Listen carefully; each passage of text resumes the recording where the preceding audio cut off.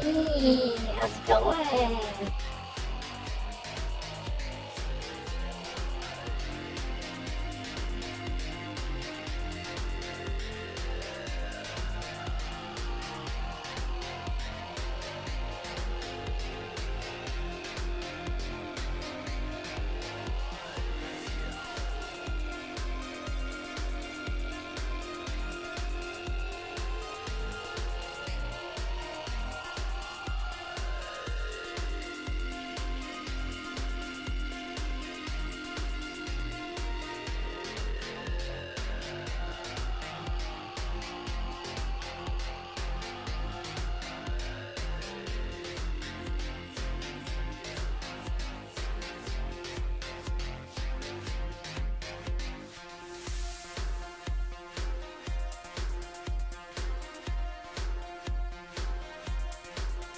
So, hey, you guys want to hear something? You can't see it. I'm not going to show it to you. But I'm going to play it for you. Something funny. It's very funny. It's a very funny,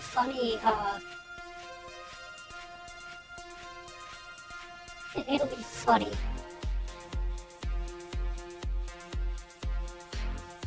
It's about food. It's food related. It's food related. Try to pause the music for it so you can hear.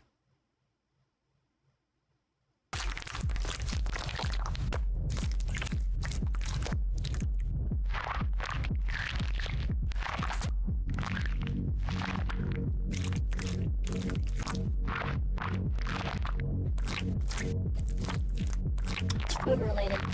It's not actually food related. If you want to hear about what this belongs to, you can join Patreon.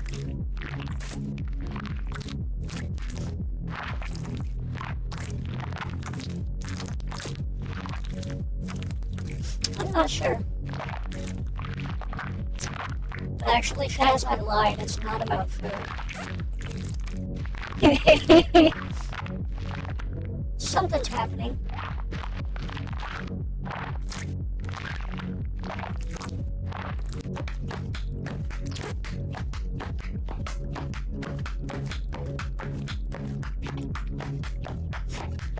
Still food. This is preparing meats. This is preparing meats. Is what this is. This is tenderizing. That's how you tenderize it in steak. Hey, you should all join my Patreon. Let me post it in some chats here. Patreon or Subscribestar both work.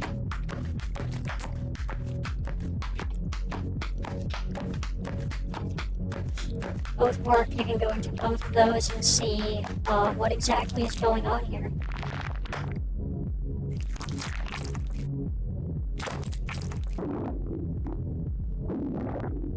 Now see this part is something else.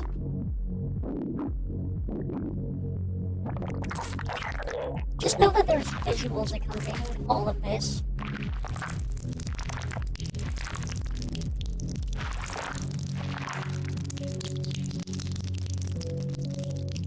There's old visuals here. It's about food or something. I was making this yesterday on the super secret stream. There's no more, no. It's not about food. It's about food, but it's actually not about food.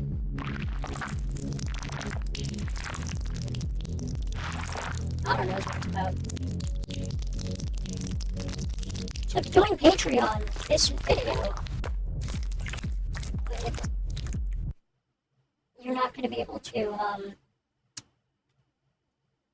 you'll be able to see that whole thing and become a master chef yourself.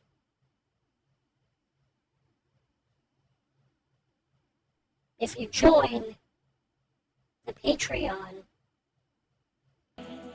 for $16, you get to join all of the super secret streams. I hold about 4 a month, and we have a lot of fun on those, don't we? We have a lot of fun on the super secret streams. Doing pretty good. Doing real good. How are you doing?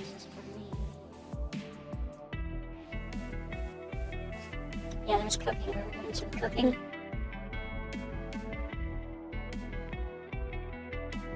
Some food-related things.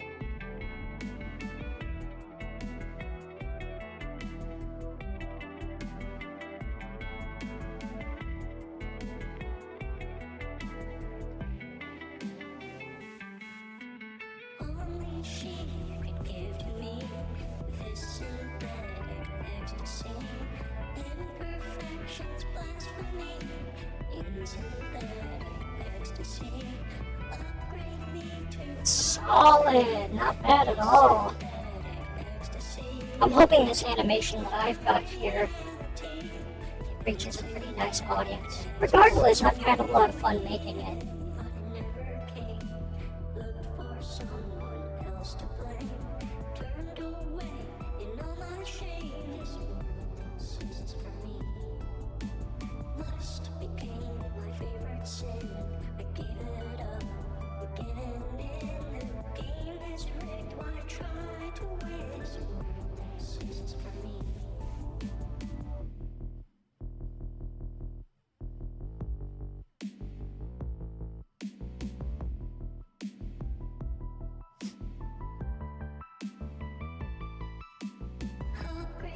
I can play for you the, also 555, holy shit.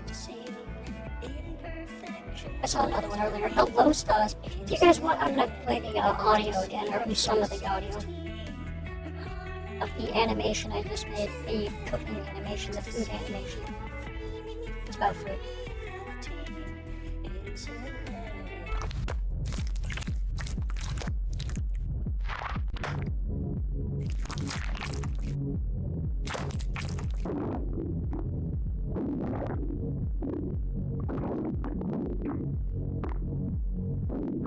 You can only see this if you're on, and trust me, she's been properly seasoned.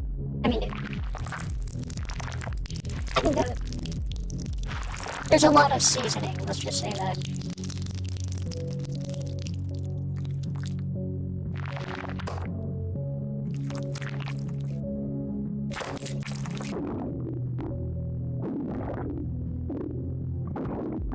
Yes, so far it's only available to paid subscribers. It will be, I'm gonna put it on Twitter later.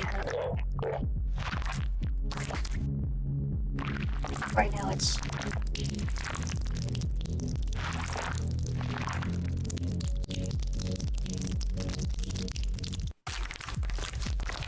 Right now it's just on Discord.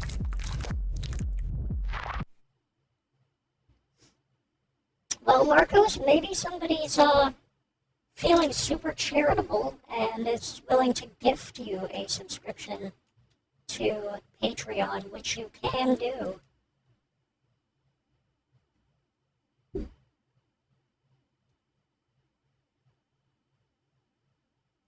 Tell you what, anybody who does feel like gifting a Patreon subscription, Subaton, there's also Subscribestar.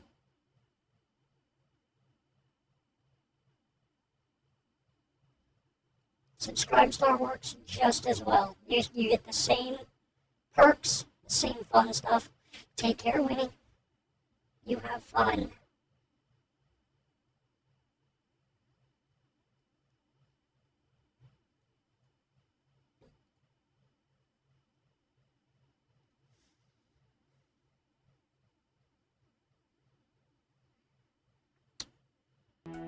But yeah, again, we made that all on the super secret stream.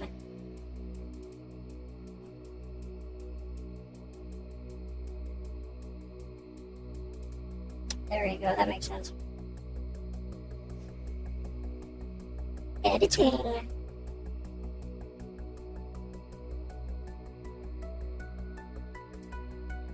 I'm getting more and more familiar with,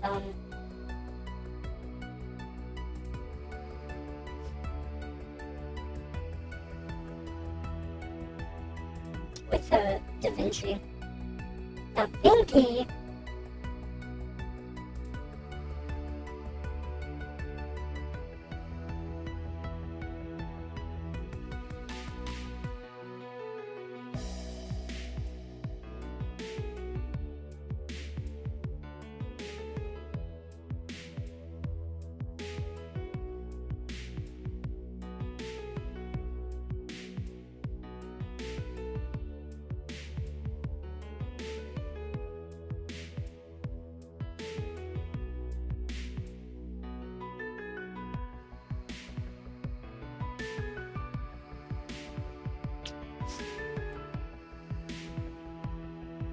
Sounds good.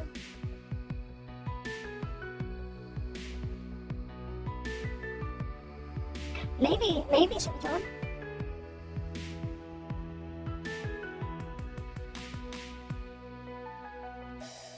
Yeah, reach out. I'm always interested to see weapons, guns. I like guns. I like weaponry. I like sharp things.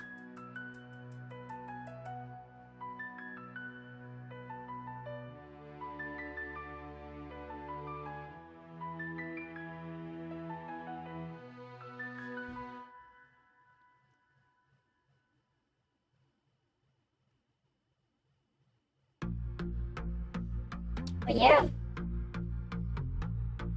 Again, if anybody wants to give out a subscription on Patreon, I'll match it with another gift. That's 2 for the price of 1. Hell yeah. I might need to render. I always render. I have to render. It's just how it is.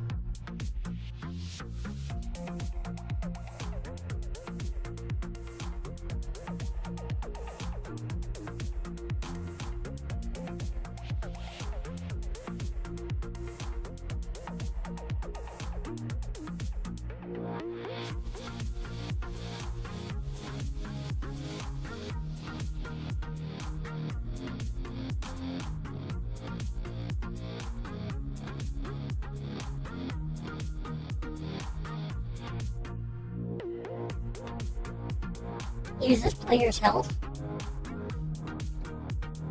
Those are always dangerous weapons, but they can be kind of an interesting tool. I know there's a lot of games that have like upgrades kind of like that.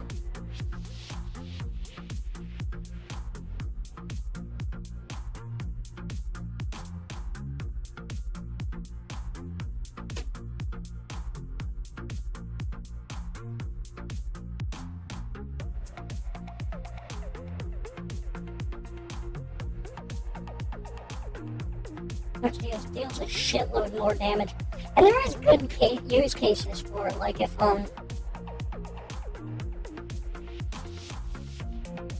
you regen health really quickly, like if you have a lot of things that can regenerate your hit points, or items that give you regen or whatever it is.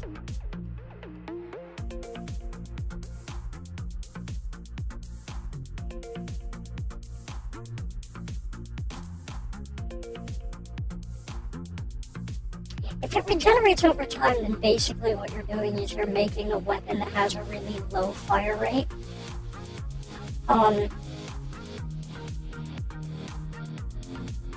So again, its use case is very, very situational, I think. Yay, Marcos!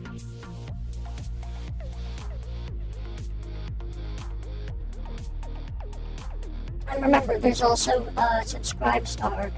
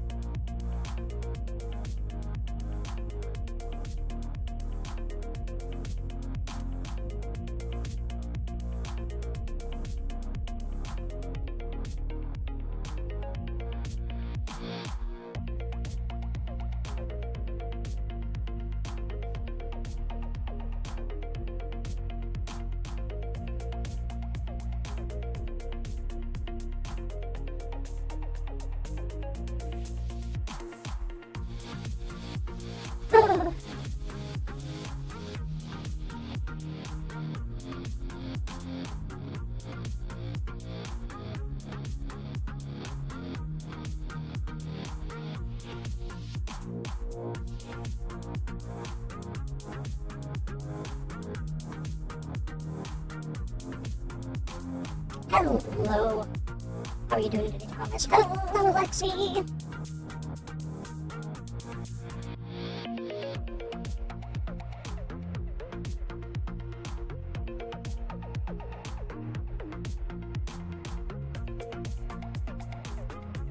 Right, I know what you mean, Silicon. That can be kind of annoying, though. Like, that would be an incentive to not use that weapon. Because then, like, say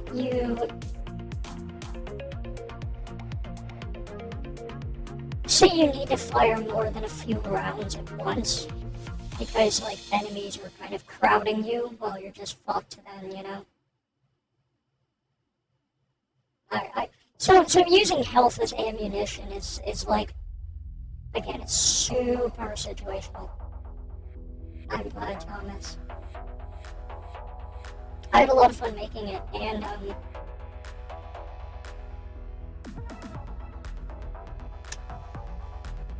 making people listen to it on stream. Just now.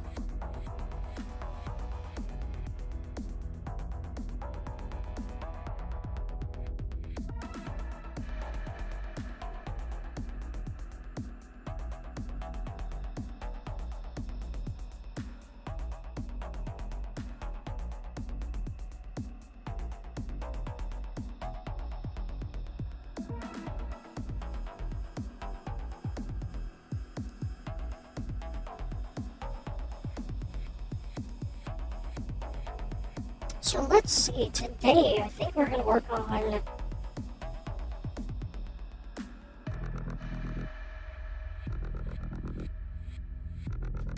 I had another idea for something I might want to put in VR chat at some point.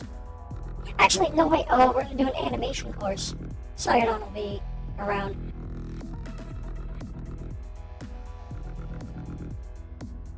That could work too, summertime.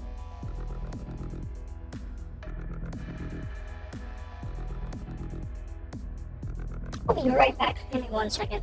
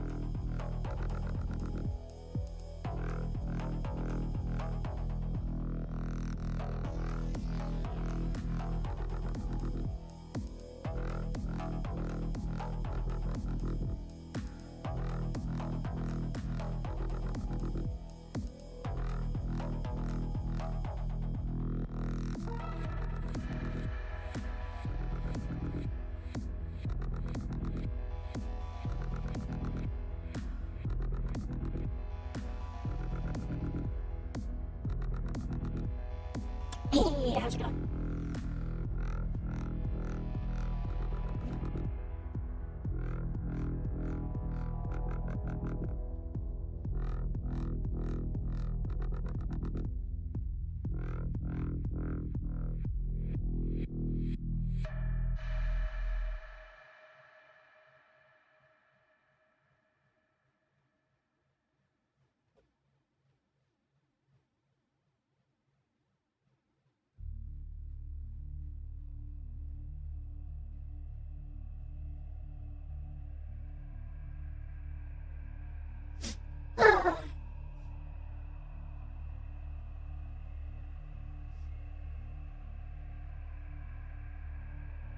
Energy whip? How would that work?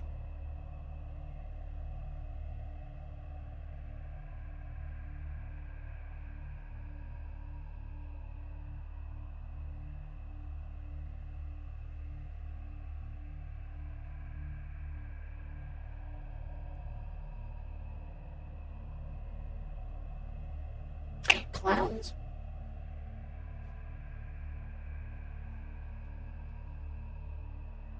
Clowns.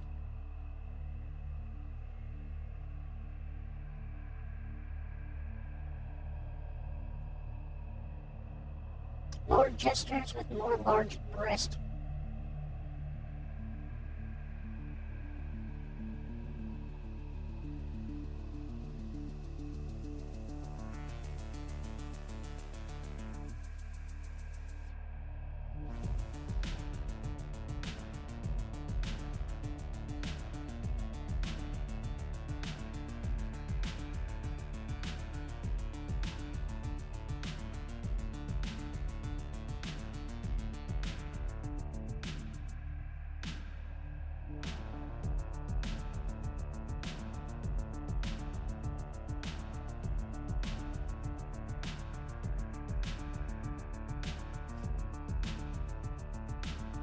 Yeah!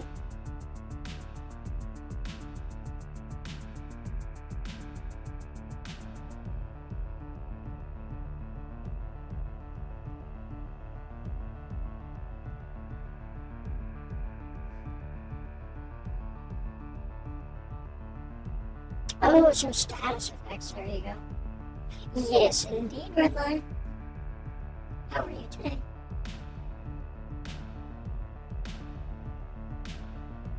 Howdy, Dickling.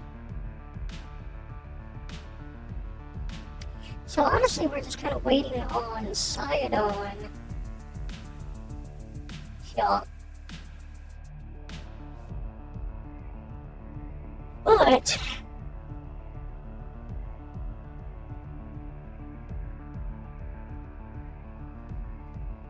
I was thinking of doing another model here that I would put up on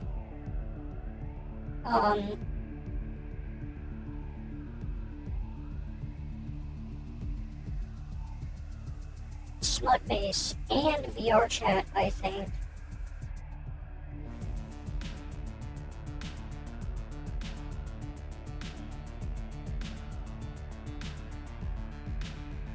Yo, Sidon!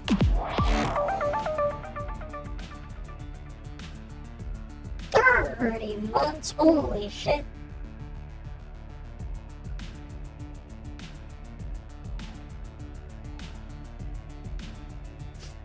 I sure appreciate it.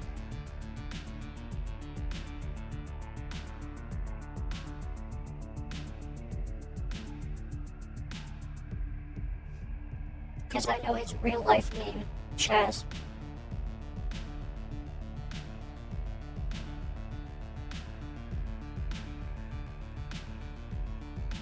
And the circumference of his arms. Actually, I find out how that. Sidon, measure your bicep.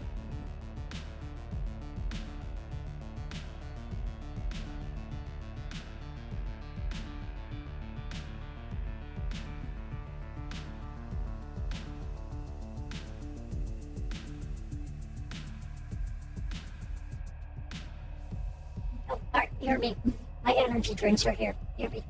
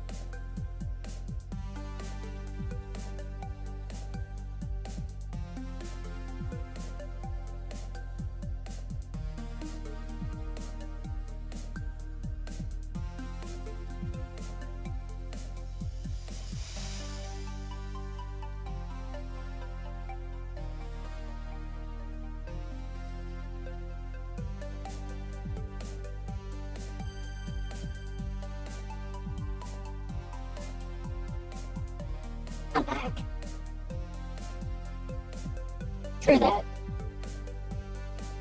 Shaz. You're an ideas guy, Sabaton. Like the fusion dance there.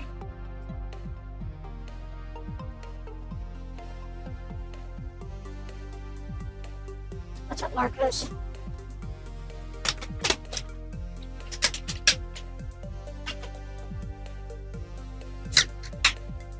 Excellent.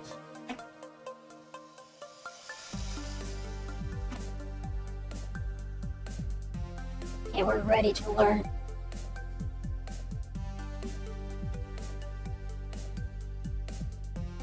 Cracked a lemon energy drink.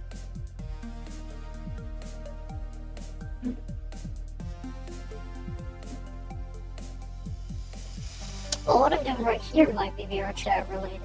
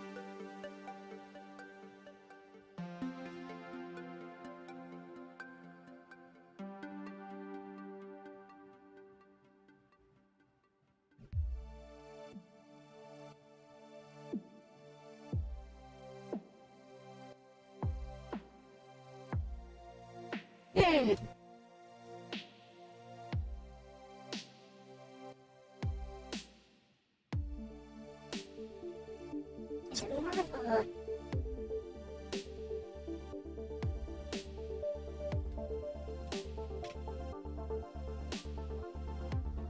Okay, I know what needs to be done.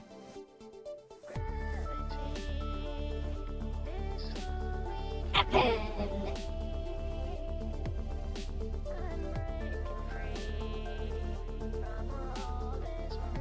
Election.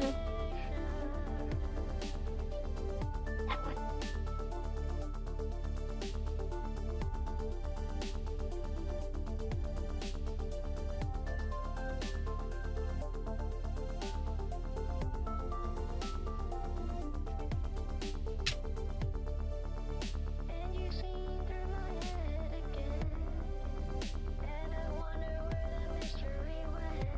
Excellent. Well, I'm just setting up a little thing here.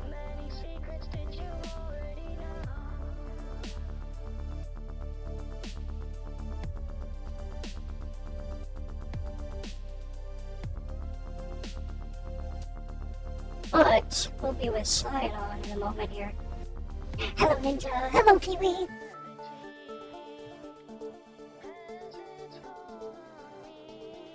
SAR-IA's gonna teach me animation.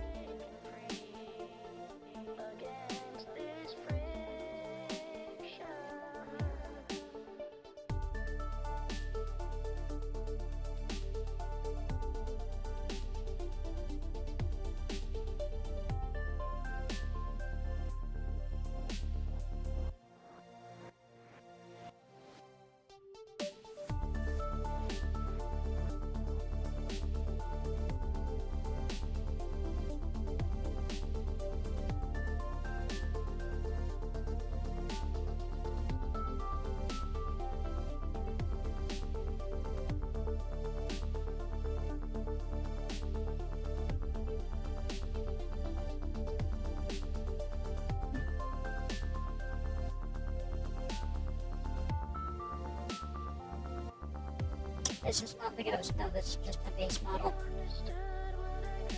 Yeah, that guy! It's birthday time! Happy birthday, Ninja!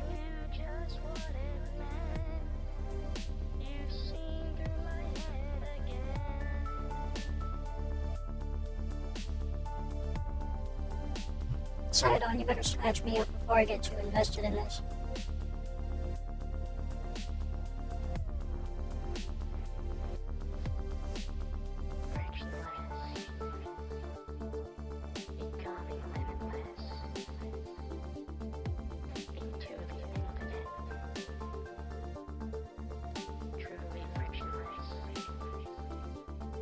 Last I heard, it was the other way around, Chaz.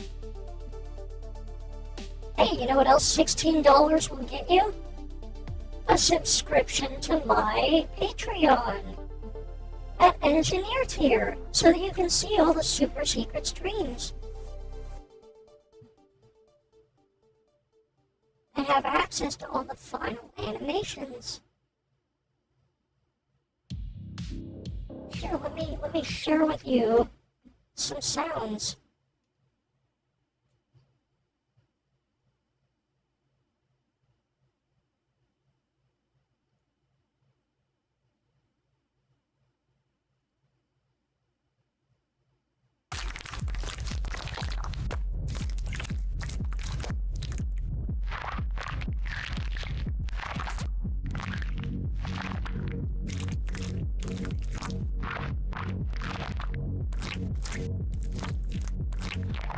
Engineering my limit. So this is what we were doing on the super secret stream yesterday, is we were editing this together, which is a food video. It's a food video. We did a cooking stream about food. Has nothing to do with food, but it's about food. This part might be wrong. It's like stirring faster or something.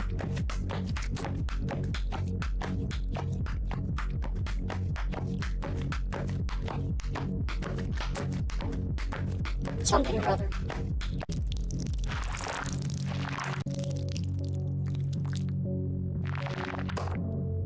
I'm not part of this part.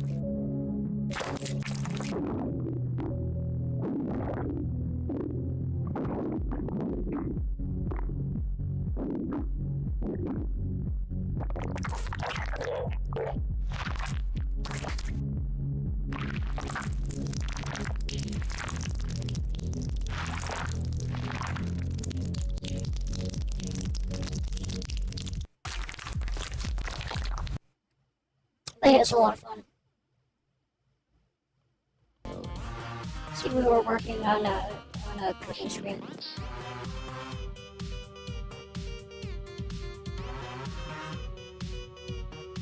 Humans. Or something. Humans.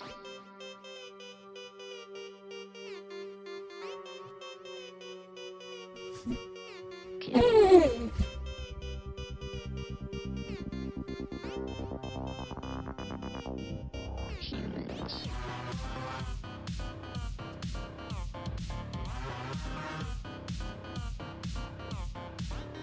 Something or other. Alright. Kill.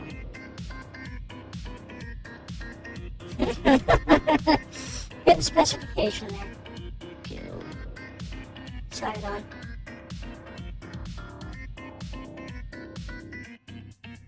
Kill.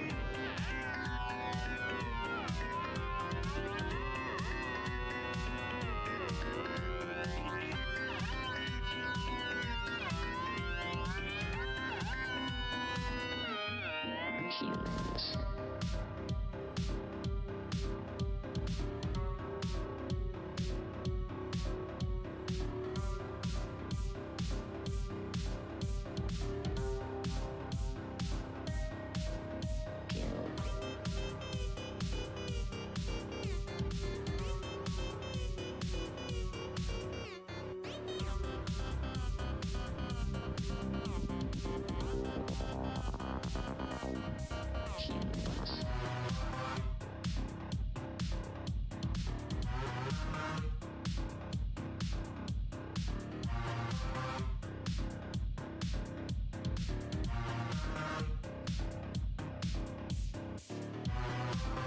Kill humans.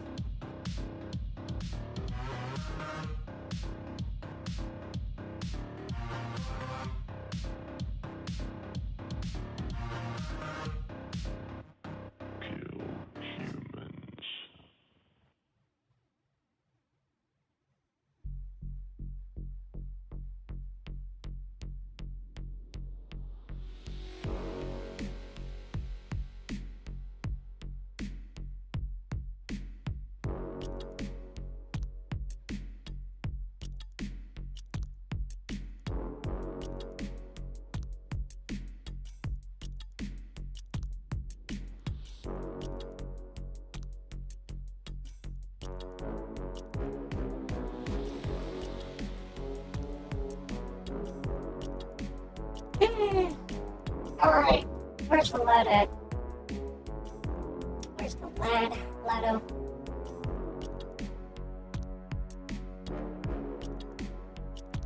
Ladorific. The green.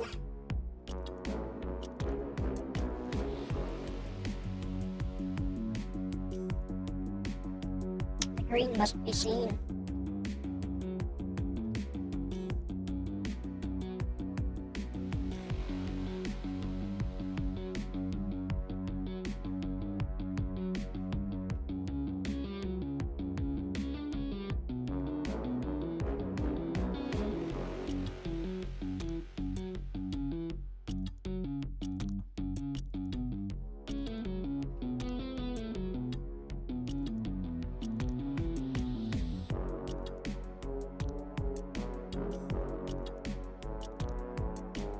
Hell yeah, Marcos.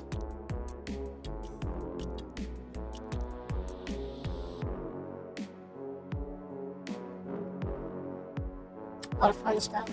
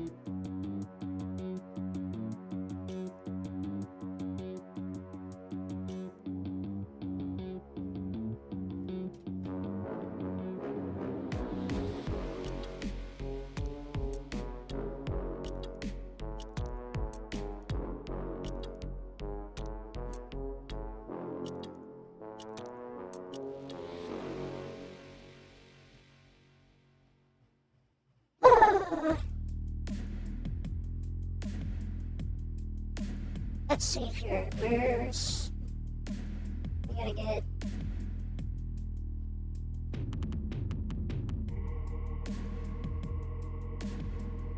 You know what the experts are telling you?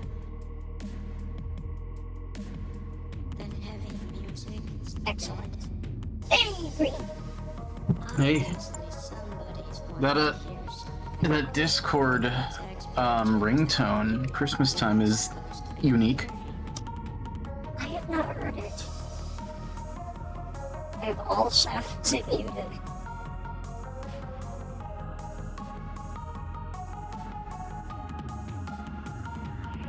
Oh, I remember this chat.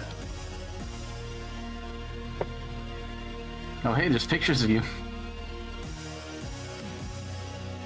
Oh, holy shit. There's trouble down this too.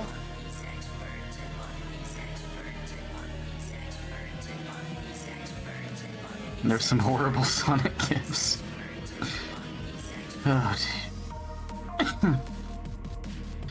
I'll have to request your patience. I do not have the lesson document written out, but it won't take long. That's fine. I got obsessed.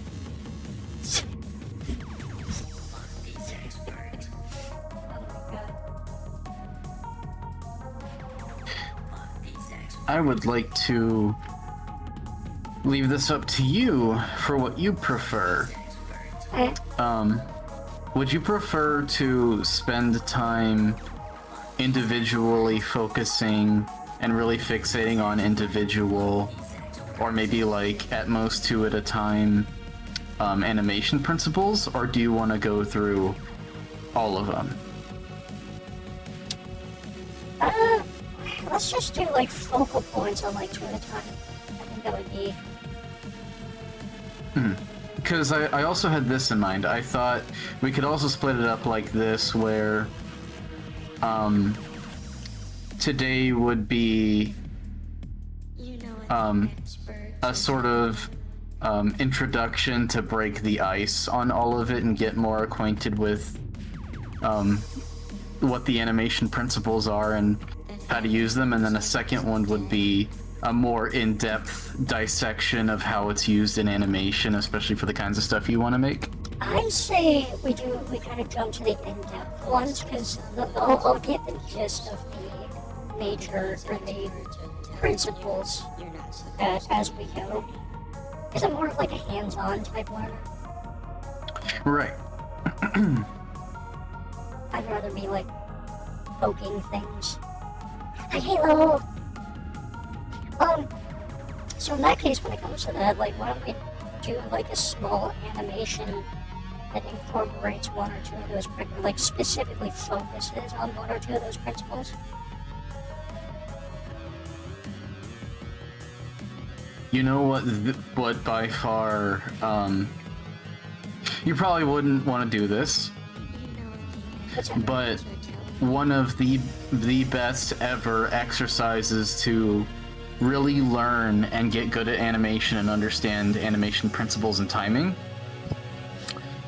the classic bouncing ball. Why don't we do that with boobs?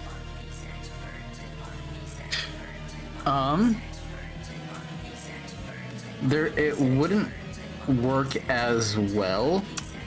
How so? I think it would. What? So give me a Wait. I think it Okay. would. I think it would. Why don't we try it out? I think it's gonna work better than you think it will, because I've got something in mind. So let's focus on a couple of the principles of animation. I could like make this into like a little series too.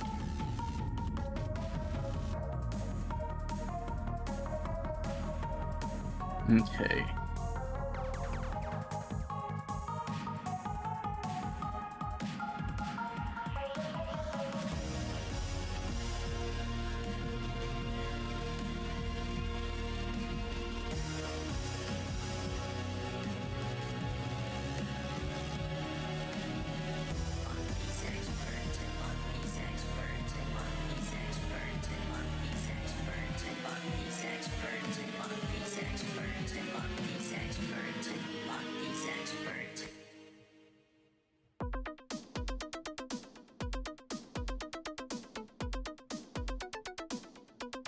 So what are you thinking? I'm just trying to picture the animation in my head. Here's the one thing, though. Tell me the title of it, or like what principle you're looking at specifically right now. Well, I'm going to start off by listing all of them. I'm going to do my lesson like this. I'll start off by going through every single one. Okay. And then I'll show you examples and GIFs of how animation principles are used in the classic bouncing ball. There's a reason the bouncing ball is the first exercise that pretty much every person, like every animation student is ever given. Because it has all of the most important and commonly used principles when it comes to animating a character. Squash and stretch, anticipation, overlapping action and follow through, and so on and so forth. I can see examples where every single one of those things could be used with breasts. So I think, again,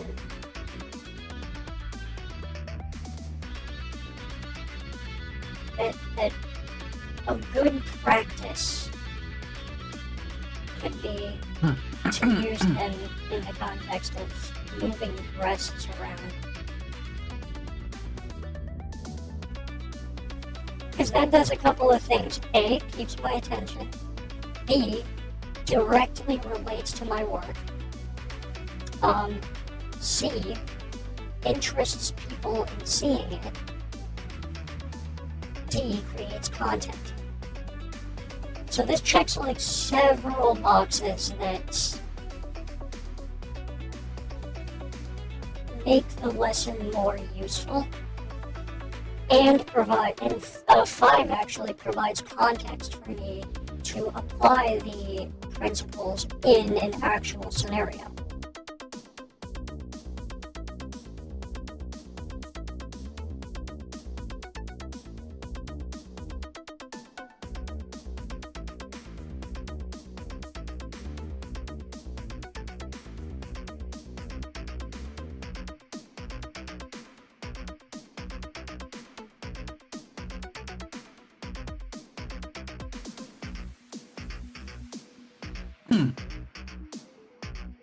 I hear you.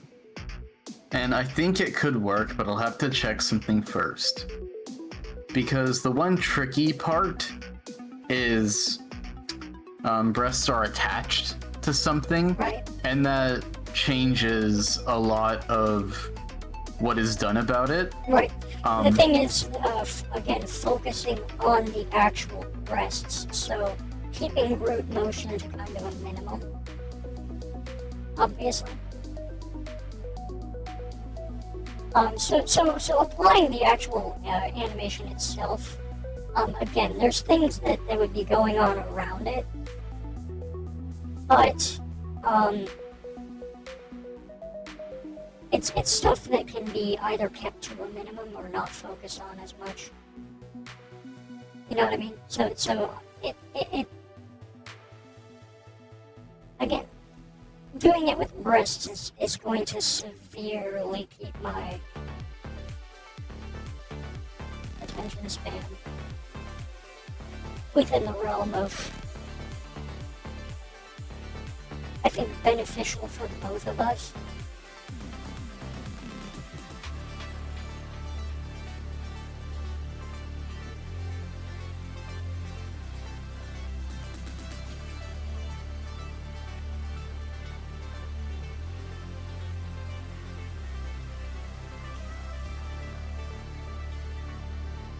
I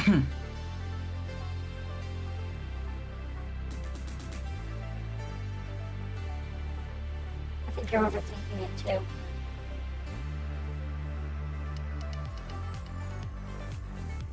Welcome back, Nemo. So I had Twitch logged you out. Let's just go. Let's just do it. Oh, but you're still right. Sorry, I'm jumping Yes. the gun here.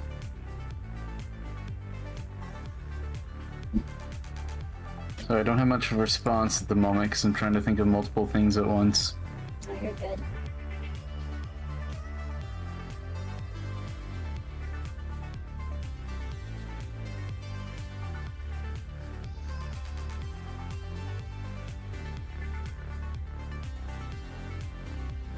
Again.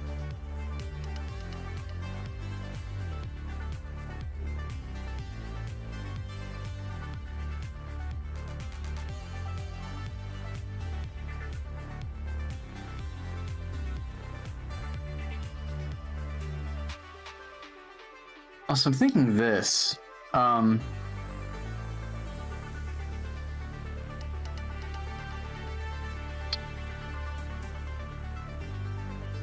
If I'm thinking of dividing the animation lesson like this. One, like today we can focus on the principles, and then next time it can roll more into like character acting and visual storytelling through motion. Yeah, we can do that. Let's focus on that later. I think that's No, of course. Today I just Which- want to focus on the principles. Yeah. I just want to make sure I get the principles down before, like, because I think application can come later, especially when it comes to like more advanced application. But I still feel like we can apply stuff into like smaller things. So I won't use Jiggle Maker or anything. I'll just do raw animation. And just to reiterate, each of these presentations and lessons that I walk with you through, these aren't meant to be a one and done thing. It's something just to give you a concept to study, to think about, to practice with, to move forward with. Yeah. To demonstrate and show all of the fundamentals that you might not be actively conscious of, but are worth thinking about and moving forward with. So I just wanted to preface that because these things that I show, it's not like obtaining a license or learning a Blender technique where you can learn it once and it's one and done. It's a concept to practice with, Yeah, something that can be applied like a muscle. in the future. Not in the future, to be applied now, but something to continue to work with. Yes. As you move forward. Yeah. That's what I meant. Sorry, my roommate's super fucking standoffish today. It's rubbing off on me. It's really annoying. Okay. So I'm already in like.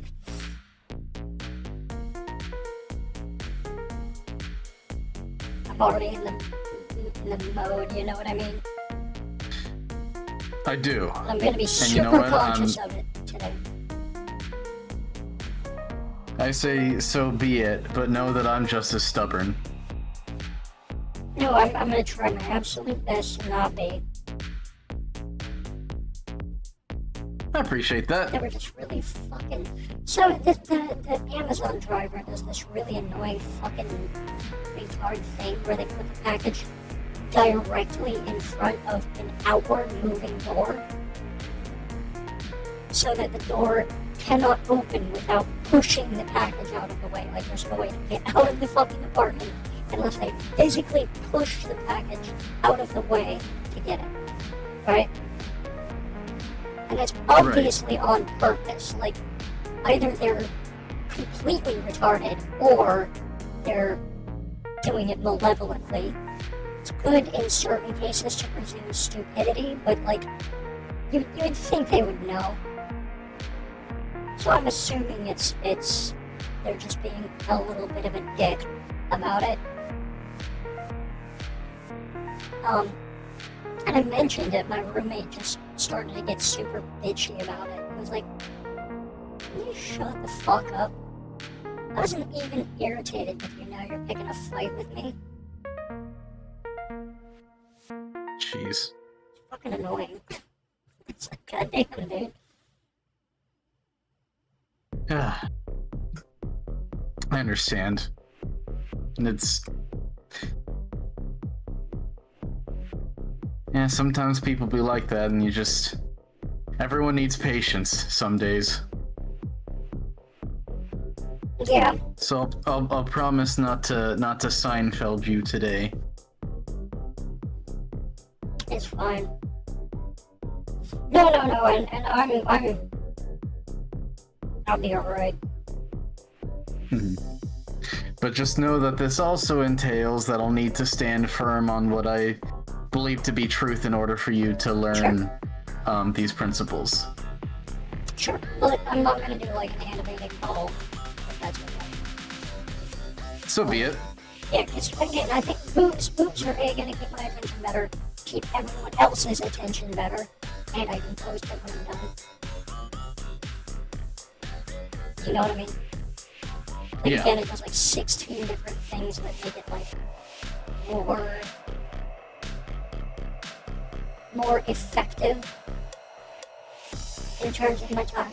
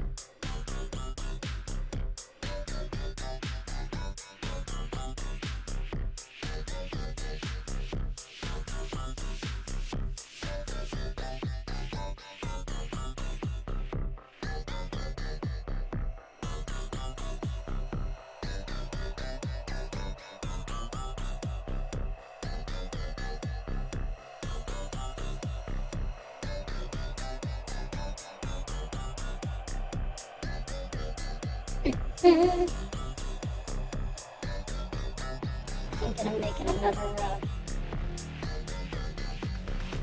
smut-based character.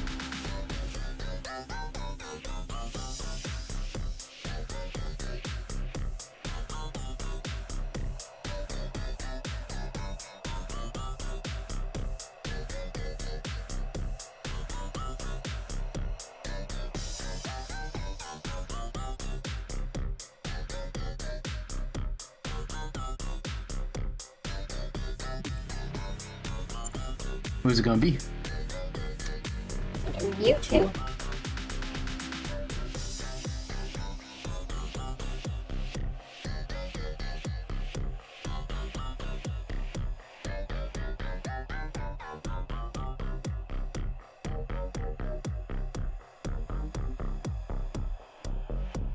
Because I don't see a lot of those around.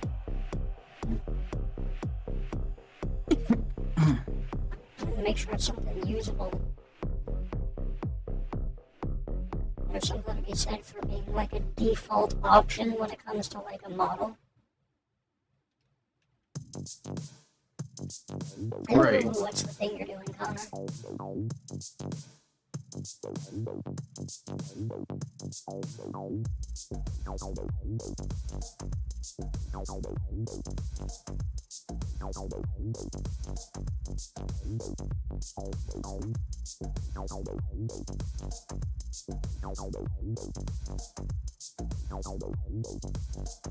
Hello, Tin Man.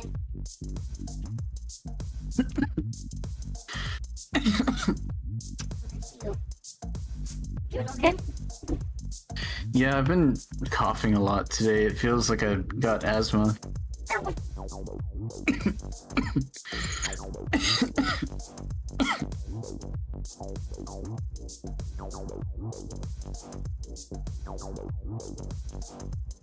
Everyone gives side on a big, wet, sloppy kiss. That's okay. Roger Rabbit style. It's just not necessary.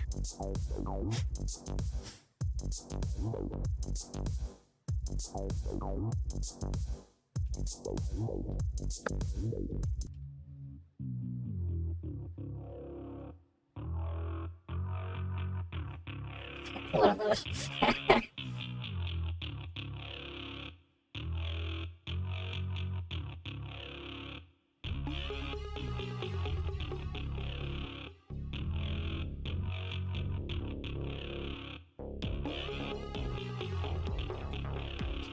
How you doing, Tin Man? Invaders must die.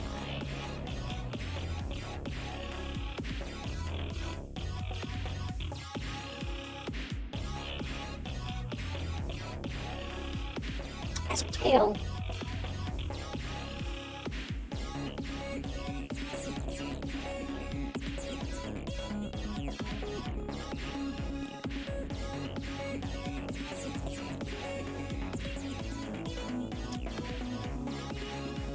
Some routine. Invaders must die.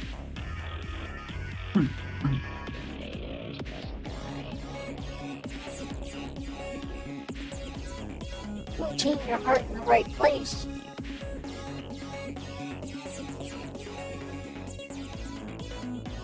That's just the shape for now. Don't worry about it. Don't worry about the shape.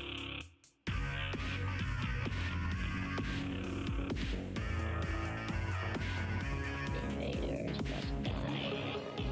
I didn't say anything about that, Tin Man.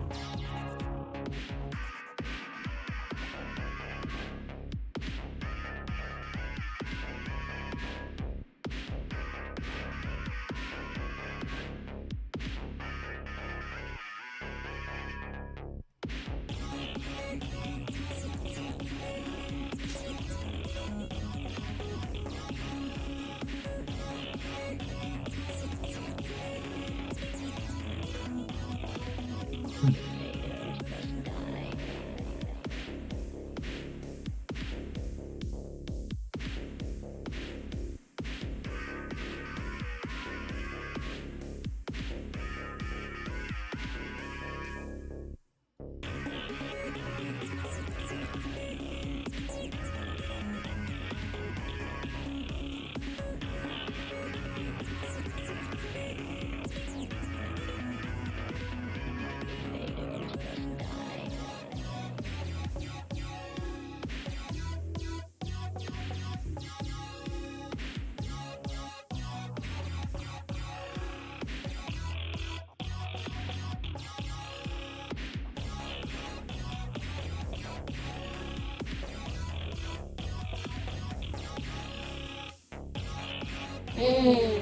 That sounds pretty good.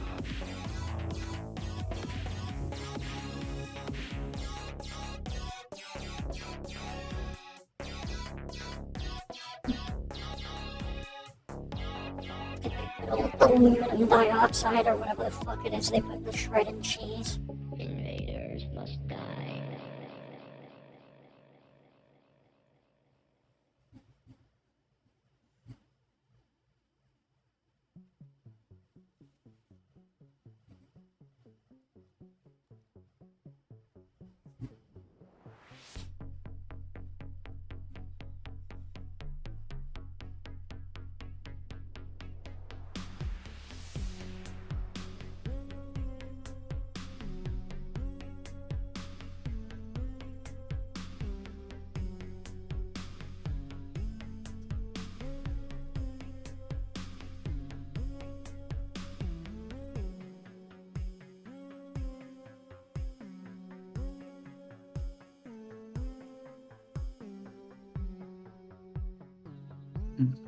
Don't worry, this won't take too much longer.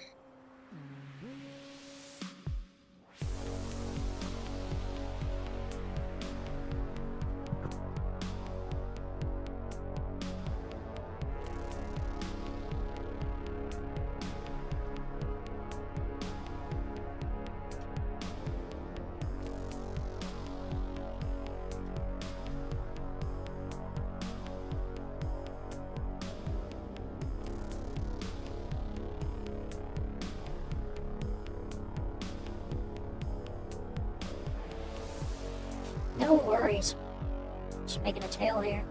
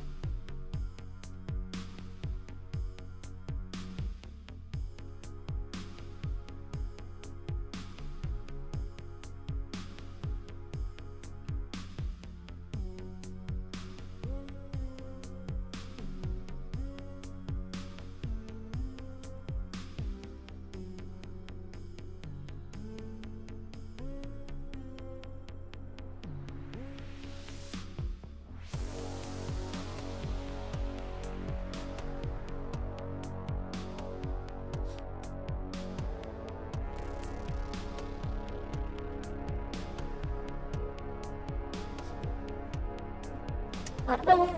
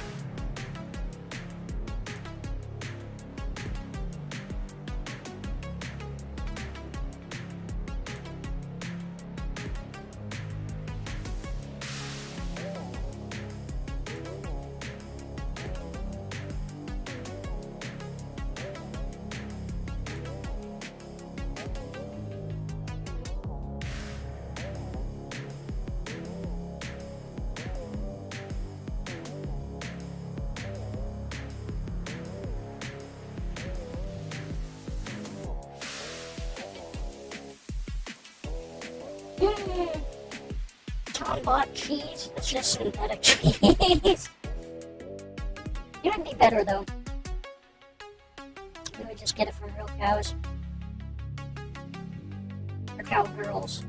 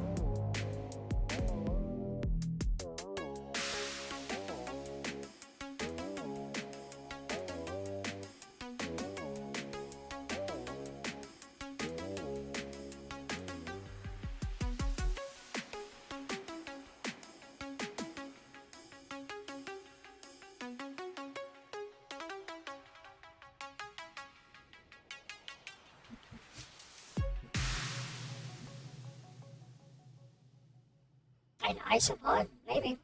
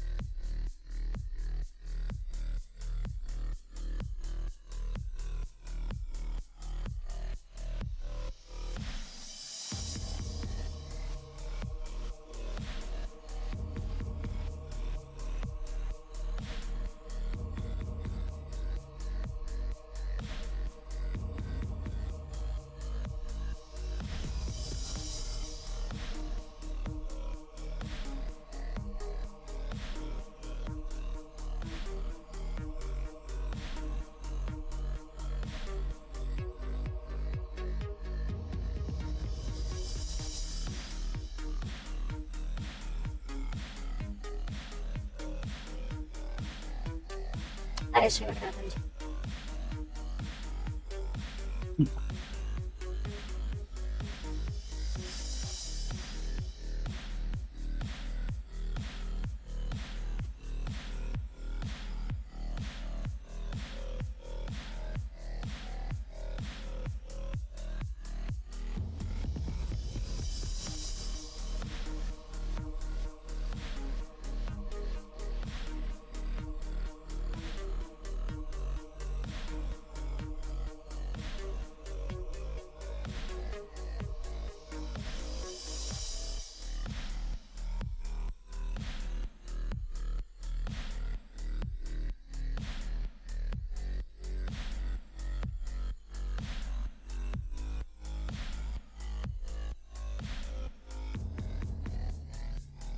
Huge tail.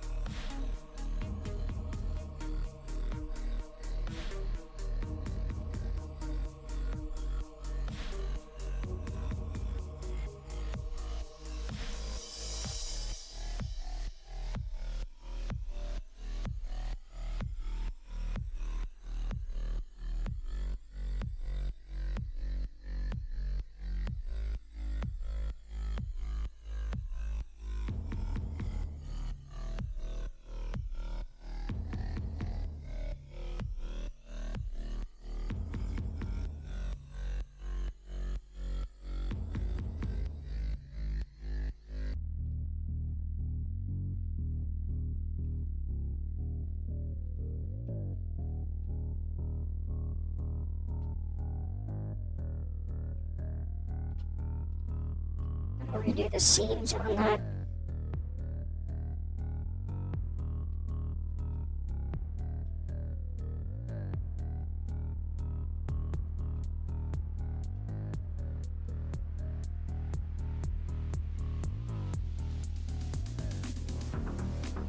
Yes.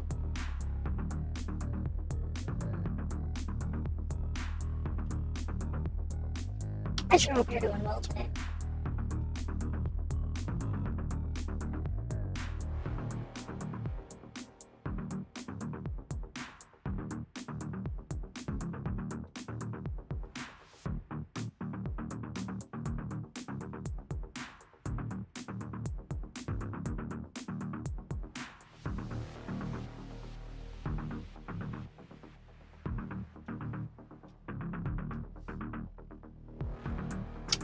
Well, is it okay if I...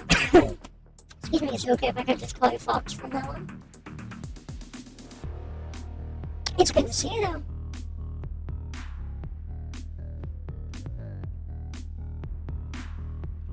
You a Fox enjoyer?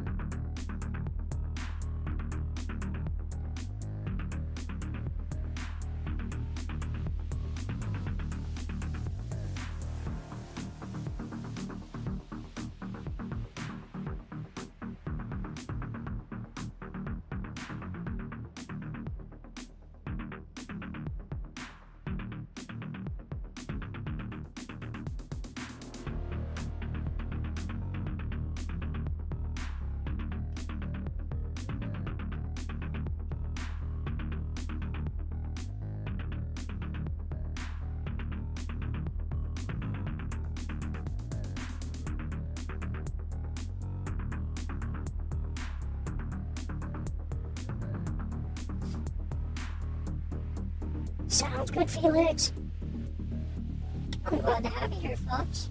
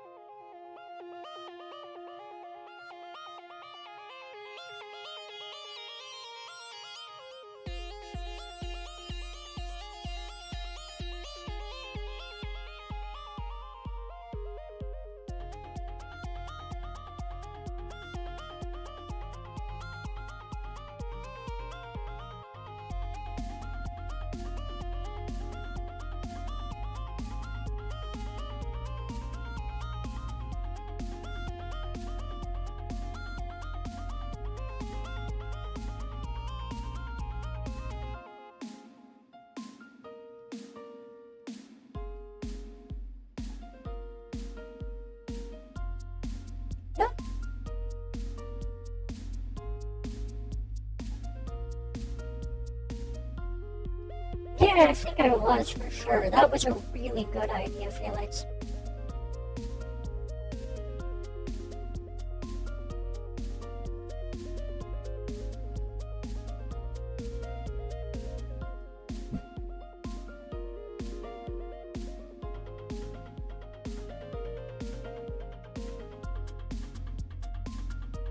Let's see here.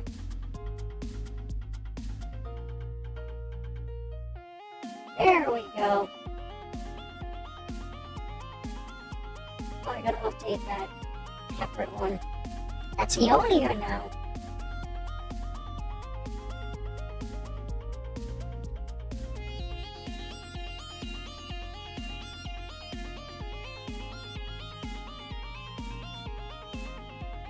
Hey, Chet. Liz- Durgan. Durgan. Yeah, with firepower and shit.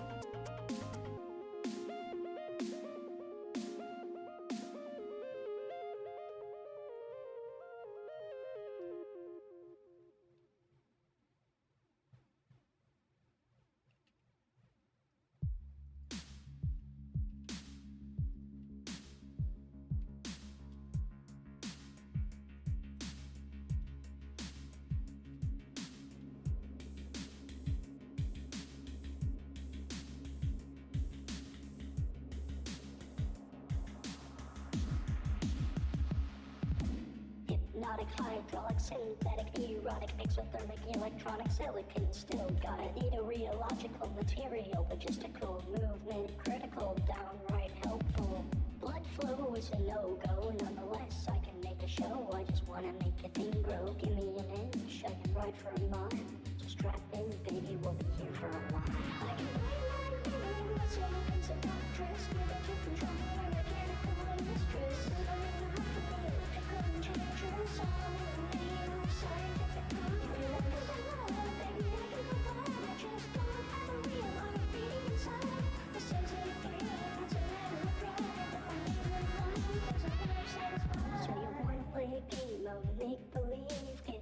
in this world of ecstasy, take a break from the strains of reality. You can give it all you got, it's just not for me.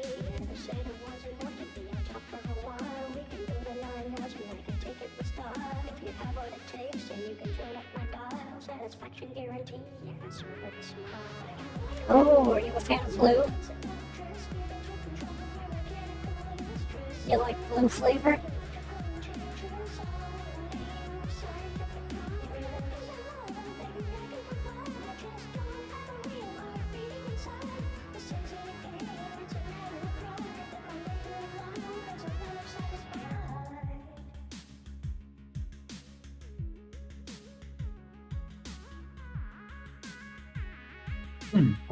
I'll be right back. I go pee really quick, but we're just about done.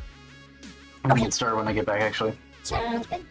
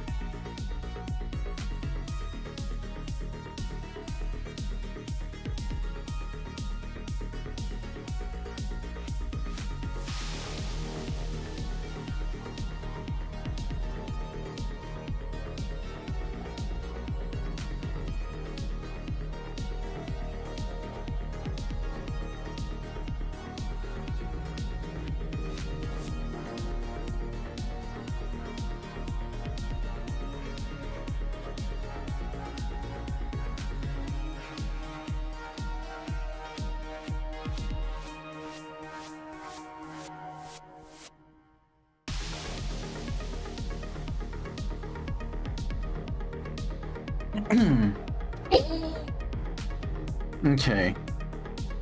So, Ooh, yes, sabaton. Crochet. Ooh. It's very cool. If Build Studio is good, I can highly recommend.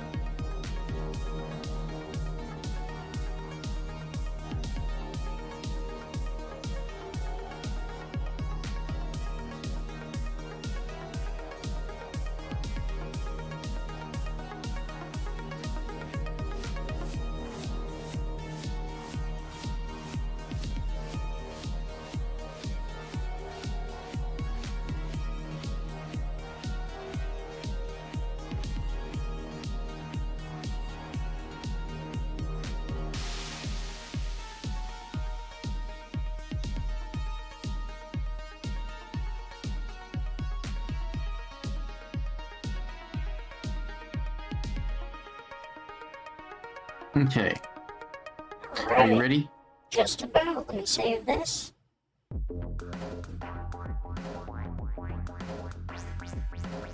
Alright, I'm ready. Let's learn.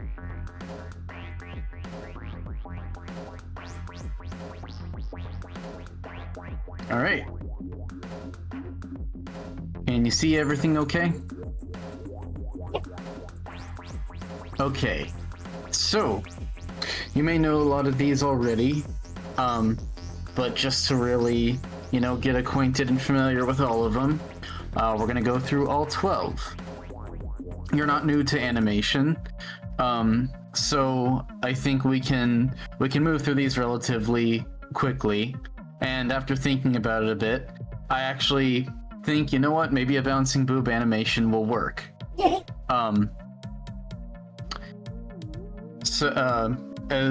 For several reasons, but we'll get to that. As well, I've also wrote down a list of alternative exercises you could do that would be just as fun. But anyway, we'll get to that later. So, first of all, squash and stretch. Now, this one's, I'm sure you understand this one. As when it comes to animation, as anything stretches in one direction, it contracts in the other. Yeah, like Or boobs. whenever something grows in one dimension, it contracts in the others. Yes. If it doesn't, that means it's actually gaining mass Yeah, and volume. expanding. Yeah, it's actually gaining volume, which most of the time you want to avoid because that will ruin the effect of the animation you're going for. Right. As something expands, it thins out. As something contracts, it widens out. And more than just anything bouncy or anything jumping up and down, squash and stretch has a bunch of different applications. One of the ways a lot of people don't realize is it applies to facial expressions. When Yes. you widen your mouth open agape, your face narrows out because your jaw stretches your skin in. And actually down here, anticipation, take a character jumping, as they crouch down, their dimension, if we were looking at them from the front, we could especially see it, but we can actually see it here. As they crouch down, their pose stretches out sideways to account for... to account for the bend of their joints. Their pose will stretch out as they jump and expand and extend their legs. The space they take up on the screen contracts. Yes. So more than just actual deformation of a shape, it also applies to poses, and that's a really important one to make things like punching, jumping, running, or even like rolling really hit. Yeah. Speaking of which, Tin Man, I hope he fucking recovers quickly. Regardless of like how you feel about how annoying Jake Paul is, getting your fucking jaw broken and still standing, that's kind of nuts. Like, mad respect for that. Like, if you're willing to take punches to the head for your career, like that's pretty crazy that people do that. Anyway, go ahead. Anticipation. This is about creating the proper position, pose, action, whatever it is before the main action is taken. This makes it so that things feel more organic and also adds impact. If the person went straight from standing to hopping up and over, you know, it would feel inorganic and weak. They have to crouch down less first. strength behind it if there's less build up. Precisely. And you'll see this all the time in punching. Even when it comes to trained boxers, the anticipation is usually built in a subtle turn of the shoulders and a slow in with the motion, of which we will get to slow in and slow out in a bit. But yeah, anticipation. Set something up before the main action is done to give it strength and, you know, more of an organic feeling. Unless it's really, really heavy, in which case because I've seen a lot of animations like the Astartes one kind of forego the anticipation in at least in the Space Marines. I know exactly the scene you're talking about, Yes. but Well, actually there's a on the few. contrary... But there's anticipation elsewhere. On the contrary, if you look really, really closely, because I remember we talked about that before and I looked really closely, there is a teeny tiny little Yes. bit of anticipation, a tiny bit of wind up to their punch. Right, but that In makes fact- it like heavier, you know?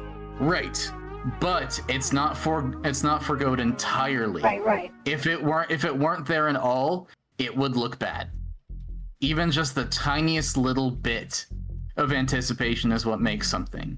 And in fact, actually, thank you for bringing that up. Here's the important thing that I want to bring up that you might be inclined to disagree, but I believe strongly in all of my work.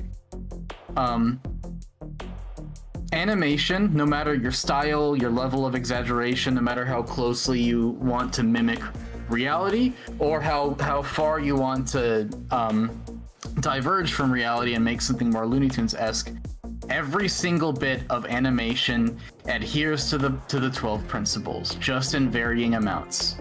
To reject and forgo them entirely is to make something lower quality. Okay. Which some people do intentionally. Yes. But none of the principles in any decent piece of animation you've seen are rejected entirely. Smiling Friends occasionally rejects some of the principles to make things look intentionally inorganic for the sake of the style, the humor, and the point of the scene. But every bit of animation that looks organic and strong uses the 12 principles, just in varying amounts. Especially any of the characters that sound like it's Yeah. Those are the ones that don't do any of that shit. Exactly. The Smiling Friends rejects the principles to intentionally make things look uncanny, odd, inorganic, and erratic. Yes. Yeah. But if you want if you're And that's- trying to make something that looks organic, Yes. everything follows the 12 principles, Yeah, including exaggeration. But we will get to that in a bit. I definitely see what you, so taking another look at it, like with the anticipation, what's cool about it is the anticipation is built into the last movement's motion. That's really cool. Right, precisely. And that I see what you mean. principle, Yeah. that also ties in a Follow-through? little bit to arcs. Yes, follow through and arcs. Usually what you're seeing when you see really good animation like that, it's several things all happening at once. It's why I say the principles in any good piece of animation you see are never outrightly rejected. They're just executed differently. To reject them, you get smiling friends. Right.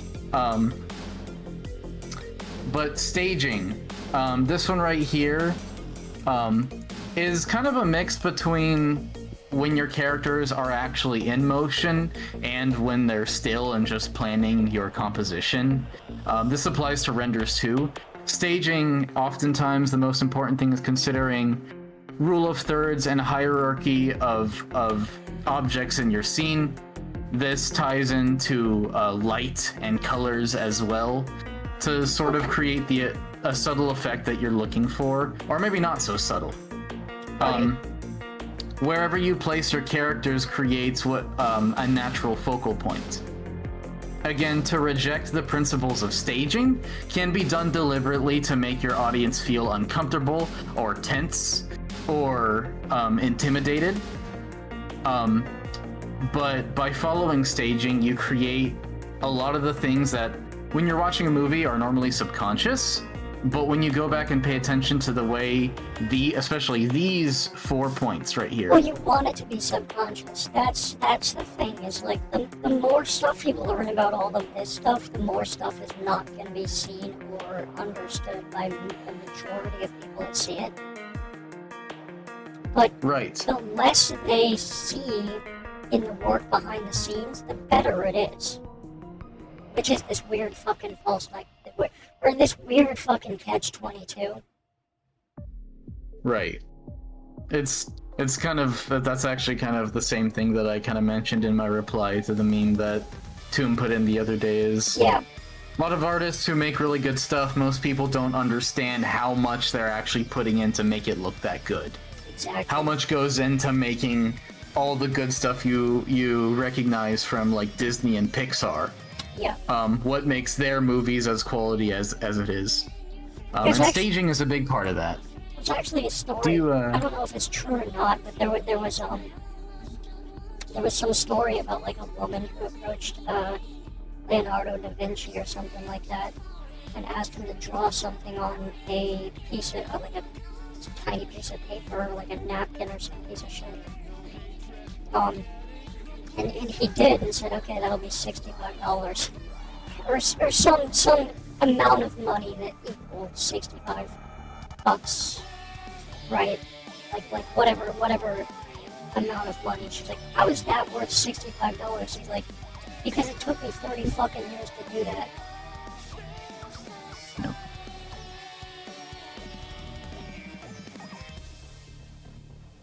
Right. It's why I mention. Also, don't worry. This tab has importance. What the fuck? What does it say? Okay. This Okay, meme. fine. Also Taco Bell.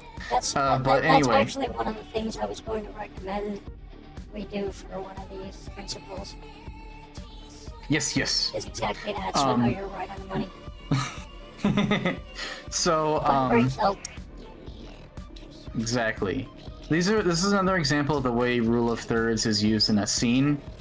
And the thing I also want to sort of emphasize when it comes to showing you these principles is there are more uses and applications to these principles than than there may seem at first glance. Yeah, The rule of thirds doesn't just... Yeah, you can even use them in static images, like exactly that. I was actually going to say this.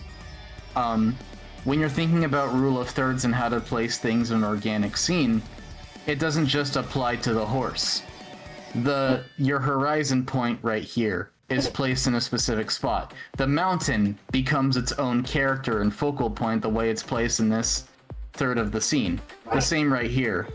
The horizon, like the ocean line, the top of the mountains, you see the way the things are placed in balance and aligned with the third portions of each dimension to create something that feels balanced and organic and just pretty.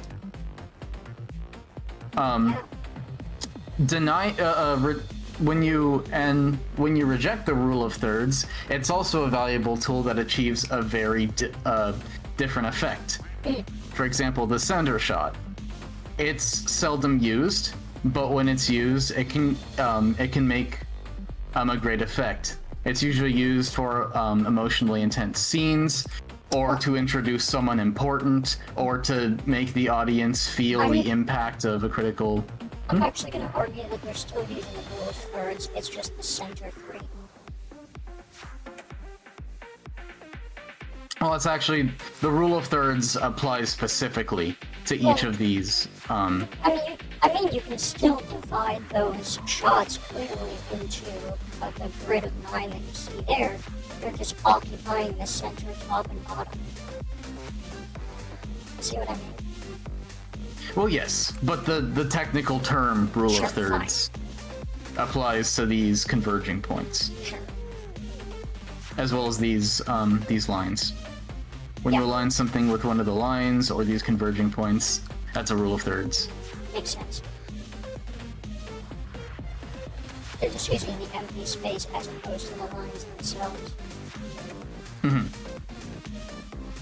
So that is staging. And you can see the scene from Ratatouille, the way importance and hierarchy is placed between the characters.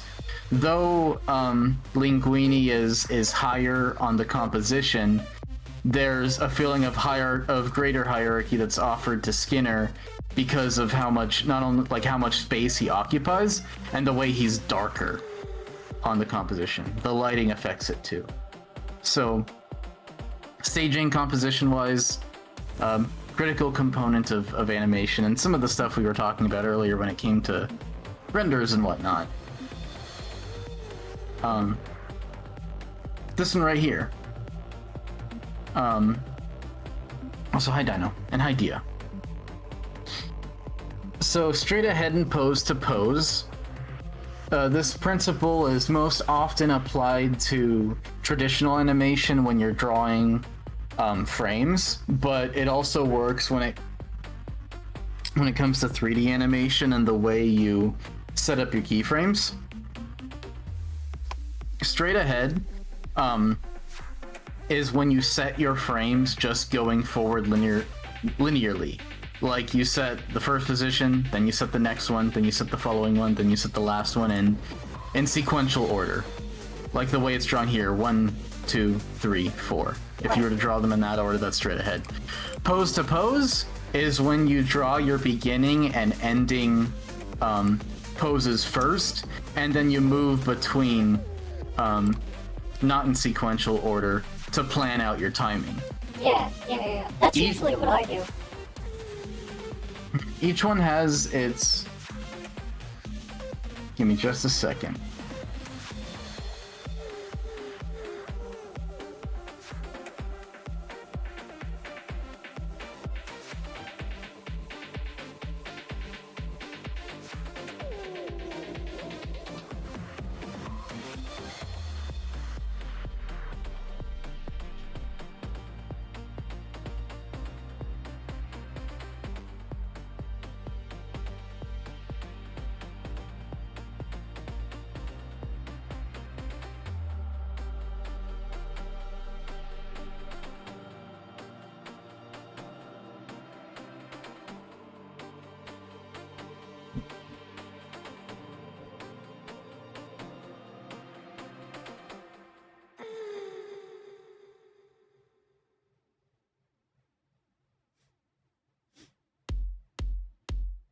I'm not here.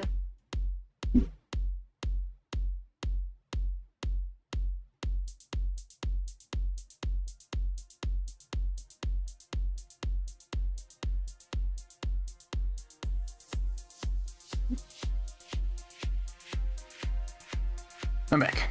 Hey, Hey. some fucking Taco Bell. Mm-hmm. Hell yeah. Quiero Taco Bell. Quiero Taco Bell. Anyway. So each of these... Are you ready to get back to the thingy? Yeah. I guess I should ask first. Okay. Straight ahead and pose to pose each have their own practical application. Usually I do pose to pose, or generally I do. The pose to pose is what you'll most commonly use, but the best method is of course a mixture of both. Sometimes working straight ahead allows you to get the most organic and natural feeling of movement. Usually people, when it comes to 2D animation, people work straight ahead when it comes to something like fire, or a water splash, or something that is meant to be a lot more chaotic and less linear. It could be used when it comes to drawing or animating figures if they're thrown at something, or they hit a wall, or maybe they trip and they start rolling. It's stuff that's meant to usually feel a lot more chaotic and less predictable, is where straight ahead kind of serves you the best. Yeah, When you try to do it pose to pose, it can feel too orderly in the way it comes out in the final result. And pose to pose works best with most natural movements when it comes to walking, running, jumping, sitting, gesturing. So it's what you'll often use the most. Mixing them both together throughout your process helps a lot when it comes to especially animating character interaction, because sometimes when people are moving, they make very methodical and specific movements, and other times if they recoil from something or have a sudden reaction or start laughing, moving to the straight ahead method can help a lot. Right. Mm-hmm. So pose to pose, essentially, to put it short, pose to pose lets you get accurate movements and timing. Straight ahead lets you get organic and chaotic, unpredictable movement.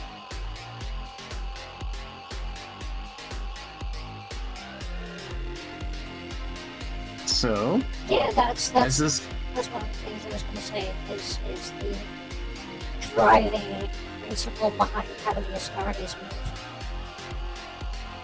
Mhm. Because they're so heavy.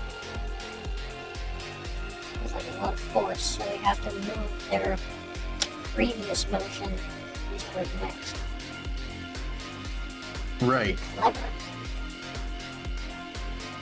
I think after I eat food, I'll try to find various examples of the principles in action to show some of the ways that they're applied that one might not notice at first. Especially for your purpose, because I know that you're not interested in making something cartoony and poppy. You generally want you can correct me if I'm wrong, but from what I know, you generally want most of your motions to feel more reeled in to reality. Somewhat, yeah. But the animation principles still apply, including exaggeration. And we'll get to that one. But you mentioned this one previously. Follow through and overlapping action. Yep. Very, very plainly, what follow through is when you get to your second position, characters will seldom stop in their track. Even if it's not something really big or forceful. Like if someone's walking and then they stop walking, they'll usually not come to a stark pause once they hit their moment. There'll be a very subtle lean forward before they kind of settle back, placing one foot behind them by a few inches. It's stuff like that, where you'll often see follow through. But it also applies to, of course, stronger actions. If someone's jumping and they land down, they won't immediately land to a standing position. The weight will pull them down first before they get back up. And depending on how much you push that principle, it can imply different weight or strength. Right. Also, good night, Putti. Okay. It's a bit early for you to go. Well, he doesn't have any power. Oh, shoot. No. Maybe it'll come back on. But on top of follow through as overlapping action, these two come together. These two are listed together because every time you have follow through, you will have some part of overlapping action happen. What they did here in this example is if your character is wearing any loose clothing or a cape, when the person lands down, other parts of them will still move to follow through with it at the same time. But even if the cape weren't here, another like more simple and pure example of overlapping action is the way they move their arms and bend their knees while their whole body is coming down. So as something is following through with its momentum, something else is going to move. Right.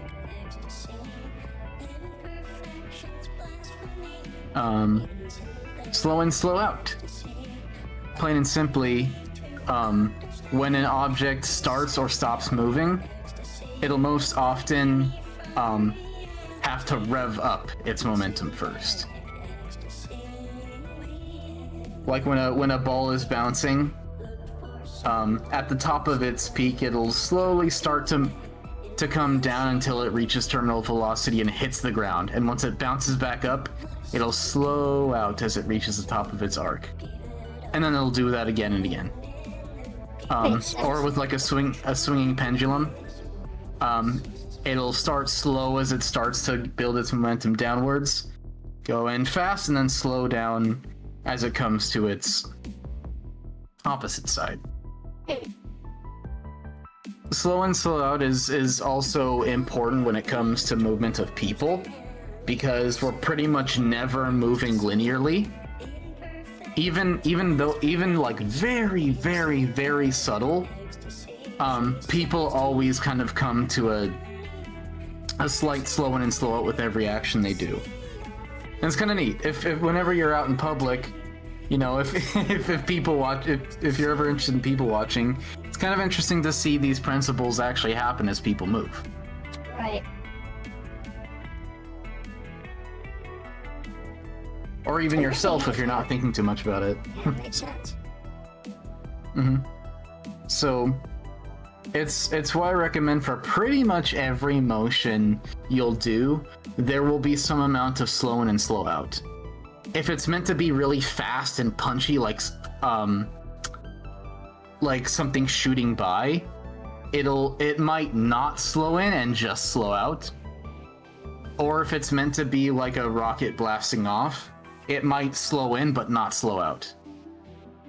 So whether you use sometimes you'll use one or not the other, or maybe you'll go really strong with a slow in and weak with your slow out. Whatever it is, you'll see this pretty much in any kind of motion that's meant to look organic. Okay. When slow in and slow out is rejected, it makes something look very robotic, which is important if you're trying to animate like an assembly line. Yeah, like a robot that's meant to do a repetitive task, like a servitor or something like that. Yes. But anything that's meant to feel more natural will have slow in and slow out. Arcs. This one is probably one of the most. Yes. It's one of the most frequent. It's one of the most frequently used, probably constantly in motion, and they're everywhere. with every movement, things usually move in an arc. Whenever you bend a limb, the hand does not go straight from one point to the other, unless you're trying to do a weird sort of motion that is not natural. When someone swings their arms, it's at its widest arc at some point. When something is bouncing, when someone is walking, their heel travels in an arc. Their head moves upwards in an arc as they go throughout their walk cycle. Everything moves in an arc. Right. When you're not drawing these, you usually don't have to worry too much about the small examples of arcs, but where you do want to make sure you pay attention is when it comes to motions that you want to look strong, like someone throwing a punch or swinging a sword or jumping. But since, armatures will move and they're at their proper arc just by keyframing them, all of the tiny examples you don't have to worry too much about. But it's still good to know. For sure. Secondary action just refers to when something is moving, usually some other part of it will move too in some way, or as someone is performing some action, a different part of them will be performing a different action. For example, when someone is walking, they'll be swinging their arms at the same time. I got a better example.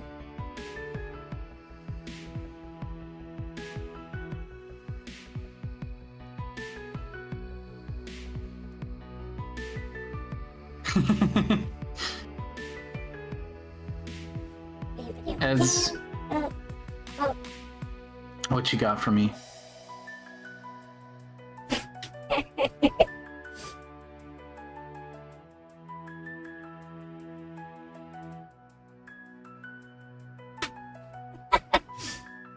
Oh wow. Yeah. Oh jeez. I did not expect the 5-second mark. But yeah, solid example. Yep. There's secondary action. That's one of the ones that, I would say I have to focus on the most, sort of. Not the most, but, when it comes to, specifically making stuff look good, in sort of a more corny sense. There's a lot of secondary motion in a lot of those things. Right. There's also squash and stretch. There's also arcs. There's also follow through and overlapping action. Yeah, that's what the secondary action is, one of the baselines, I guess, in that regard. So again, not one of the things to solely focus on, but one of the things that I think arguably matters the most when it comes to making the other ones look really good around it. Right. So you have a good understanding of most of these already. Somewhat. I think this is about learning to push it. Yeah. And also find the ways these principles can apply when you might not expect them. Secondary action, more than just momentum, like we see in this lovely animation you provided. It not only does it apply to momentum, but it also applies to acting and habit. When someone is talking, usually their eyes will probably wander around. They might gesture with their hands a bit. People are seldom doing one exact motion at a time. I mean, right now, what I'm doing as I'm speaking, as I'm swaying side to side gently in my chair, because I oftentimes fidget. Yeah. Or people just move. They're constantly moving in some small way. I think one way that I think a lot of your animations can really be bolstered is to tap more into that. I feel like that's one place that your animations could really be a lot stronger. And Okay. it's subtle. It's tiny things too. Yes. Very, very subtle. Just something to break up the staticness of various Like- parts of their body. Well, yeah, like I was saying, that's again one of the things that I most think I need to focus on. It makes everything else look good. Specifically Precisely. that one. Secondary action. Follow through and overlapping applies specifically to momentum, the way other parts of your character or object will follow depending on the direction and momentum. Secondary action just applies to everything else that could be happening, supplementary to the main motion. Yeah. It's also why I say, even when it comes to something like, the Astartes, Space Marines, while it may look like they're moving very, very stiffly and carefully, like a big heavy machine, A lot of there's that is very follow- small. Yeah, follow through and secondary Yes. motion. There are very small, tiny little things that break up the stillness of their motion. Right. While it may not look like they wind up a punch very much, there's a tiny bit of motion that goes into preparing it. Yeah, and most if it of it weren't- comes from their previous action is the main Hold on, thing give me- too. Give me just a moment. I-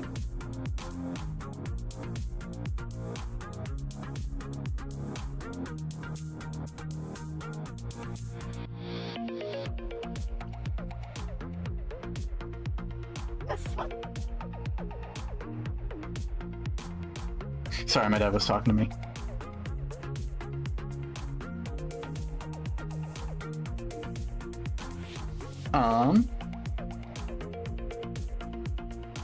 Yeah, sorry to cut you off very suddenly. Yeah, you're good. You're dealing with Taco Bell. It's true. We're almost there. We're on 9 of 12. And the last ones will not take long. So,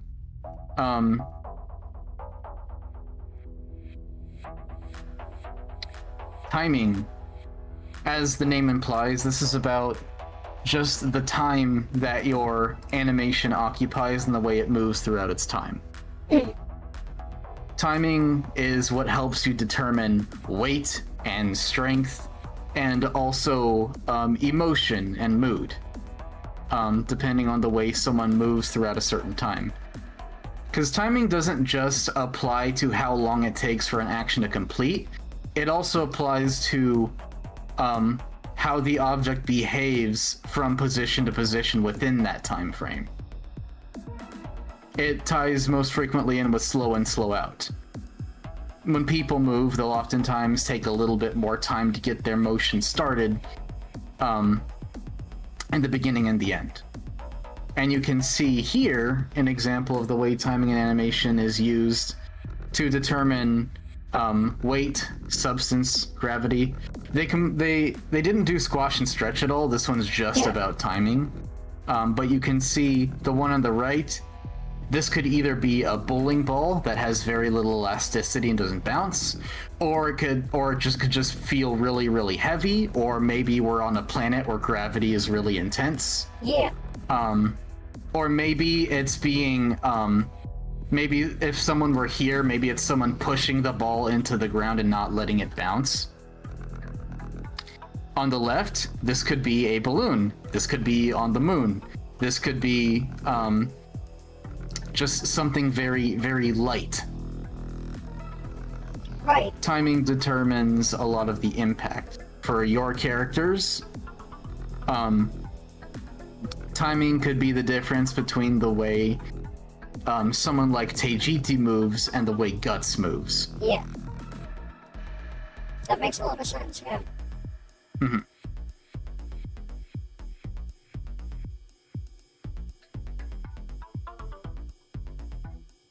Also, it's also used in interaction and character acting.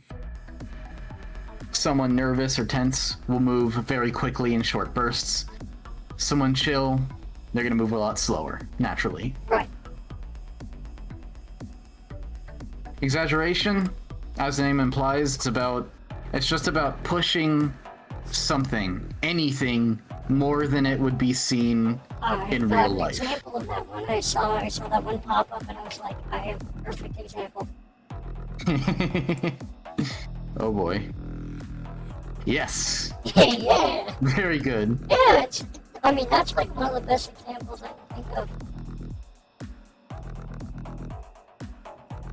And you can even see this through this motion. It's not so incredibly pushed to the point where it feels like Warner Brothers or Looney Tunes, Right. but it's more than what how a person in real life would move and express. Right. And there's a lot that's nice about doing that. Right. It's something you're gonna want to use in some degree or form. And exaggeration applies more to just pose and, Well, I or want actually, to use it more. That's the thing. I think that's the other main thing I'm missing.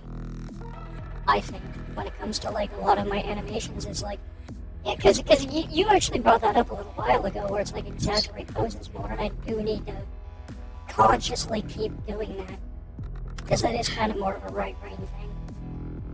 Right. It very much is. And here's the tricky thing. The reason you don't exaggerate your movements is because your brain is conditioned to real life. You're conditioned to the regular world. So you have a lot of natural inhibition to push something, because your mind is telling you any further than this, it would be improper. That's the tricky thing, is our mind will subconsciously tell us if we push this any further than this, it's going to be wrong. Right. And that's kind of the thing that we kind of need to sort of act against when trying to learn and explore more. Because several times I have drawn or posed or animated something where I'm like, this still doesn't feel as punchy or strong as I want it to be, and I'm like, you know what, I'm gonna really send it to the point where it would be comical. And I do, and it clicks. And that's exactly what it needed to be. And it doesn't look goofy, it doesn't look weird, it doesn't look like Warner Brothers or Looney Tunes. It looks strong, it looks proper, it looks the way I thought it would in my head. To go back just a little bit to timing, I did want to say that I did consciously use that for this part of the animation here. Because that's just a 15 frame loop. It could even be faster. But timing was something I specifically wanted to work on to make it feel like the energy had gone up.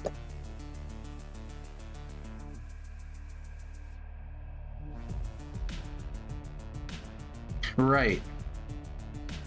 No, I think that's pretty good.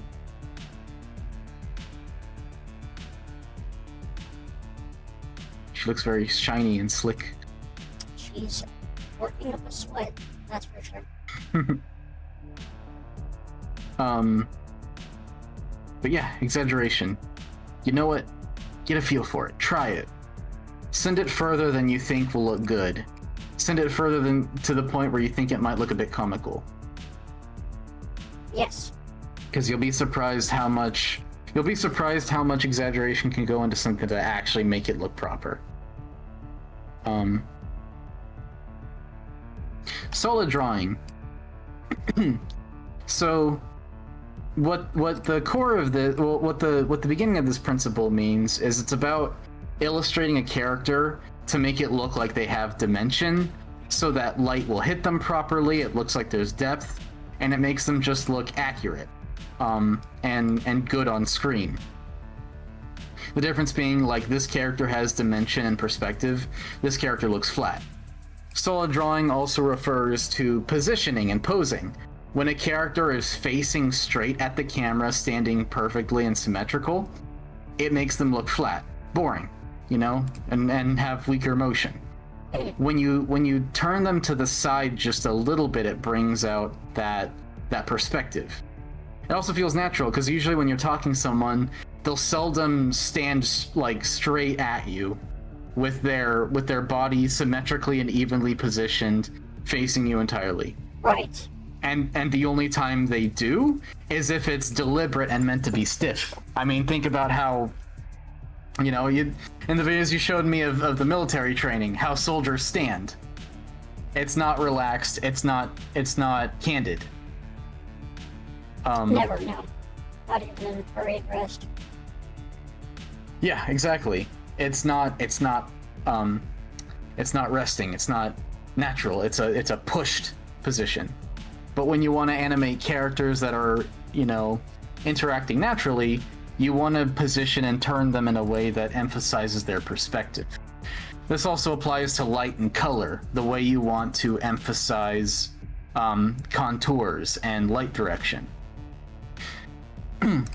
Since you're not drawing these characters, I wanted to include this image because solid drawing can also involve focal length of your camera to emphasize motion and position and get that really strong look. Also ties into exaggeration. Exaggerating perspective gives a little bit of that effect that you want to look for. It makes things feel strong and good and snappy.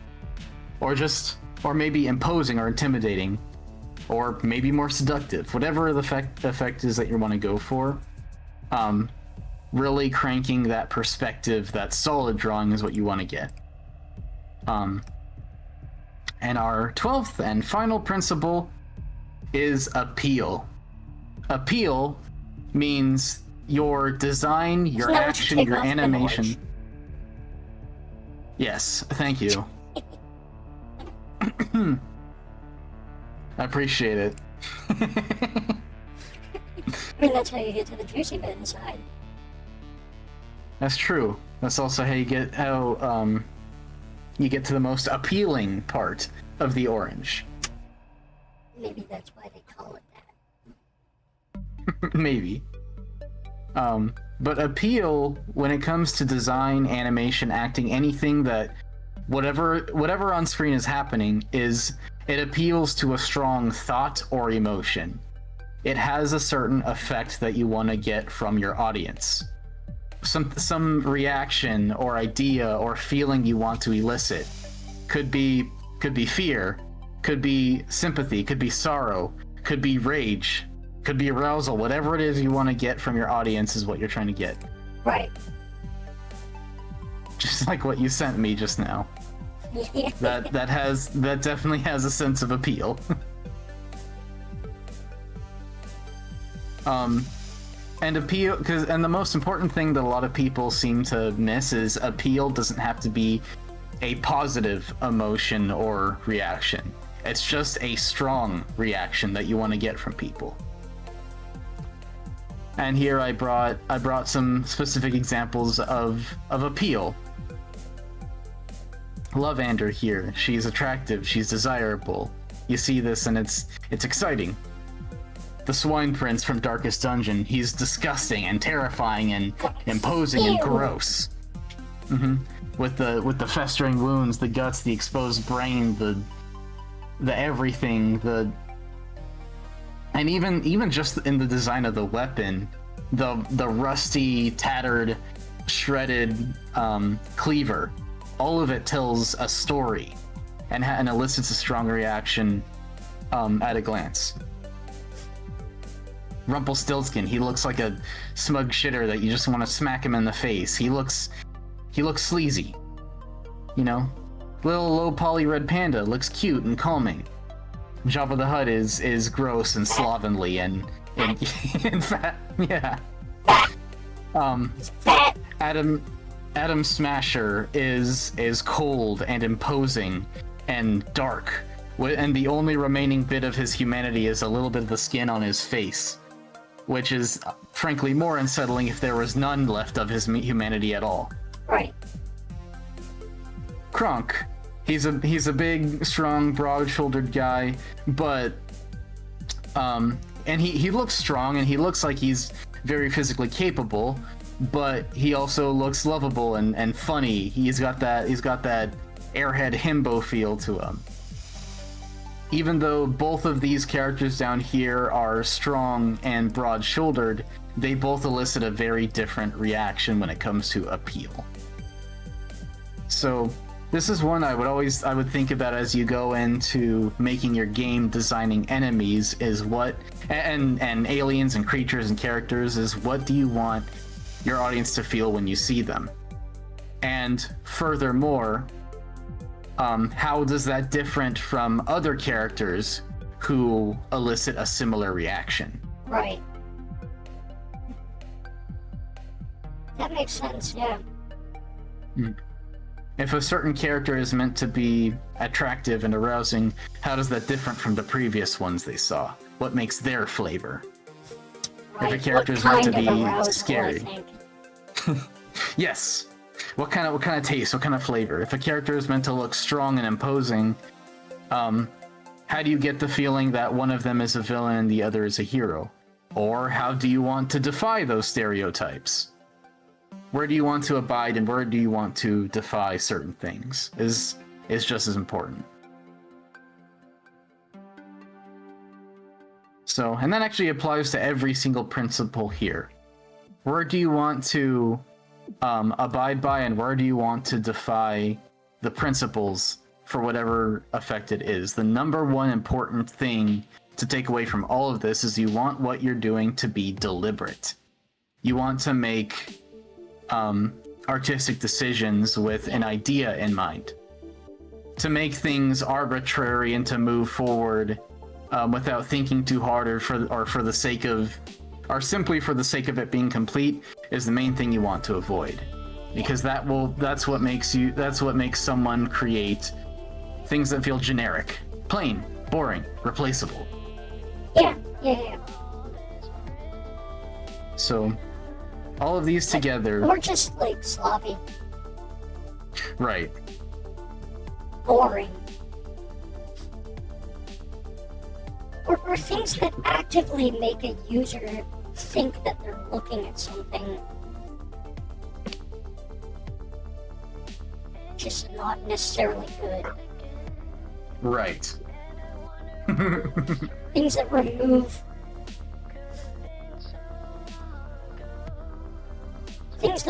the viewer from immersion.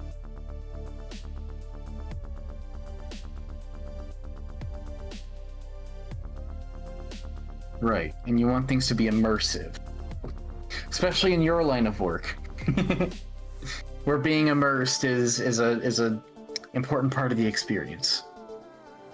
Yes. Sort of. There's actually more forgiveness in my field. Because you have the boon of a game already being an interactive piece of media. I was gonna say something else, but also yeah.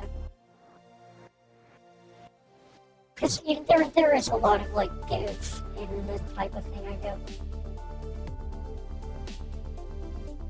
Emo.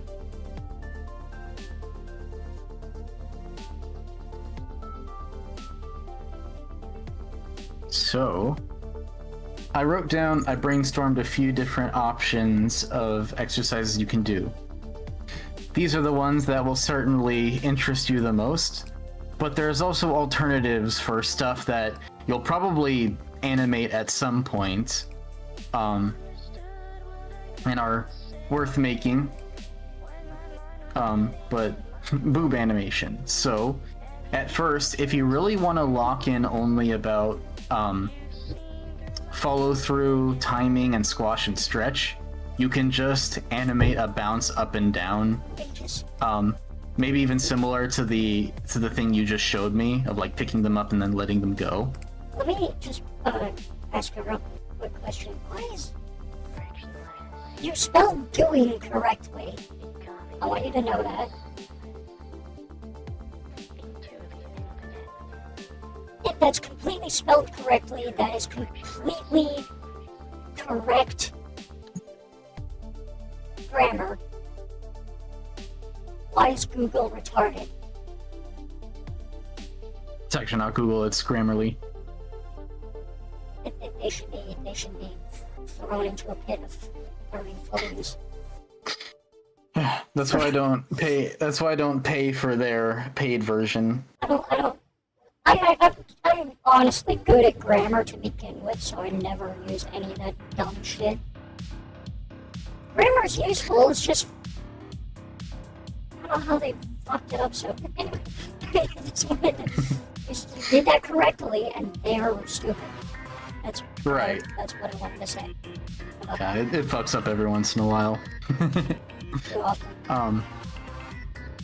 But for the boob animation, you could do a simple bounce up and down with a gradual loss of momentum, like the video you just sent me. That'll let you really like hone in and lock in on a smaller amount of principles, so that you can like focus in on each one.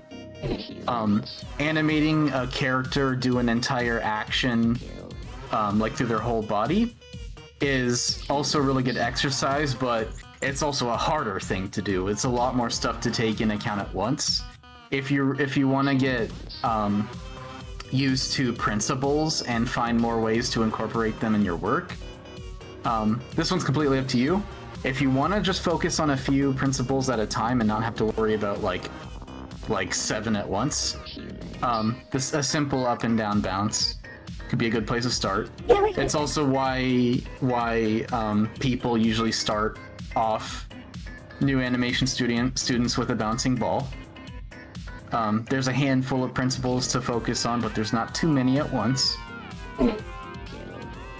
If you want to go for something a little more complex that will let you use more principles at once, the way you would for any animation, this meme right here, someone picking up the boob and placing them on the table, like this kind of thing. Yeah.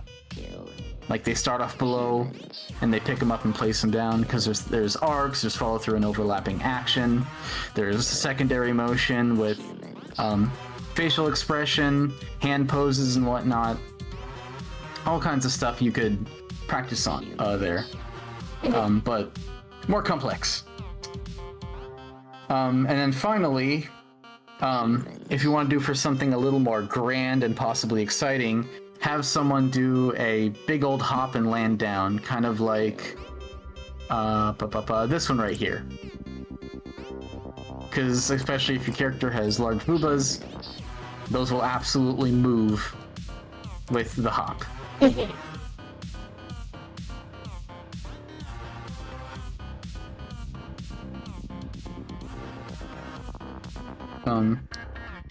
But yeah, those are a few different things you could do, whatever it is you want to do. Or you could, if there's something else beyond what I wrote here that you want to work with, go ahead. The important part is that you animate these things and think deeply about the motion and timing, the weight and the feel, and how the principles are being used in what you're making. Alternatives to think about, do at some point, or might be important for your video game. Just characters jumping and landing. Maybe think about how far are they landing down. Are they jumping off of a bed? Are they jumping off of the roof of a house? Are they jumping off from a skyscraper? From orbit. Mm-hmm.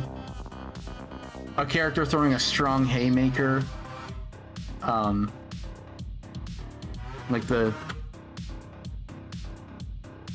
something like this.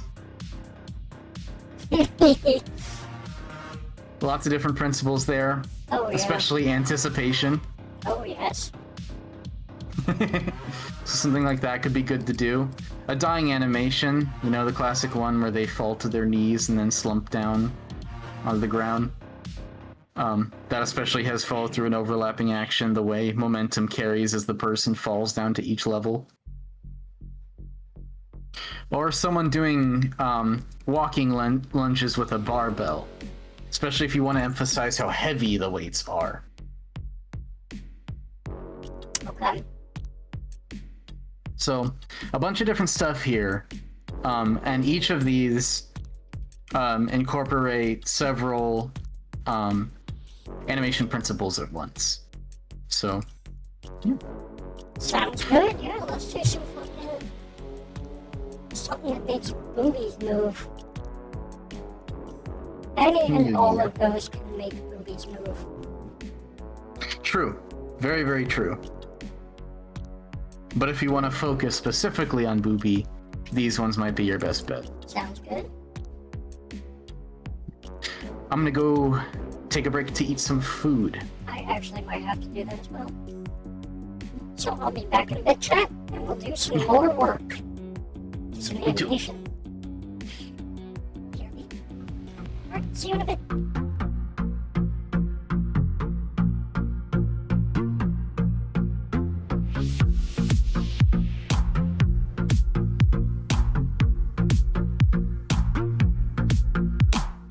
Ain't no substitute for my very good glutes. She can rock that body, and her thighs are making me sweat. You can break a damn brick on her abs of steel. Forget the snack, she's a 5-course meal, and above all else, she's a C-U-T-I-E. What she wants is a mystery, but I think she might be into me when she hits me in the arm with a 20 grin. I love her face with a purple or two, hair cut short and with a feeling blue. There she is to pick me up with a 10-mile run. She'll be the death of me, calls me a George as I move to leave, and when she gives me hugs, it cracks my spine. When the sun comes up, our guns come out. We fall to, I have no doubt she can work all day and then go all night long. Ain't no excuse, head over heels to tell the truth. Lives in my head and does not pay me rent. On a pair of her clothes ain't staying grass. When we go work out, she kicks my ass. Will push me to my limit, then some more. The room heats up when she's around. I have not ever seen her frown. She's a solar flare down to her very core. Shoots her shot, that's another kill. But a person alive could break her will. She leaves me wanting more and more and more. She'll be the death of me, calls me a George as I move to leave, and when she gives me hugs, it cracks my spine. When the sun comes up, our guns come out. We fall to, I have no doubt she can work all day and then go all night long.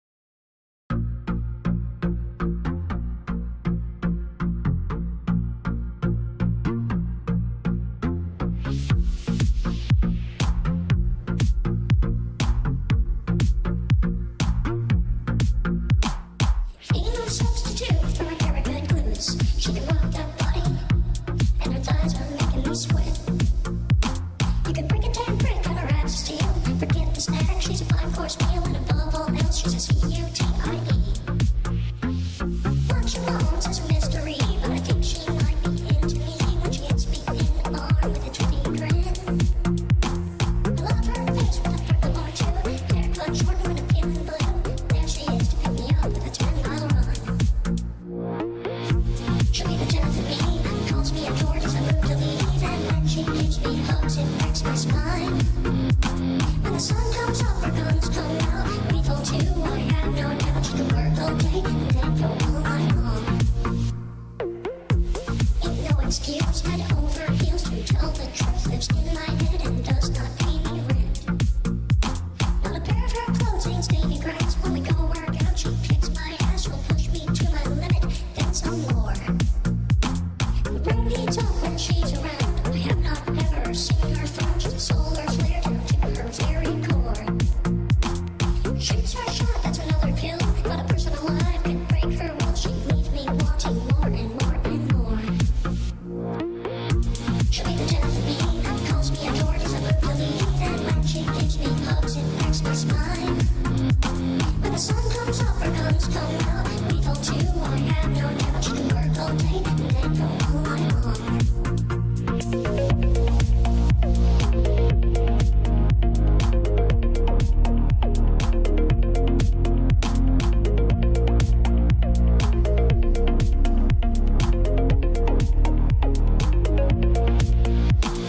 I can't think of a better thing than to rest between her thighs. They really take all my breath away with a million PSI. The force is unbelievable. The pressure is unreal. My head can't take much more of this. Kill my thighs of steel.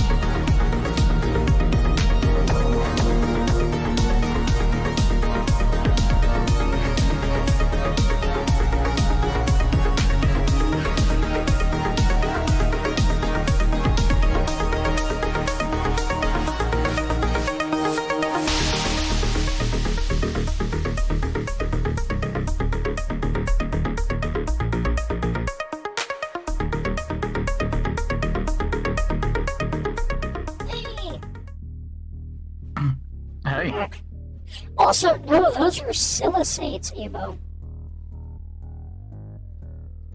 And there's several variations of them. Let me show you.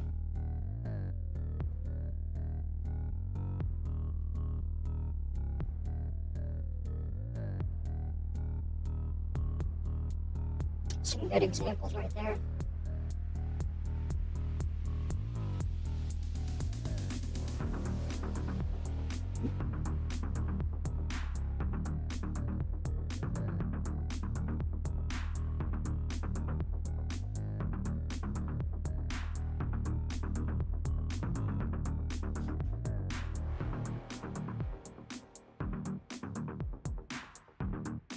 Is that one your favorite? I'm just trying to find examples of animation principles. Is that one your favorite? No, it just has a lot of good principles in it.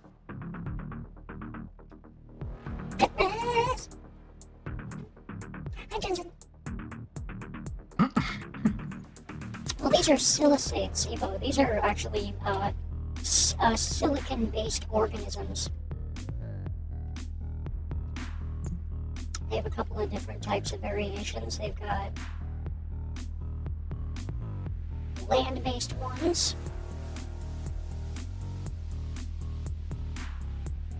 And the aquatic ones.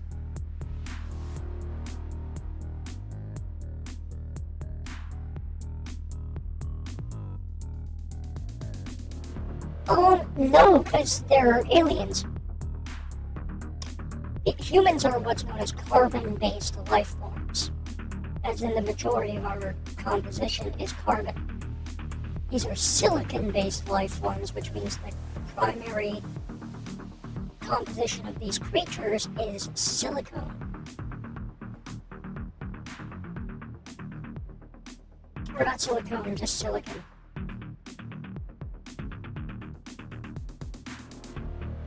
Is that one your favorite? Simon? No. I don't have a favorite here. I'm just looking for examples of animation principles. They're all lovely to you. Near and dear. Laser Cats is just really good. They're pretty good.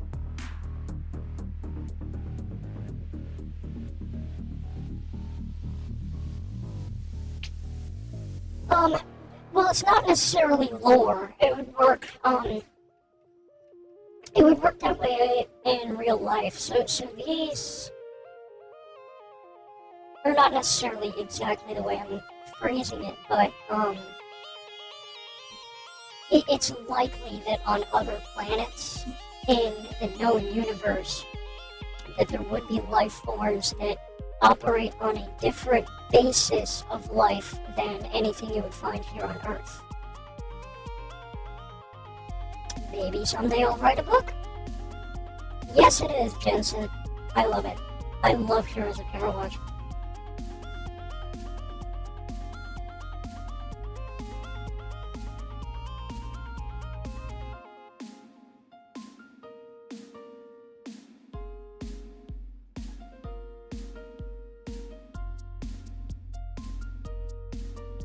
Oh! Well, shit, thank you!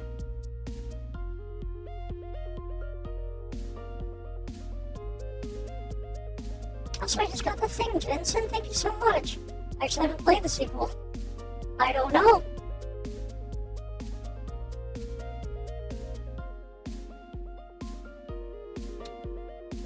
There's a couple of them. There's Hammerwatch and Hammerwatch 2, and those are both RPG style games, so they're not done. They're not as roguelike. And then Heroes of Hammerwatch and Heroes of Hammerwatch 2 are both roguelike type games.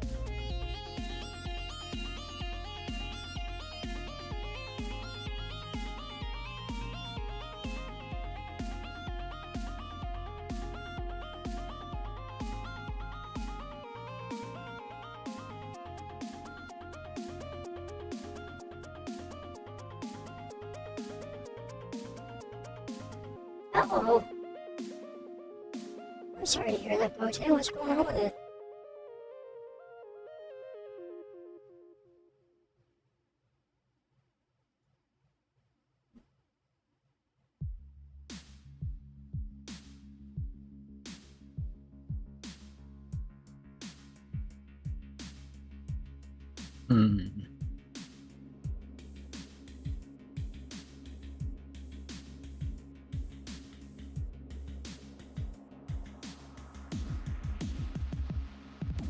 Hypnotic, hydraulic, synthetic, erotic, exothermic, electronic, silicon, still got it. Rheological material, logistical, movement, critical, downright helpful.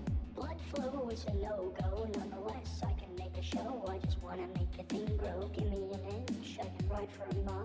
So strap in, baby, we'll be here for a while. I can ride like a man, so it's a dress, never to control my mechanical mistress. What was that? On the Steam page. I was looking at Crackshell, the ones who developed Hammerwatch, which we talked about. They developed one other game, Serious Sam's Bogus Detour, which looks like it's just Hammerwatch, but with a Serious Sam skin on it.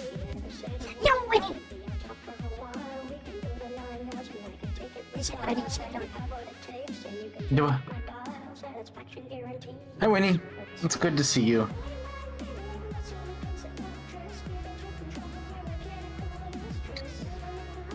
Tomorrow evening, I might do my first stream in a long while. Let's go!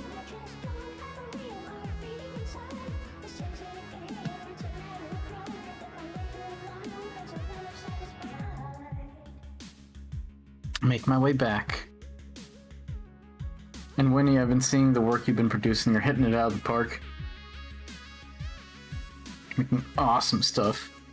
Kicking ass.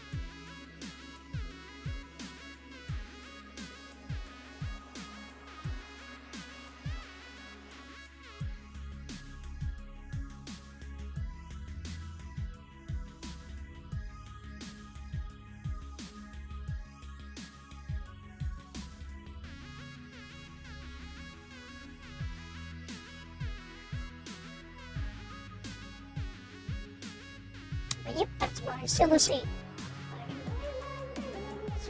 I have a couple of different variants of them. Well, happy birthday, Rika.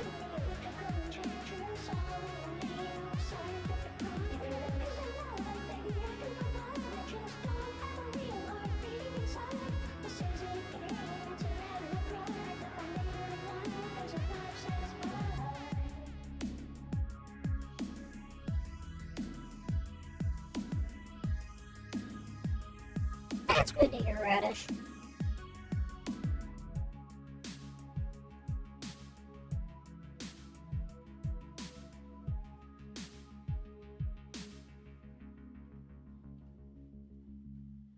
Here, let me make a couple of thingies real quick, and then I'll start my animation work.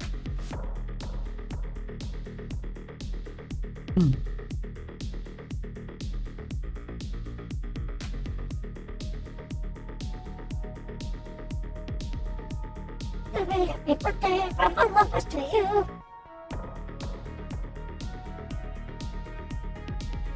I wish it was my birthday so we could party too.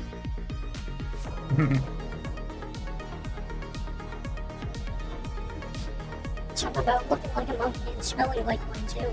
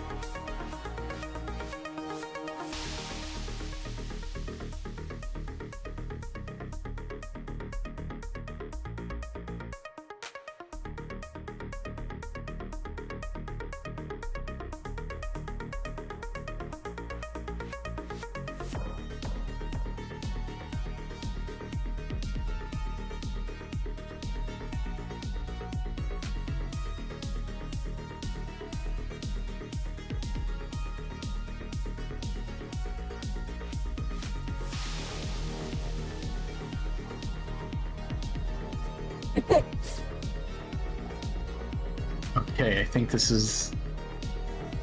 Oopsie.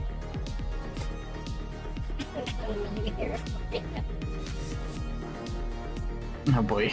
I knew it every time I say the word monkey, every single time. Without fail.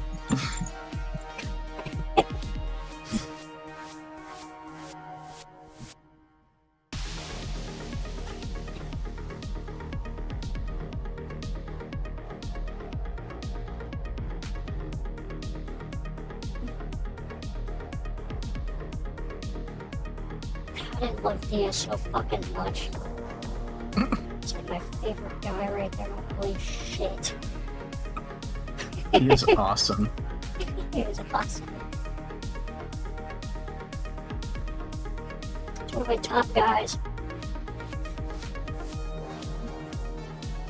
Dia, what would you do if I came and said, I need you to lead the revolution?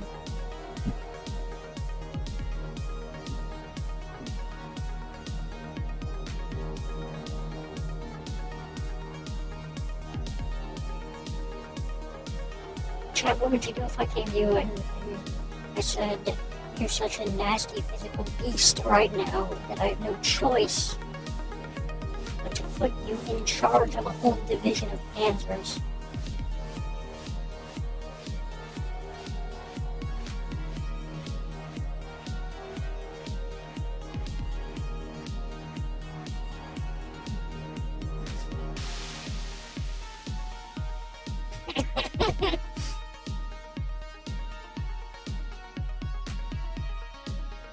Let me send you what I'm talking about, dear.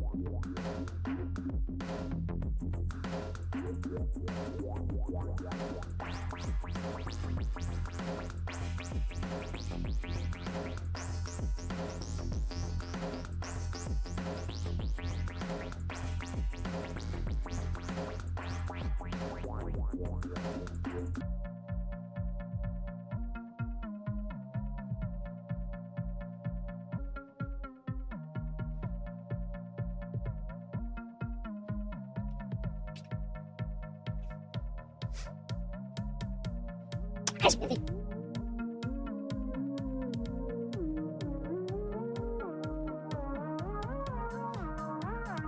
Okay, I gathered a collection of examples of animation to show. What you giggling at me for?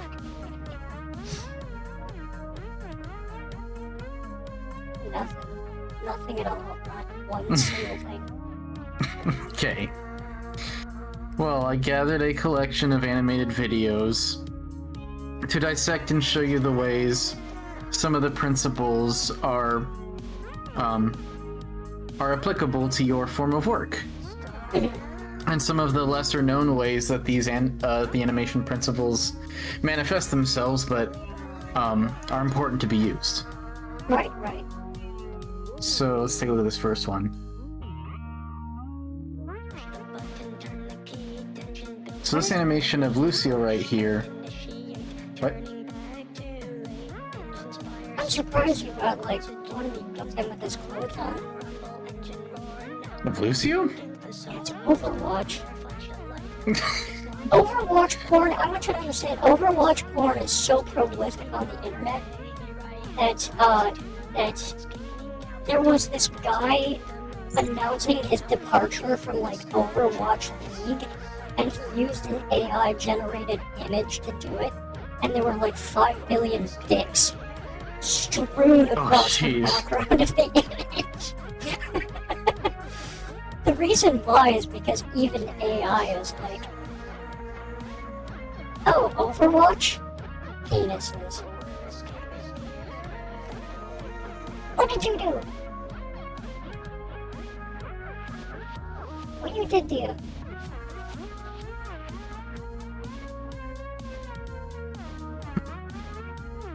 Winnie wants to see my the examples of animation that I grabbed. Alright, I'll put it up on screen. Before you do, let me just make sure I don't have anything.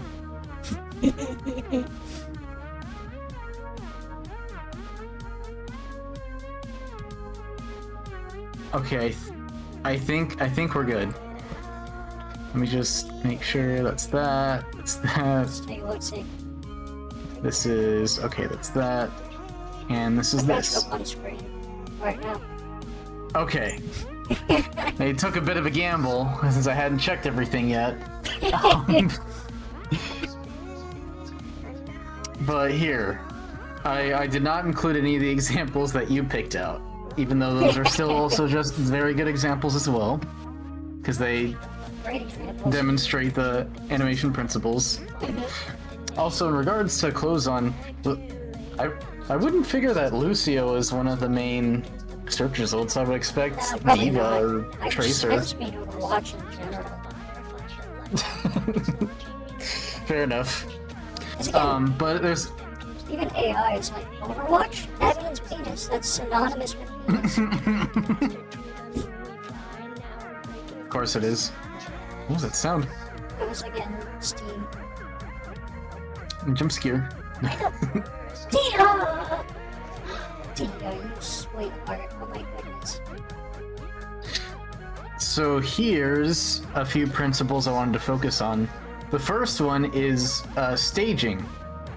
Using position and focal points on the screen to make your composition pop and have energy and strength. Before we talked about how different figures and objects can be used in the scene, but even if there's only one subject, different parts of your character can serve as different figures of their own. Consider like the direction of his head, his hand, the turntable here, and especially his position at the end, the way he's staging. always in one of those thirds. Yeah. Staging it. It works even on a really close-up composition like this. Yeah, it makes sense. And as well... That Connor Dia got me ready or not. Guess what he did? There's also, actually, before I say it, what's another principle you notice in here? I don't want to do all the talking myself.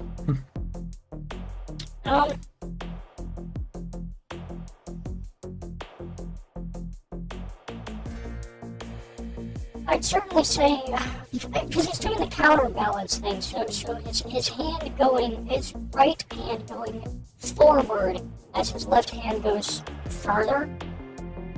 So I'd say, that's definitely exaggeration right there. But it's also like, there's the counterbalance.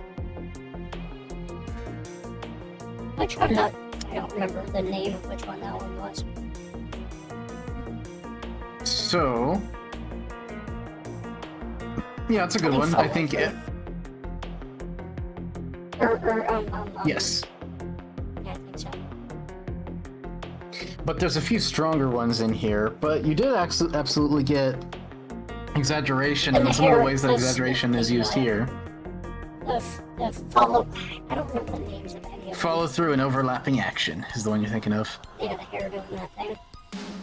Overlapping action. That's the one. So the exaggeration we see here is actually in like position and focal length of the camera to exaggerate the perspective of his hand in relation to the rest of his body. That's part If you were to actually like go up, if you were to pose someone in real life and then sit at that exact angle, it wouldn't look this stretched. But by stretching the perspective, it adds a little more strength and depth to the scene. Also solid drawing, you know, with the way it creates a sense of depth in the composition. One more obvious one is right here, arcs. Right. I guess that's the biggest one right there. But this one I wanted to pick because it's a good example of how staging is used in animation. The way the rule of thirds and exaggeration can be used to give a simple waist up shot, you know, good strength and dynamism. What's Right. I should have written down the animation principles.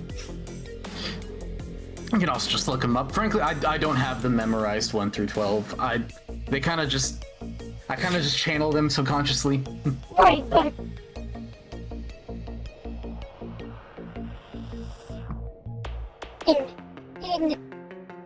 for the quiz part, for like, hey, what do you notice here? I don't know what the names are. I can see principles at work now that I'm paying attention, but I can't tell you what they are because I don't know. All right. Right. So this particular clip of Sombra, there's a few here that I really liked. One being slow You in, like slow out. Overwatch? Got him. Click that shot. I like the animation.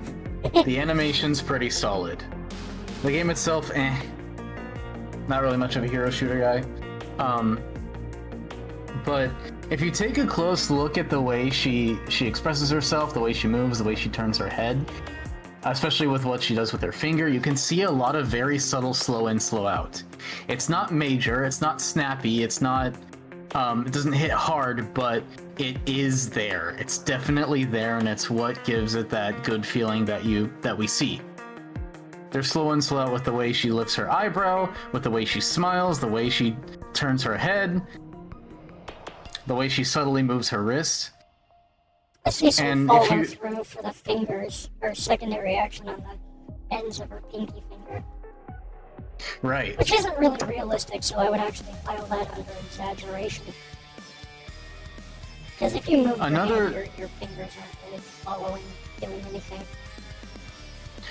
Another little one is secondary action. There's tiny little movements in her hair, but just those tiny little movements, like, really bring it out more. If those were completely still, you would feel it. You would feel it very strongly if her hair was completely still, but the tiny little movement in her hair is enough to make it just feel a lot more real. And notice how, despite the fact that not much of her body's like moving, all she's doing is looking to the side and kind of poking the screen. Like, basically not a single part of her body is still. Everything has some tiny little bit of movement. Right. Because realistically, a human being is not going to be perfectly motionless. You okay, Pote?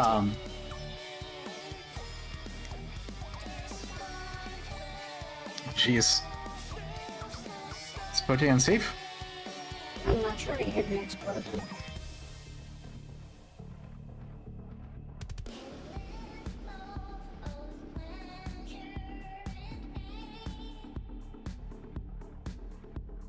You're leaving us on a cliffhanger, Pote. Okay, good. Okay. A classic right there. Yes.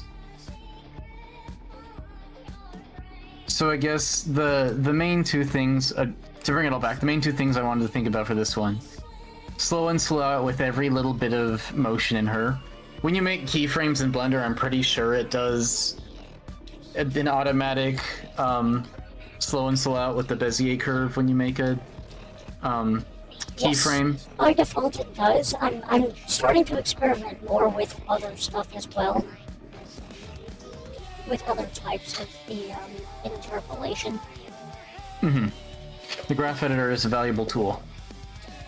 And Sometimes. also, But the automatic keyframing is kind of what I like better, because it just provides easier ways to do stuff. the other thing about this one is not a single part of her body is completely still. Right. She's not doing a whole lot, but everything has a little bit of tiny movement just to break up the stillness. And, you know, Well, having Pretty much always so gonna be moving a close little too is important that everything is moving. Or that everything does some... Everything at one point does some kind of movement analogous to other stuff in the scene. well, even if it wasn't a close-up shot like shoulder up, you would still feel it if things were completely still from a distance away. Also, she's kind of doing a thirds thing as well. True, true. Right. So,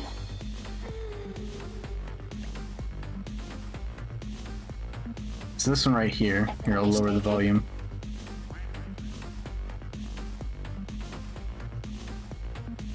We'll watch it through a couple times first.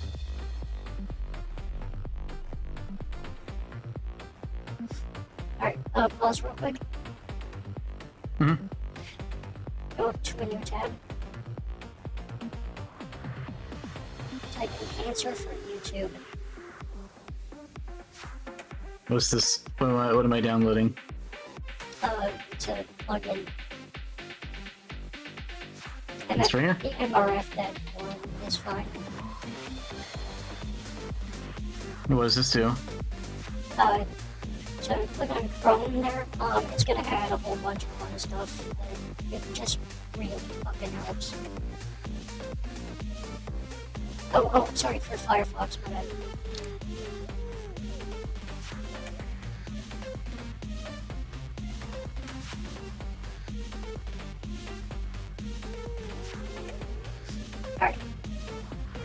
Now go back Can we to go back? Yeah, go back to the thing. Reload the page. Actually, it's already there. My bad. Okay, so there at the very bottom left. See that little thing? There you go. Wait, how do I know if it's looping? That thing will pop up.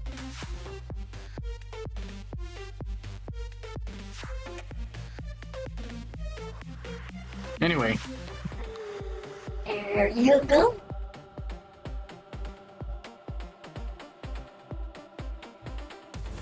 so a few little things.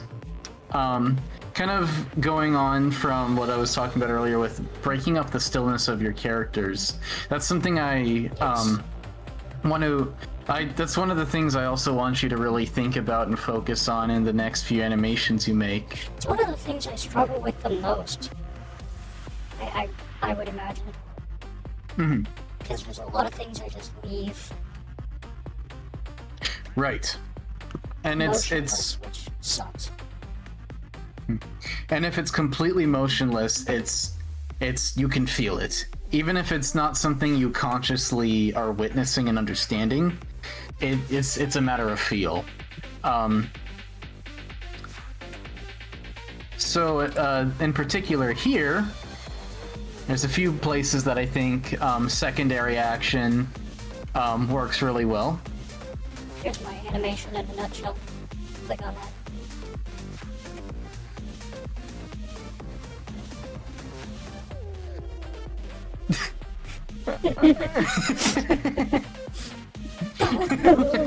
Remain motionless, remain motionless! Oh gosh.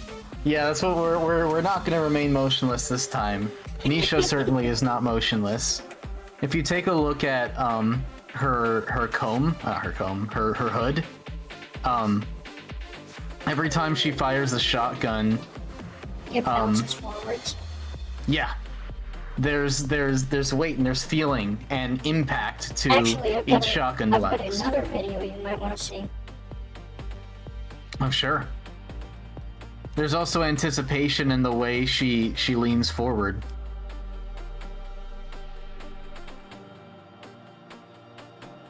Let's see Something here. of particular interest though that you'll definitely want to get a feel for. Here's an extreme example of good recoil.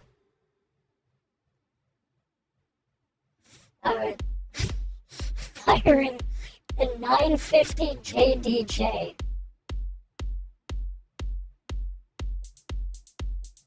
Oh yes, the 4-bore. The 950 has more recoil. Inertia is a good word for it.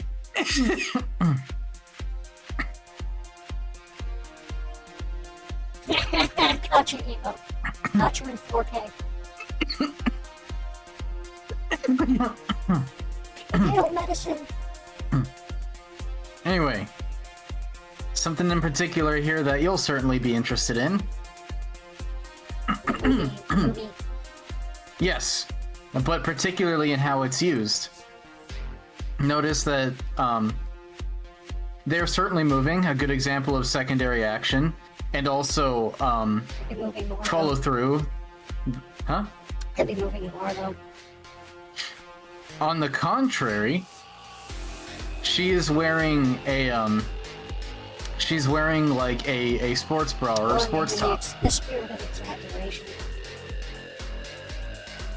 Maybe, but actually I actually think it works better this way because this is a way that timing is used.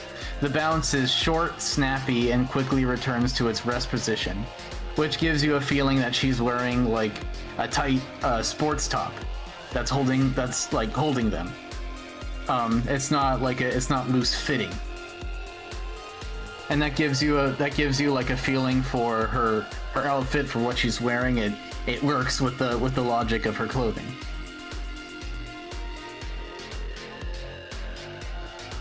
Makes sense. I would make it different. Actually, You certainly can. I would make them spill out the sides a little bit. You certainly can.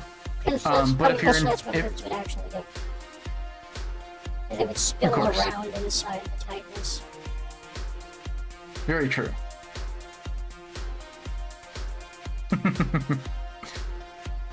Okay, this one right here. Your favorite. This is Why not is it my your favorite? favorite. My favorite. It's Why not is my it your favorite. Why is it your favorite, hmm? Non sequitur. Again. Anyway, here, let's watch it through. At least to the point where it's important. I don't think we have to go all the way to the end. It stays there a little while.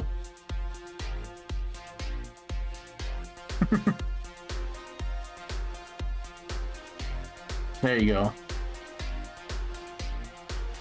So, first off, squash and stretch. Squash down, stretched out. And bounces down a tiny bit. The follow through. Uh-huh. You're right. Good observation. I actually didn't even notice that at first. Yep. A tiny bit. Mm-hmm. I see also. And yeah, Turn, go back. When he turns left and right, tiny bit of follow through motion. But the root of the motion is the head, so the chest is kind of following a little bit behind when he turns.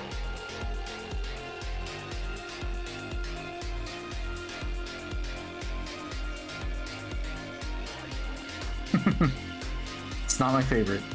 I don't know, you're kind of denying that. Because you said it a bunch of times. Well, I mean, but that's anyway. It's obvious. What is the dumb video you recommended? Oh, this one? Yeah. Oh, that- Okay. It's just the. Or, but it's someone making fun of that one, but I hate that video. It is the worst. Gay. It's the worst one ever. It's the gayest video. A million things wrong with the world, and they didn't get a single one right. Yeah.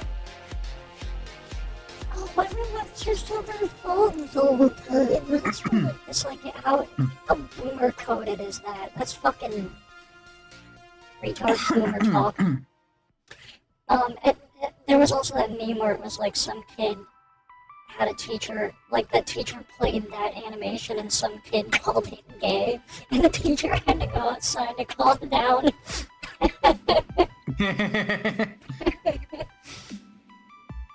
I love that.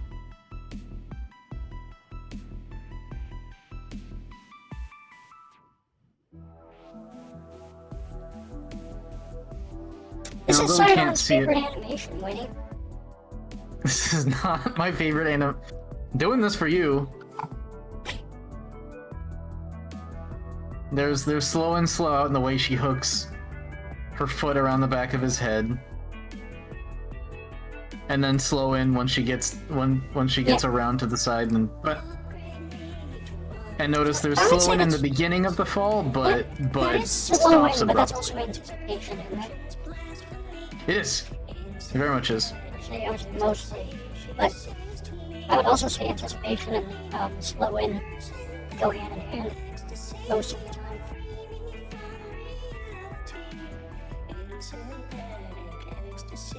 Kind of the squares and rectangles type thing going on.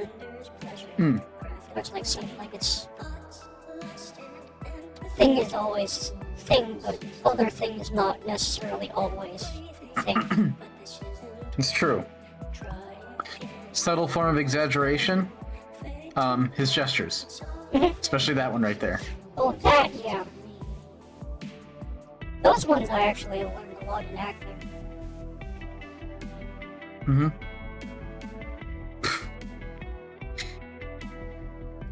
Anyway, on to the next one, because it's not my favorite.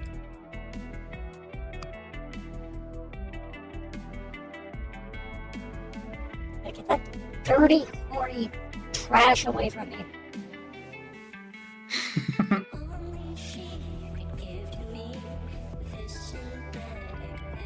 few examples here. We got anticipation, staging, especially right here.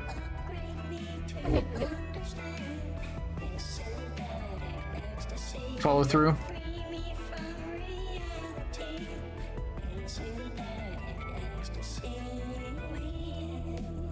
And especially look close here. This is good examples of secondary actions.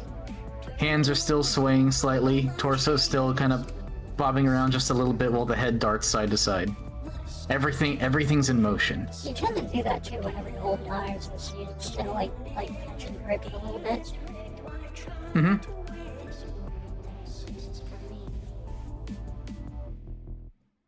I do that too.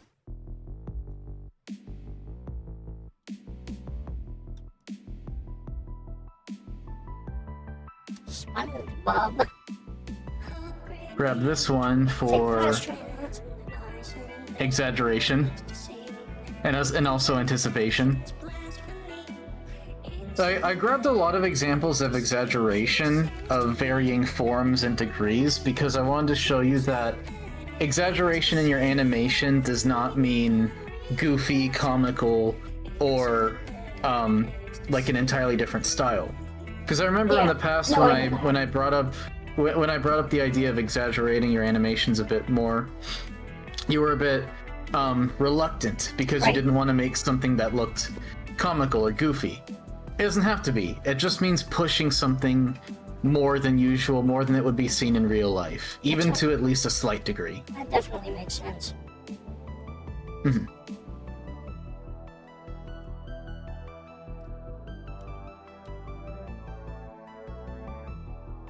Because I mean, think about how dramatic his pose and throw is, and it gives it strength. Especially look at the way he's leaning, like leading with the shoulder, very similar to while that pulling the ball meme. forward.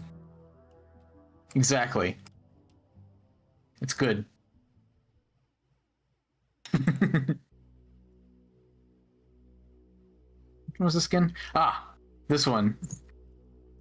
A very subtle form of slow in, but no slow out. That can be used because slow in doesn't have to be drawn out and very plainly seen. It oftentimes serves its place as just being a little bit of seasoning to make it feel proper. If you look closely when he brings his hands up right before the clap, there's a little tiny bit of slow out. That actually kind of And anticipation. That's actually kind of interesting that you bring that up, because that's another thing that these Stardies do, or how they're animated, is there's no slow in to whenever they punch like that. I mean, like, to their punched target. That person just goes away, and the slow out is them, like, either their giblets falling around or them flying through the background. Right. So what I take away from that is, like, both slow in and slow out can both be played with to a certain degree. Of course. And I would encourage you to. Yep. Try some new flavors. Careful on my Twitter.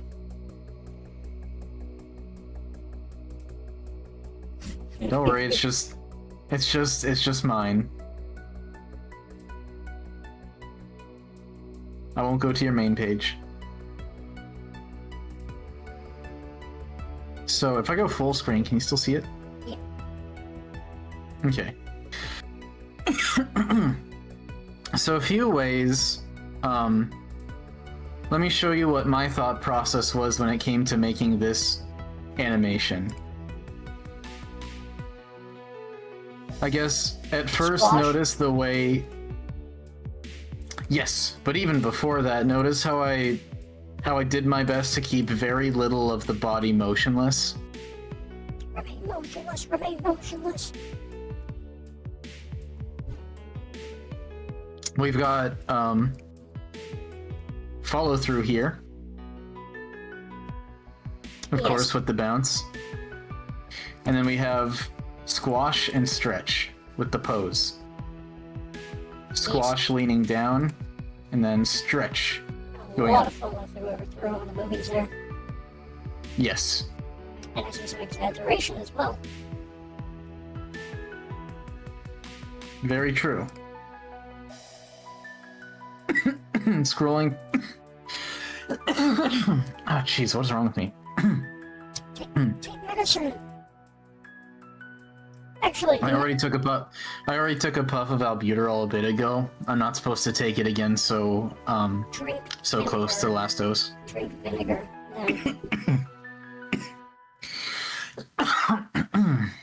Then sounds like It'll be there's fine. some bullshit in your throat. Like, actually take a shot of vinegar, and it'll clear that right up. No, it doesn't feel throat level. It feels lung level. I mean, a shot of vinegar always helps.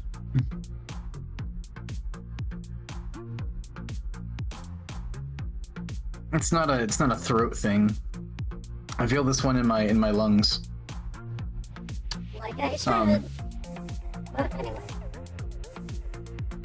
But yeah, scrolling through, you can see really pushing the stretch. And here's the other important thing: the boobs aren't just rotating with the movement; they're also stretching.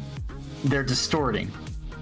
As they stretch forward like this, they also thin out along the dimension on the side. A little bit of follow through here with the boob, the way once she gets to the top of the leap or the throw, they continue to follow through. yeah. Hey, you get some water too. I'll grab some water in a bit. Yeah. Squash and stretch with the pose. If I can capture it, there we go. Stretched out like this, squash down.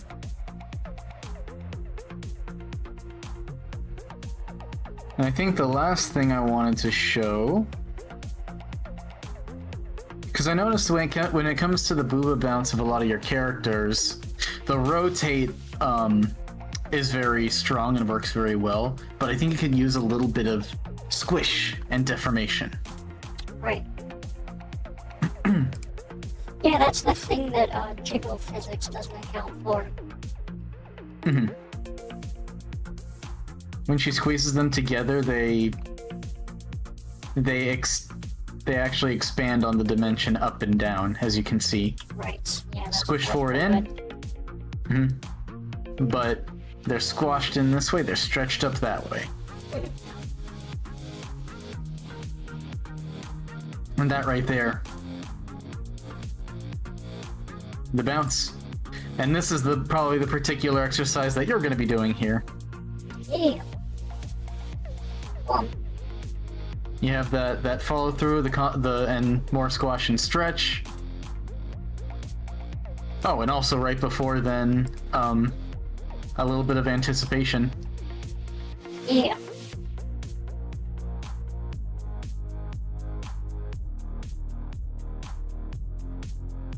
And that's all she wrote. Good stuff. But you can see all the different ways that principles come into play, regardless of your subject matter, your style, your level of exaggeration, and they make your animation strong.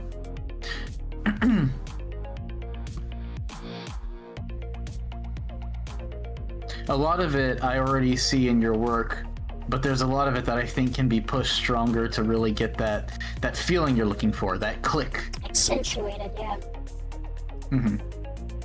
So yeah, Sounds that's about good. it. Anyway, that's about it. See ya. No.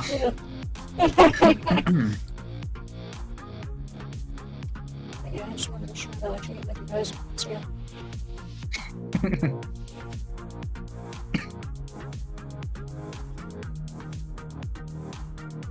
This is the greatest animation tutorial of all time.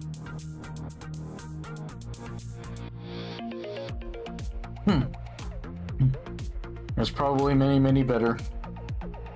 No, I was doing his video description things. Hmm. That's in the description of every video. This is the greatest of all time. All right. Every single one. Every one.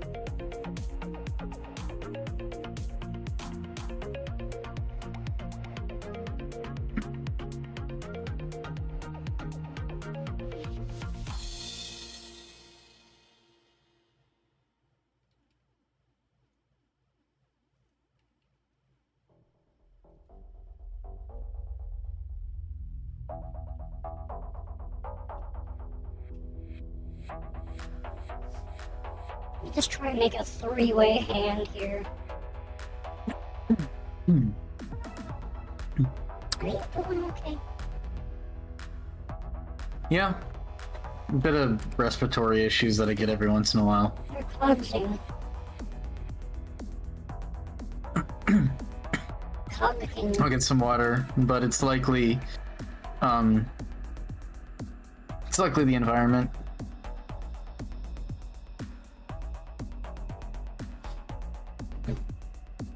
Then I say we speed up climate change. Everyone go outside and spray as much aerosol as you can. Fuck the environment.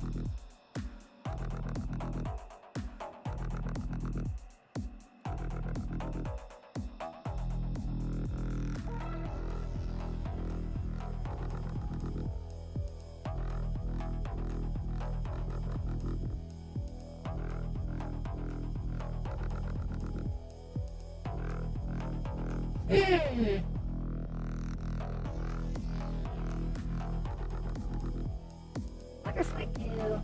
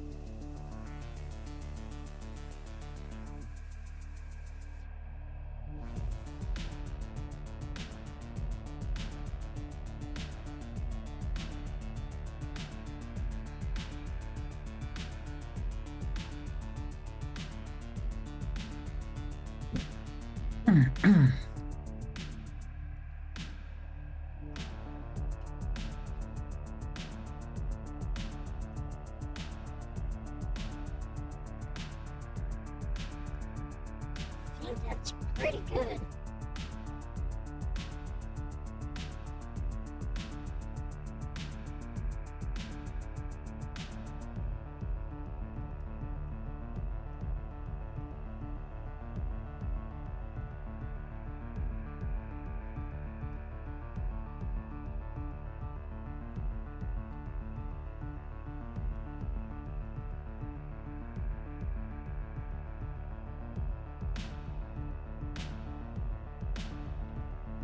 Hmm.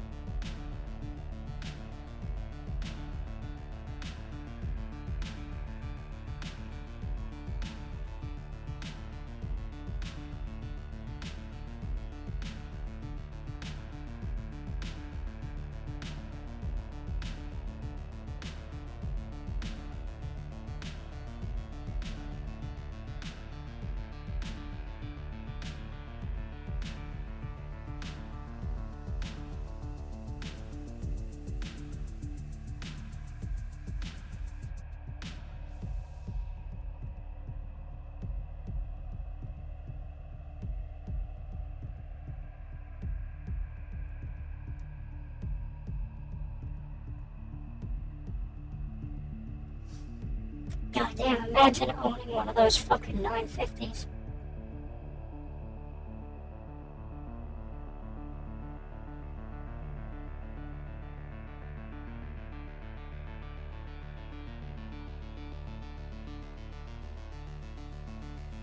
One of three in the world. There's three 950 JDJ guns.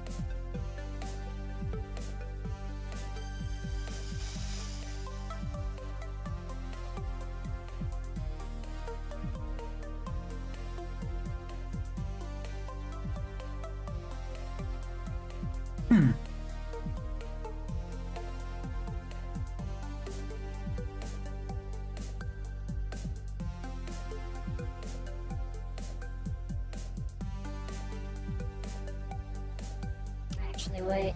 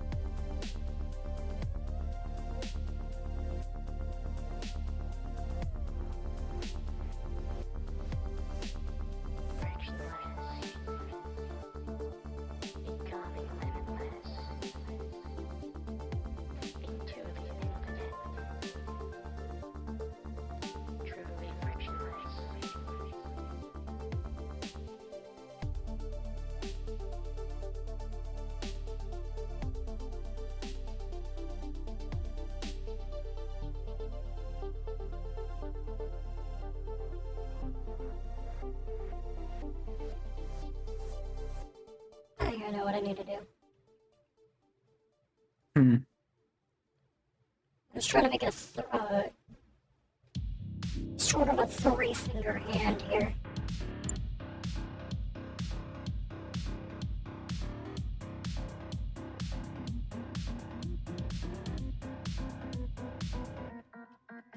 Kill. That just made it actually decent geometry.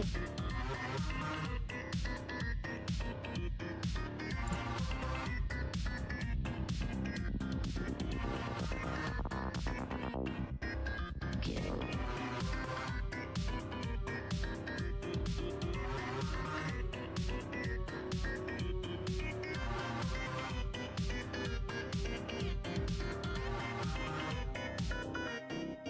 Humans. Kill. Humans. Kill. Humans. Kill. Humans. Kill.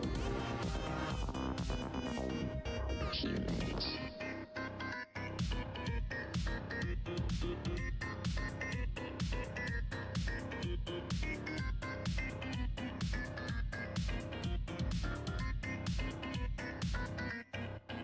Kill. Kill. Kill. Kill.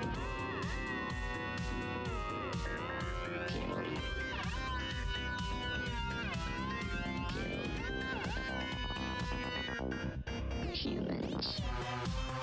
Kill. Kill. Kill. Humans. Kill. Kill. Kill. Humans.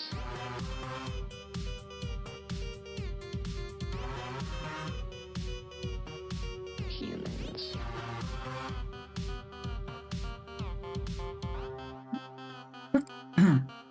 Humans.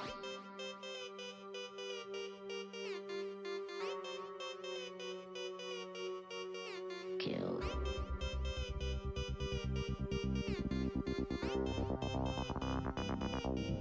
Humans.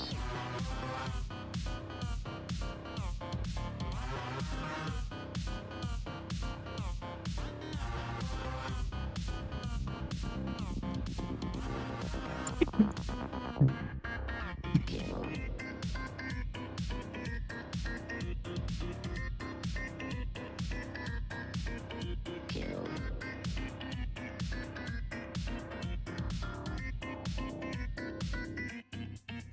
Kill. Kill.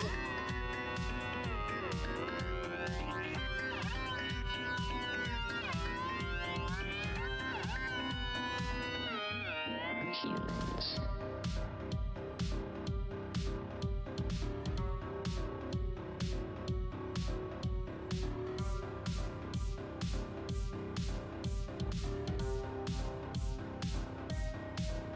Kill.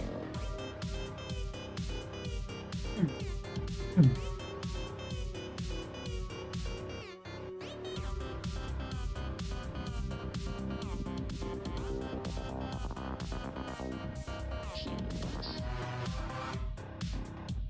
Mm.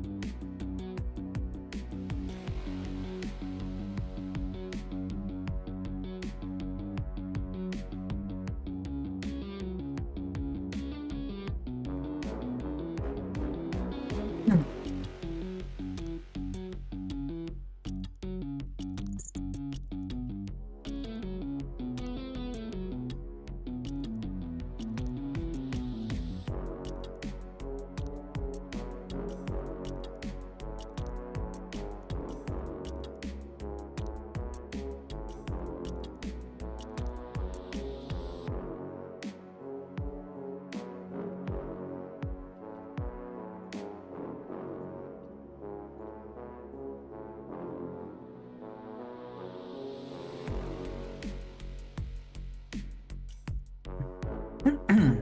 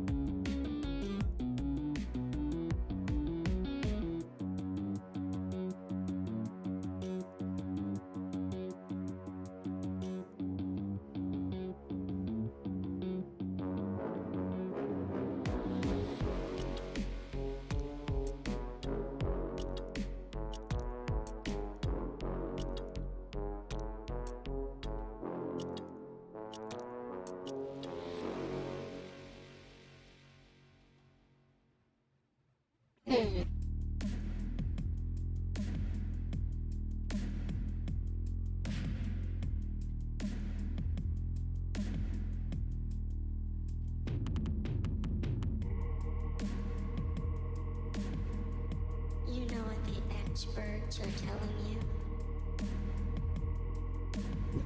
That heavy music is dead. What you humming about?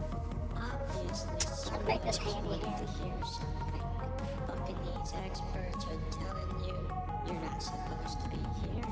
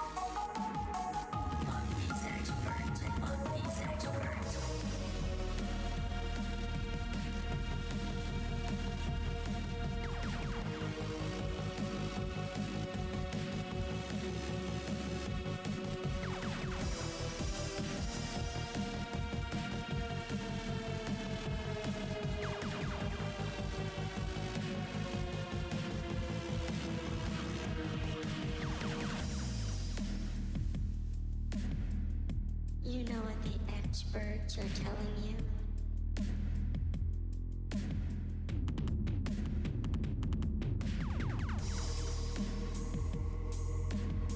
That heavy music is dead.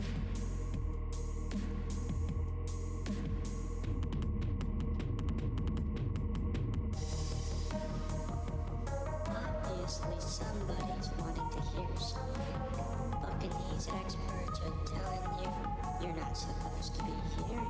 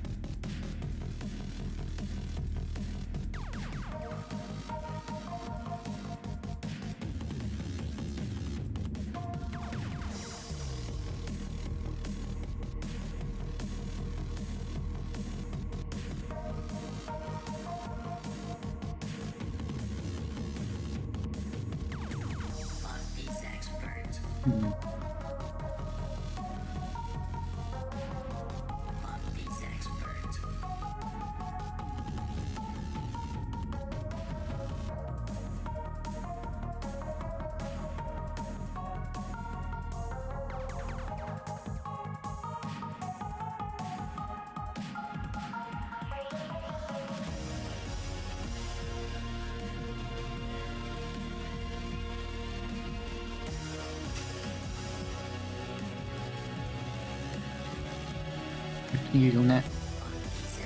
Fucking Ryder having a severe outage in Phoenix during the Turning Point USA convention.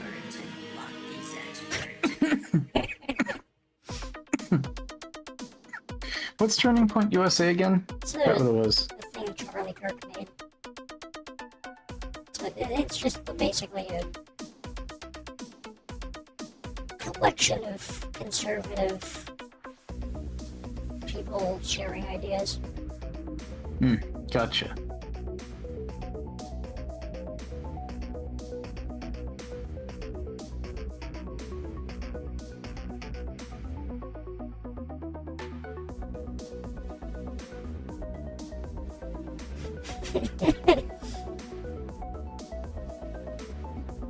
And it's really funny though.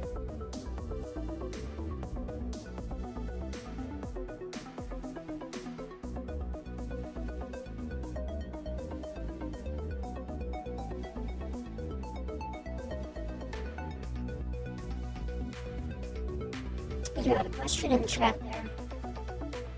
Let's see what we got.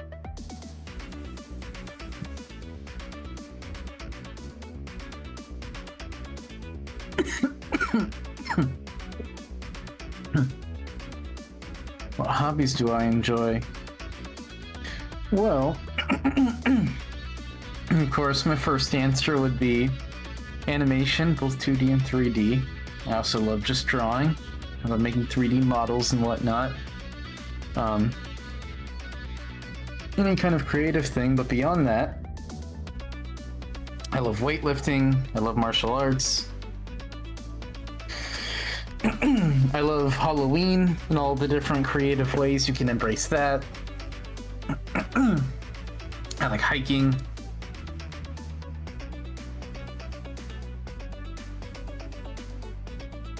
And as soon as I'm able to afford it, I'll probably like shooting a whole lot. Yeah.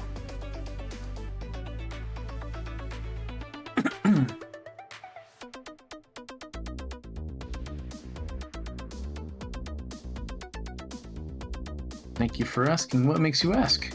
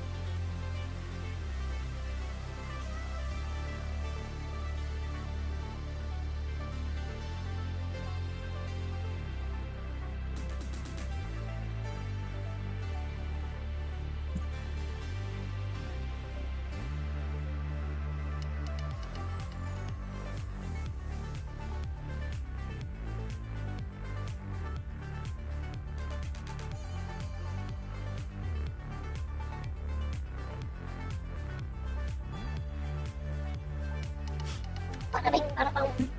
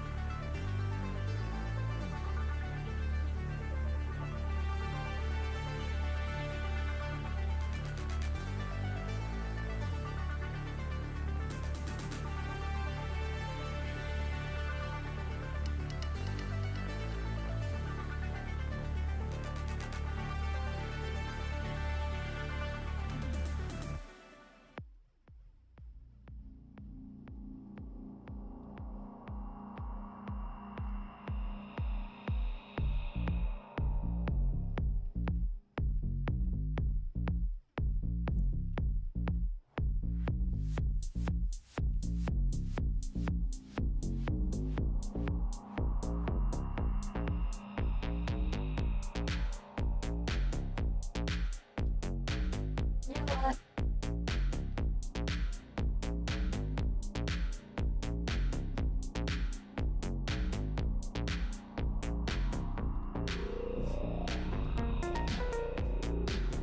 What's up? I'm just gonna leave it like this.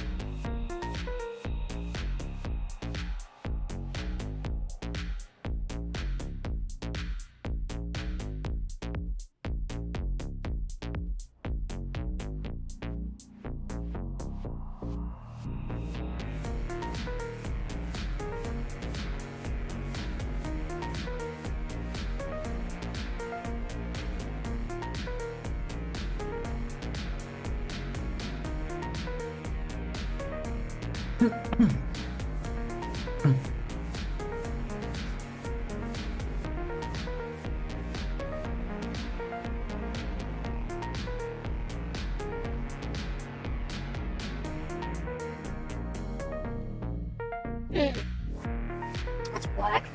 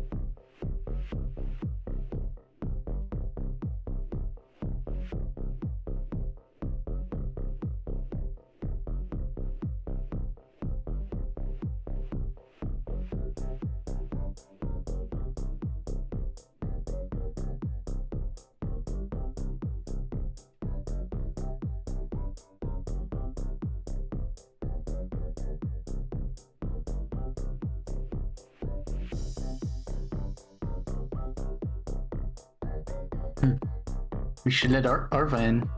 Yeah. Where's she at? She's around, I think. If we call her, she'll hop in. Let's find the,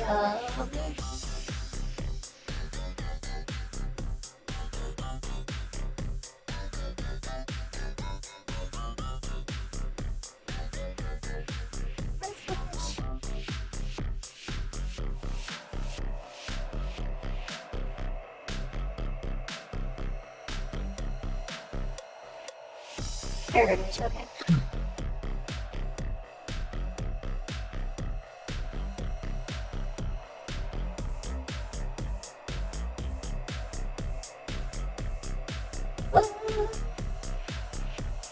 Hey, That was weird. huh. It's like it brought me into it, then it brought me out. Then I don't really know what just happened. Black.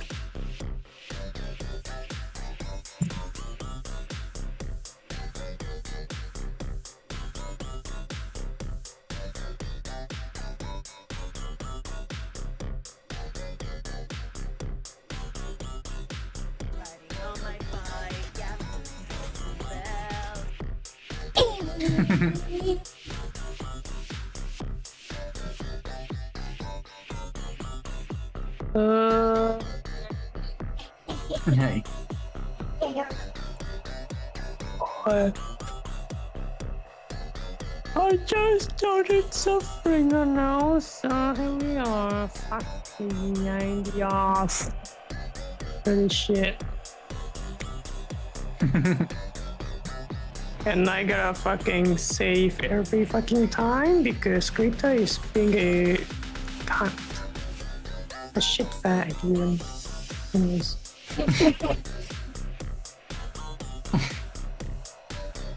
Yeah, a booty cheek. Say hi to chat, Arva. Oh, we're on chat.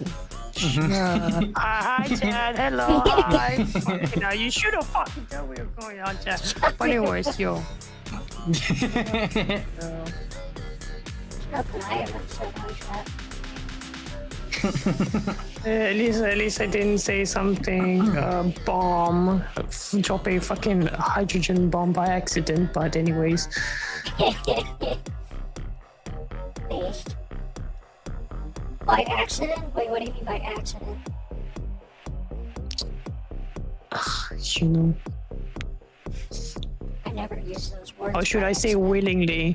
Yeah, same. I never say words like that by accident. Second command? No, I'm not in second in command. I'll just stay in the far in the logistic lines. Okay, I'll just do fucking nothing. Just Hello. just chill out in the fucking back. Get a high-paying job on some backwater planet in shipping and receiving. Oh, you gotta keep the supplies running. It's like 5 supplies per year. 5 crates. You have to work once every planetary cycle.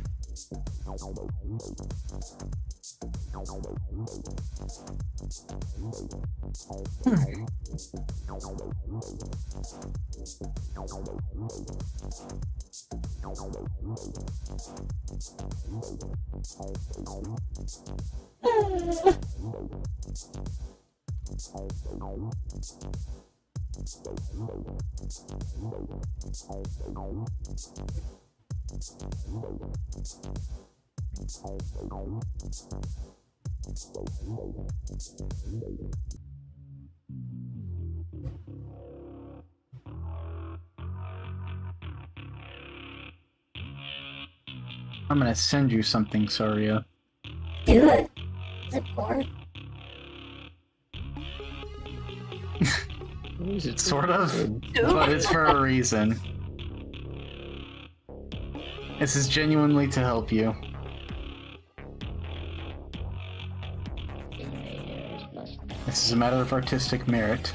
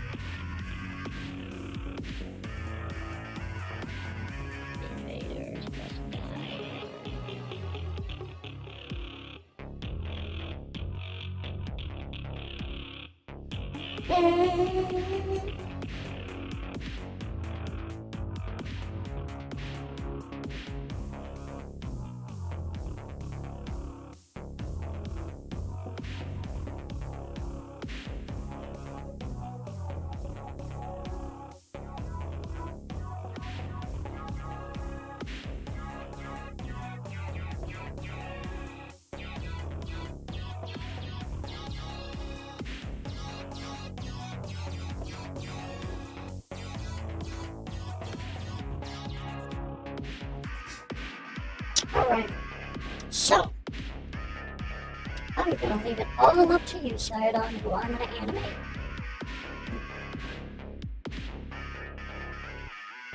Oh.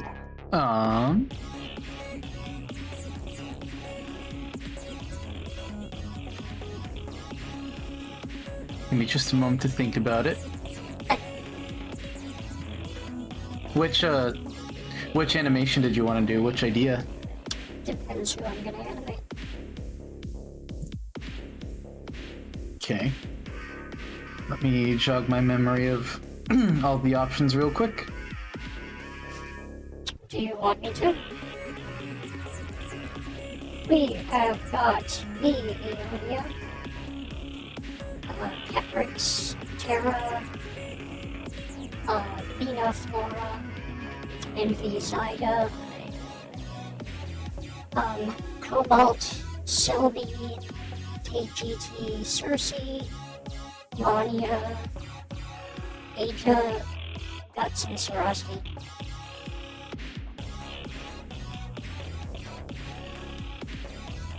Hey, holy shit, dude! And then for the furries, we have Rex, Athena, Etna, Hera, Mallow exists, Marrow, Petra, Sonia, and Pixie. How about you? Me? Alright, let's do it.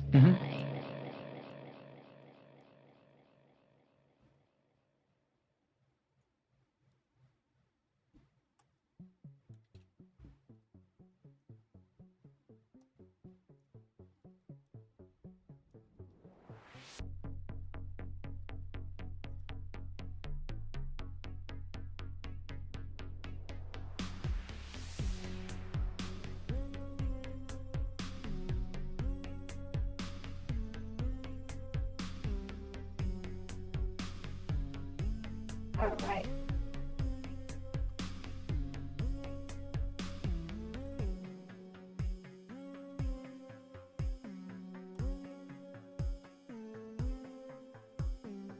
Okay. First things first, I'm gonna update every single one of my rigs methodically.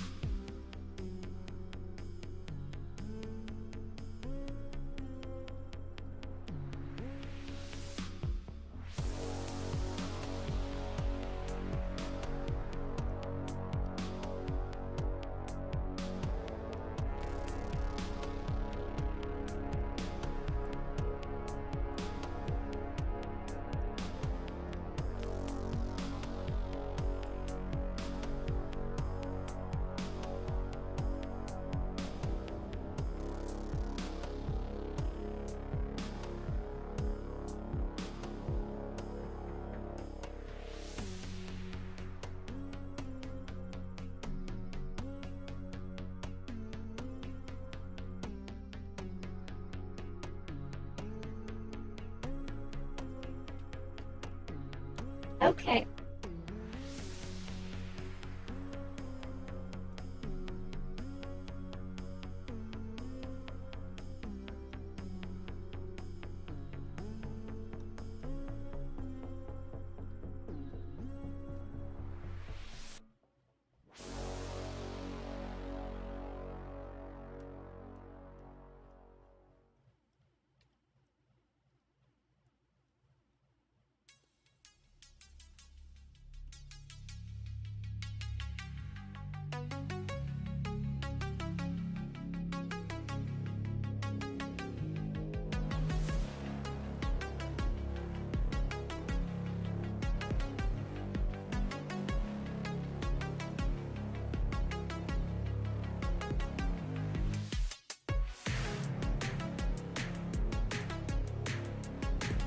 Okay.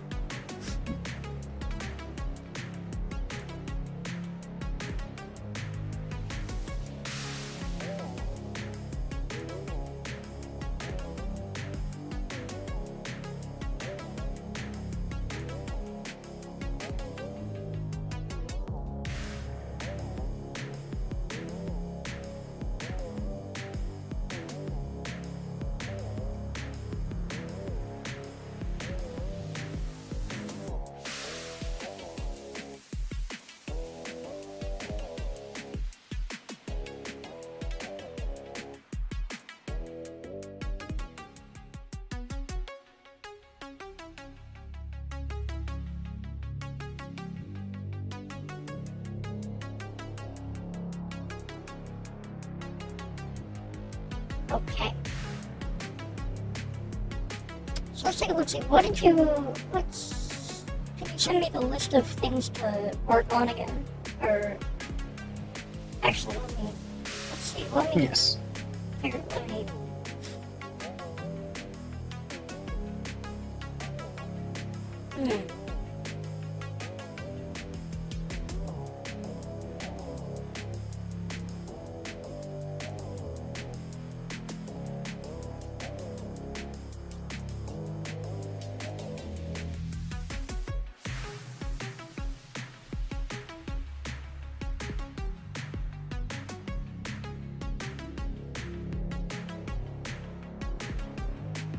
Hmm. Here are the three that I wrote down. Alternatives to that were some of these. Sent you a lot of stuff.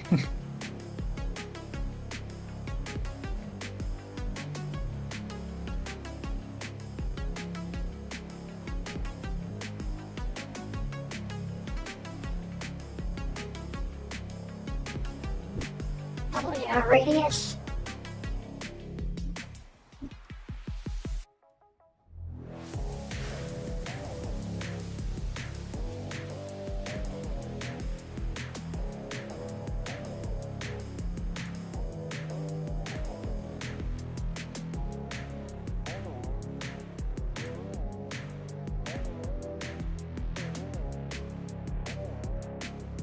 Do you have most of those saved to your hard drive now, Sidon? I do not. I had to go digging for them.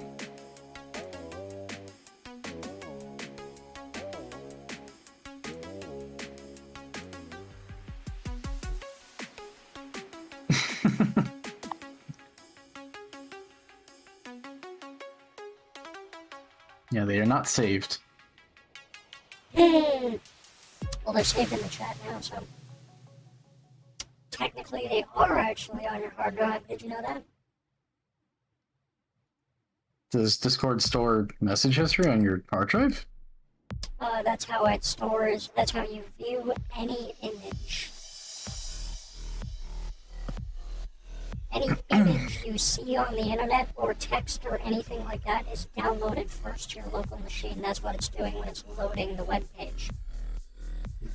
Oh. So it's in what's called a cache. And you can get rid of the cache. I mean, it automatically does after a set period of time, so like a couple of days. Good night, Johnson! Happy day.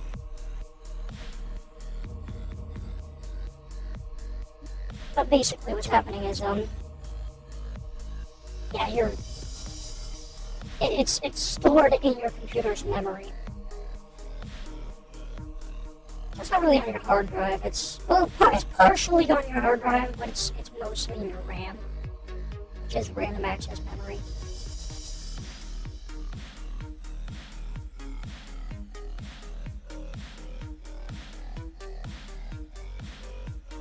Okay, I'm gonna get some water. I'll be right back.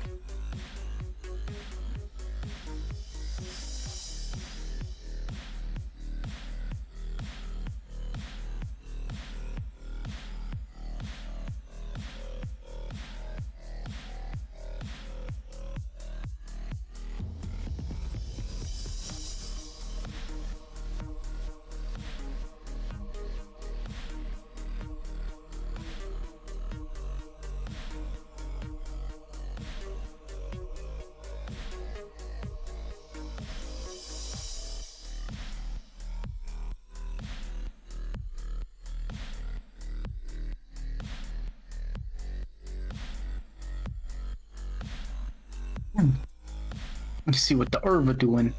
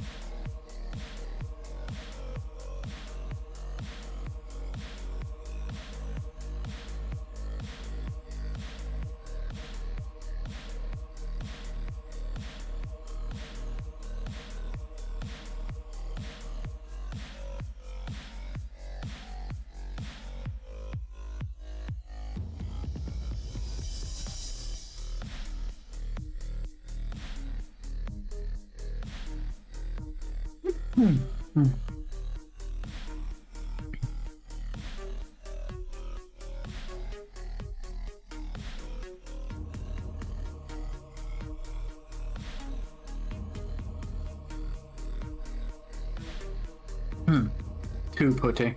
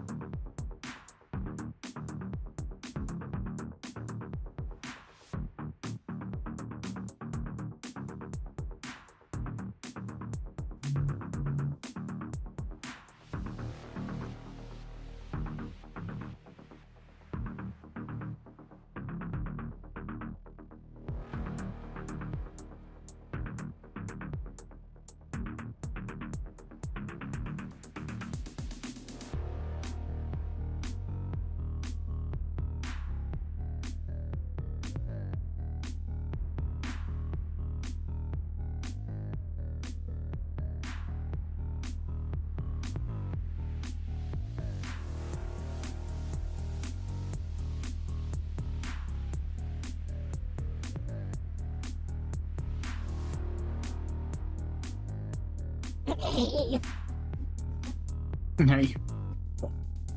Okay, I'm back. Wait, what? same. I was a bit confused. Oh, we both came.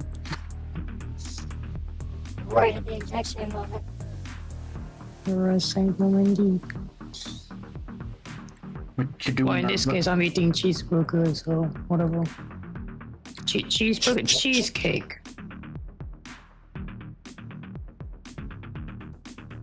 But anyways, yeah.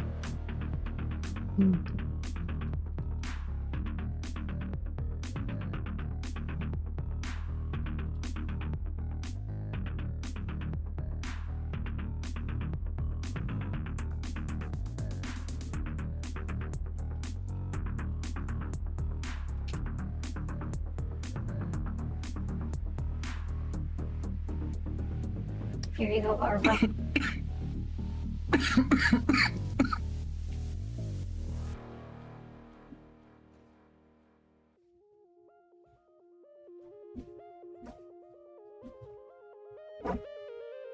Ghosties.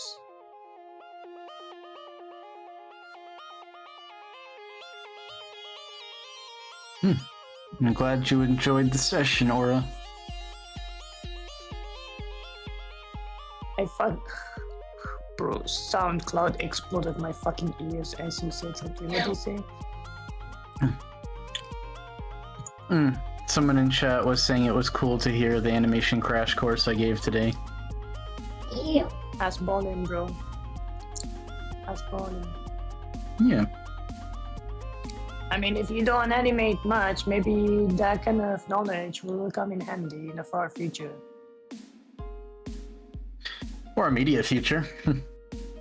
Yeah, sure. Immediate future. Just fucking get to your own art software right now and do it. And draw some meme shit. Like I did.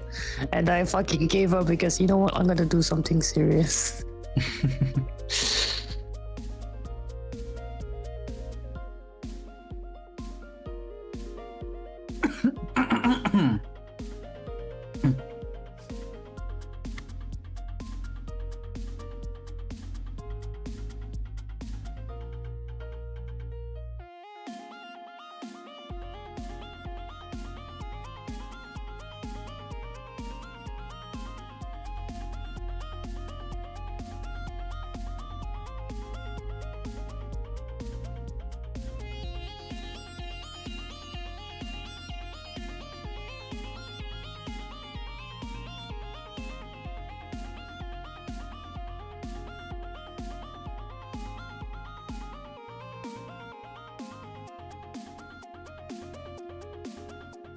I gotta get a better sleep schedule is what I gotta do.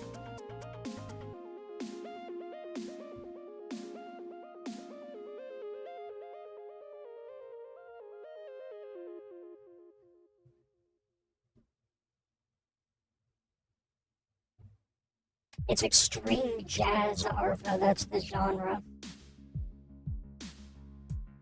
No wonder it fucking exploded in my fucking ears. Extreme jazz. Extreme fucking jazz. Oh, God. Hypnotic, hydraulic, synthetic. This thing that you just sent? Yeah, it's extreme jazz. That's what that is apparently. Critical movement, critical, downright helpful. Blood flow is a no-go. Nonetheless, I can make a show. I just wanna make a thing grow. Give me an inch. This is the kind of shit that I would fucking listen to from the GTA San Andreas radio. It's just right here. It's feed.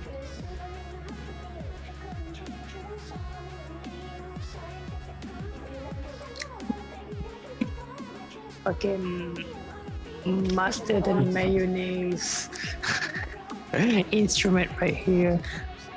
So you wanna play a game of make-believe, get trapped in this world of ecstasy, take a break from the strains of reality. You can give it all you got, it's just not for me. Never said it wasn't want to be on top for a while. We can do the 9 hours and I can take it with style. If you have what it takes, one of you guys ever done cooking, and especially cheeseburger, well, burger specifically, and you wanna like add some sauce onto your burger, and that makes sounds, you gotta add that as a sample. That sample for your music producing career. Burger.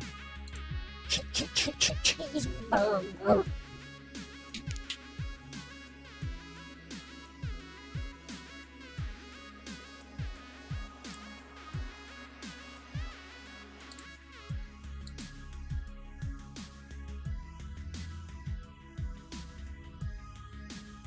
By any chance, SAR-IA, I don't know how long this will take to help me troubleshoot, but my Volcaris model, Yeah. there's a few issues slash things I need to do that I'm not quite sure how.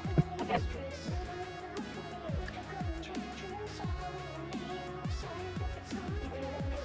Let Dr. SAR-IA take a look.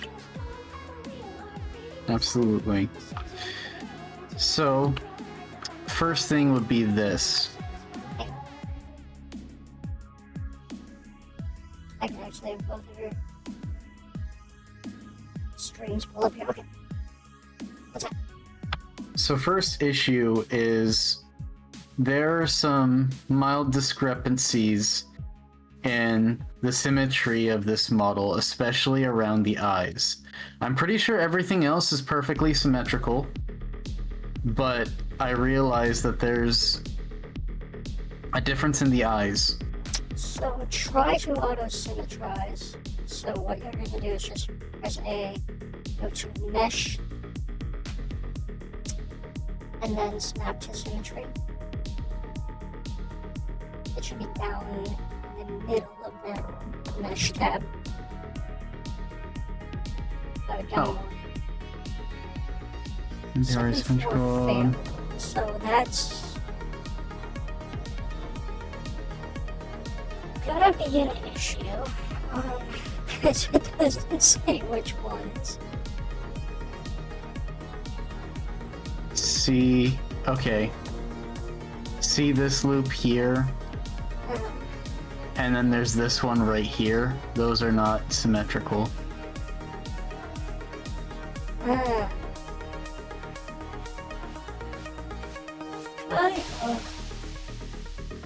Try dissolving those two loops and then reapplying them.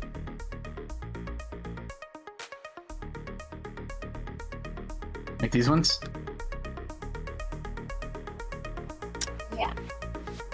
Whichever ones aren't symmetrical that you know of. Oops.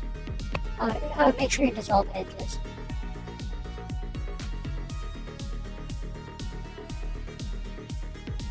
There, that'll preserve that.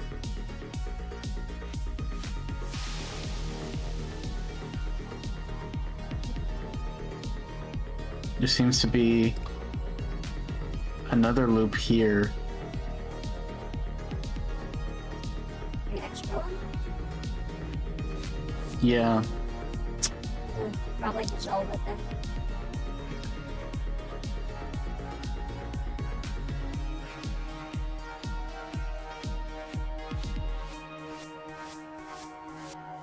And then should I try snap to symmetry again? Yeah.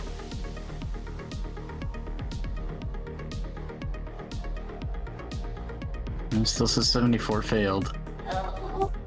Alright, how many shape keys do you have? I have some. Should I prepare to get rid of them, remirror, and then have to make them again? How many of those shape keys are applied to both sides of the face?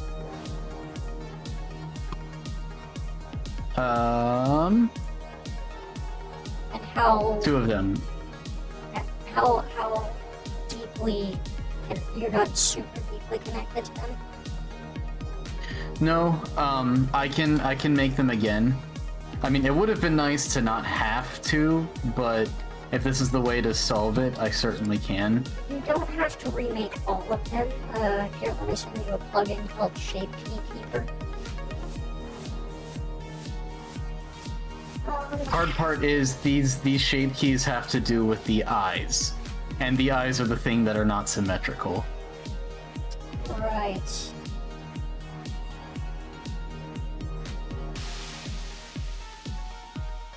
So if I need to just get rid of all of them, re-mirror, and then make them again, I certainly can. You don't have to get rid of all of them, just choose which side you like better.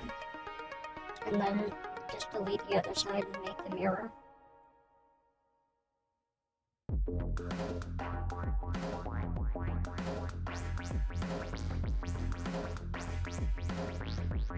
What about my UVs though? What do they look like right now?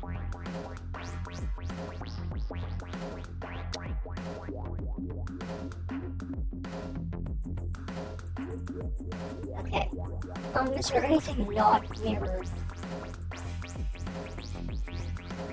No, do you mean, like, is there anything here that's meant to look asymmetrical? Yeah. No, it's a symmetrical body. Oh! Okay. Then you're gonna be 100% fine. But the whole thing is mesh. I've already applied the mirror. Right, I know. If you make a mirror, nothing's gonna happen. Like, for example, again, I still haven't applied my mirror, and I never will on my base mesh here. Let me share my screen here. I applied the mirror because at some point I plan to animate the face asymmetrically. So what I would recommend doing for that is, and the head you will have to do. So let's show you an example here. I'll use Athena as an example. So I was actually kind of thinking about this the other day, and one of the things is like how to make this look good. As well as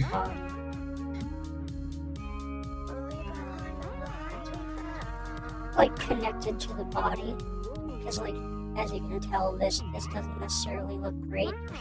But I actually did do something with Fixie recently that works pretty well.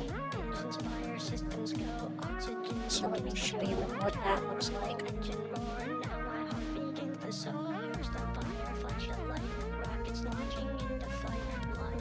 Let's fix the eyes and choose the eye shape. Okay. So, one of the things I was kind of thinking of doing was like deleting this part at the bottom, basically making it so that the mesh for the head and the mesh for the body are as close as they possibly can be, and then sort of welding one to the other using shrink wrap. So I think I'm going to do it like this, where I have this a little bit larger. I'm going to take a new vertex group here. I'm going to say that weld. I'll just name it weld. We're going to go to modifiers. Oh wait, first things first, I'm going to assign these vertex groups to, or these vertices to the vertex group weld. We're going to add a shrink wrap modifier. Target's going to be the head. And as you can tell, everything is now welded to it, which is no good, but we just want weld. So now it's just these vertex groups, and if we go and weight paint this a little bit better, be a little smoother there. There we go. Look, isn't that much better? Interesting. So the body and the head are still different meshes. The head is the one I'm going to apply the mirror to, but I want to keep as much as I possibly can under the same mirror modifier throughout the entire process. And that's my personal way of doing things. It takes an extra layer of me fucking around out of the equation. Or it takes a level of, or it takes a vector of which I can fuck stuff up out of the equation. Does that make sense? Yes. Because, like, obviously something I'm personally going to do more than once is fuck some shit up. I'm gonna do something out of order, and to kind of bring it to something you'll have a lot of familiarity with, it's like drawing on the wrong layer. Except for in 3D, Right. it's a lot harder to unfuck it. Case in point, what I have to do now. Yes.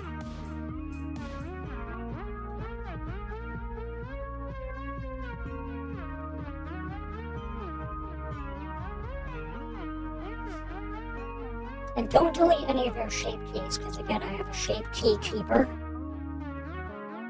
A plugin that you can use to apply shape keys to meshes.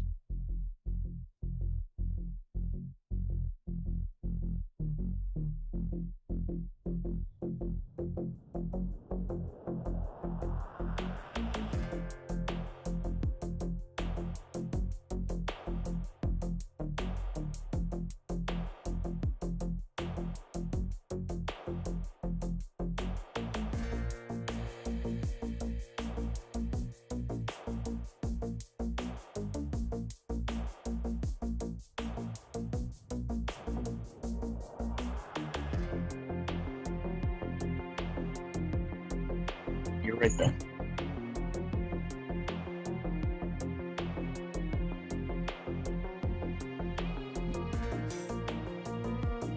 It's probably farting a lot from this Taco Bell.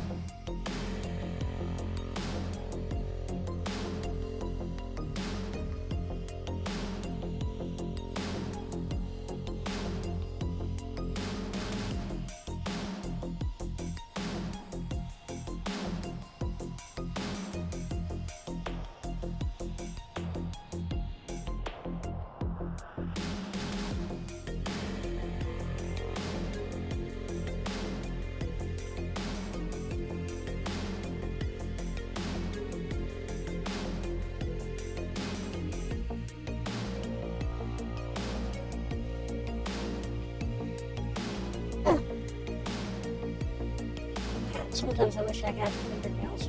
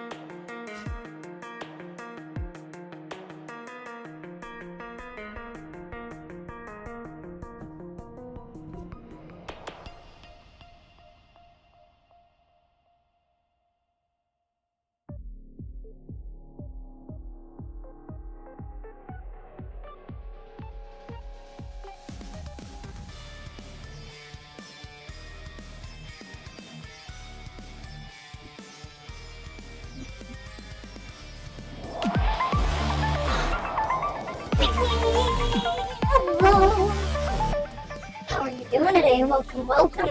I have got a hat on. It's the biggest hat, the second biggest hat I have. That's a Christmas hat.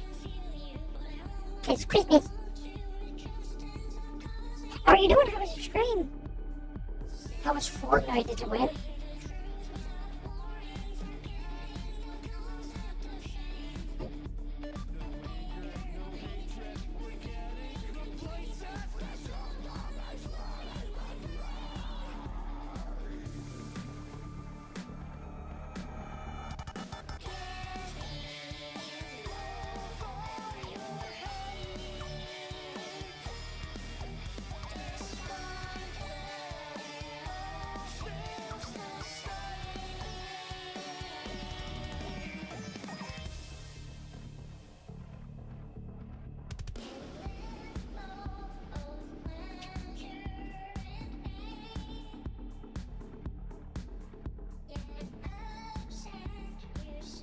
I'm glad to hear you're doing good.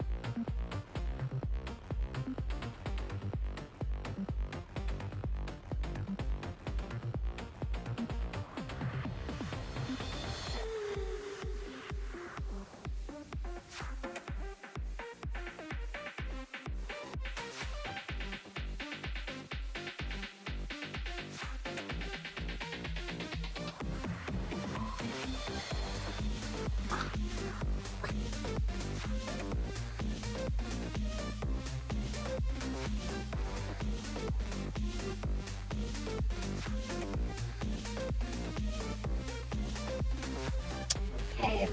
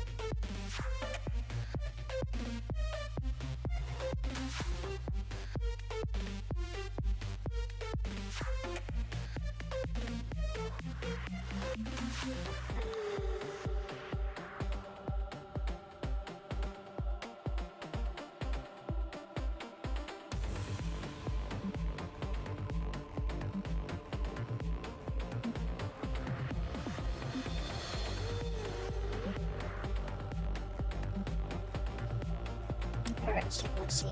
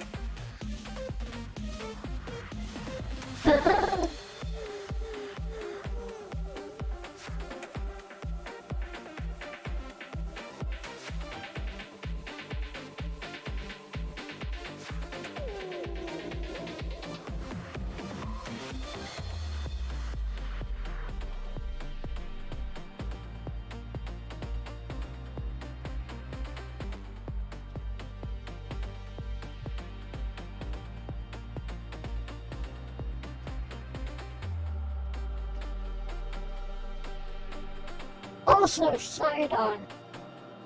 Here?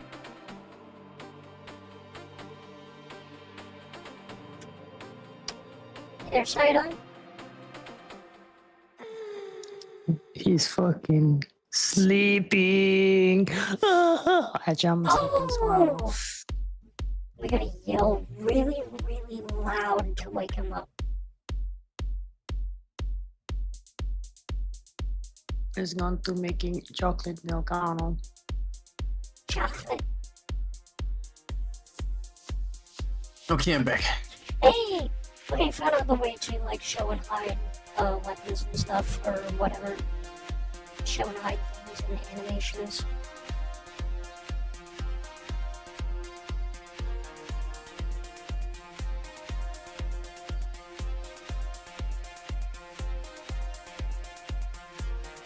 Because I know that was a thing you were doing, or asking about earlier.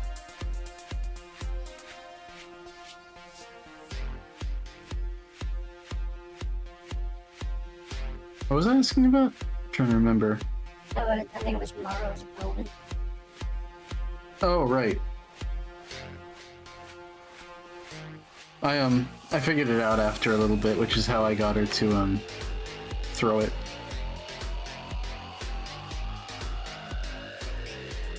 I think what tripped me up when I was trying to animate it was that I was animating on top of the layers and some of the things you had there before. And I forgot to, like, clean them up first. Yeah. Also, why is...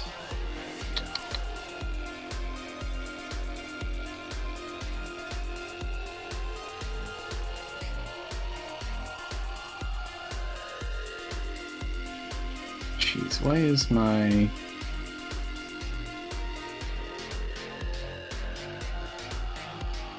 object now have kind of some ugly shading in the middle?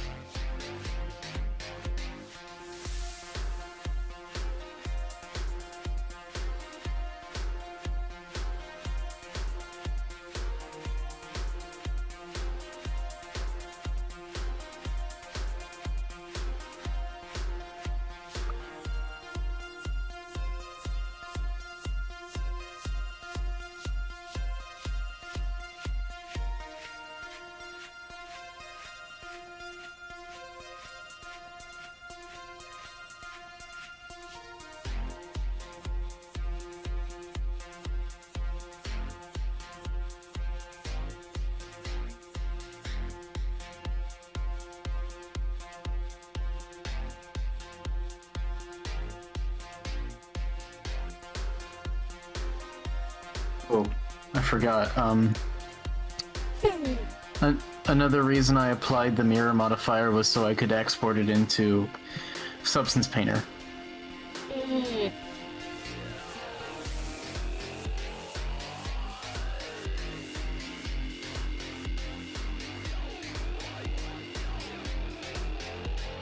But why does my object now have weird shading in the middle? A. Alt N. Set factors. Oh, that's better. Yep.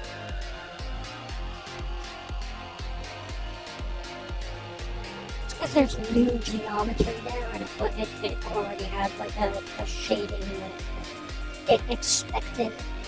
Because how shading works is it takes face data, and it's like one of the faces next to this face.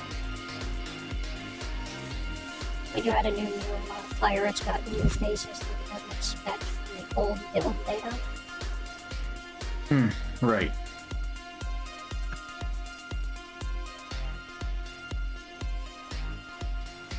And also, why am I able to select faces on the mirrored side? Because you've got the edit, show and edit mode option applied on the mirror modifier itself.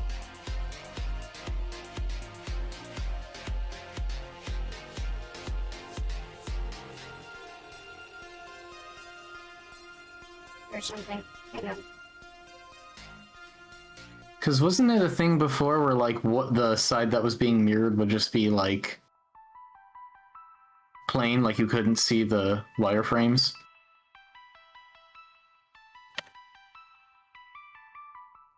Yeah, but you've got that option disabled. Huh.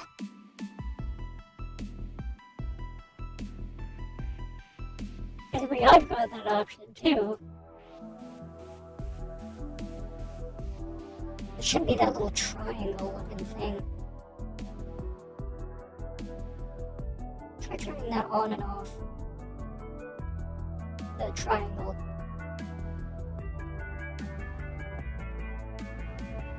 Doesn't really seem to do anything. I guess it's your armature that you have the triangle on page. Yeah, there you go. No. Okay.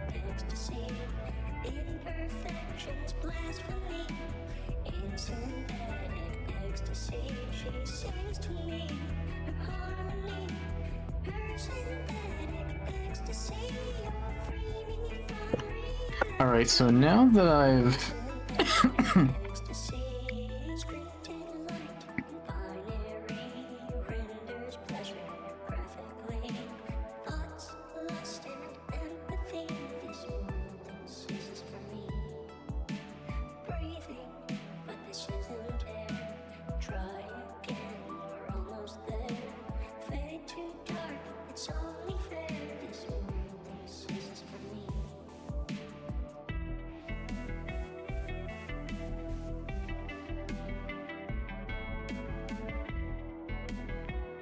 Okay. Now what should I do next? If... I have a blink both eyes shape key. And I also have a blink right eye, but since the right side is the original part, it just does the same thing and blinks both of them. So how do I go now that I am sure that this is symmetrical, how do I go about getting back to the spot I was before, where I have my model and I have the shape keys for the right and left eye respectively? So again, at that point you need to apply the mirror modifier. However, again, I would just do the head thing.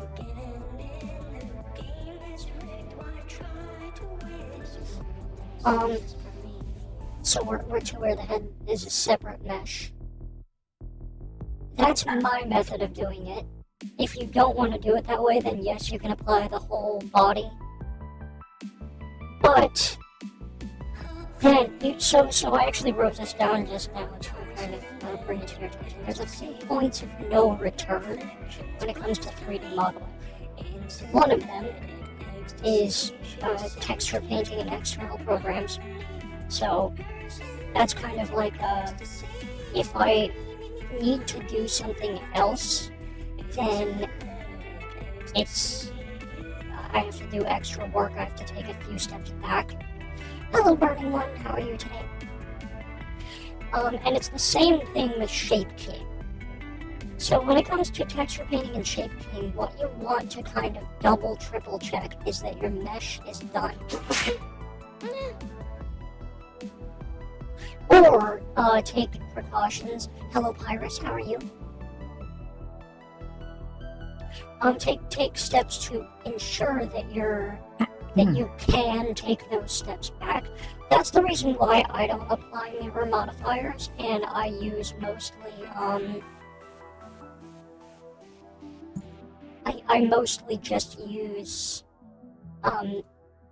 procedural textures for a lot of my stuff.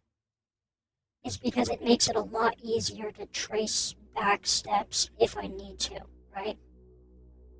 Right. I'm doing pretty good. Glad to hear you're doing well. So just keep that in mind, that if you do need to make mesh edits, you need to make sure that you're doing a couple of things when you do that. So after you apply the mirror modifier, if you're going to do any additions to the mesh or changing the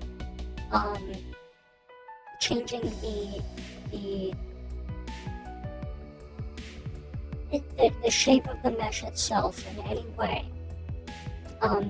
you need to make sure that if you do anything on one side, that you do it exactly the same way on the other side. That means taking it step by step by step, right? So like if you add like a loop cut or an extrusion or any of that, doing it on one side means after you do it on one side, immediately slide on over to the other one and do it on the other. As well as making sure that if you do any sculpting at all, that you go into edit mode after you do that sculpt, select everything, and snap to symmetry over and over and over, right? Mm-hmm. So that's those are kind of a few of the things that you'll need to do if you want to continue editing the mesh after you apply that mirror.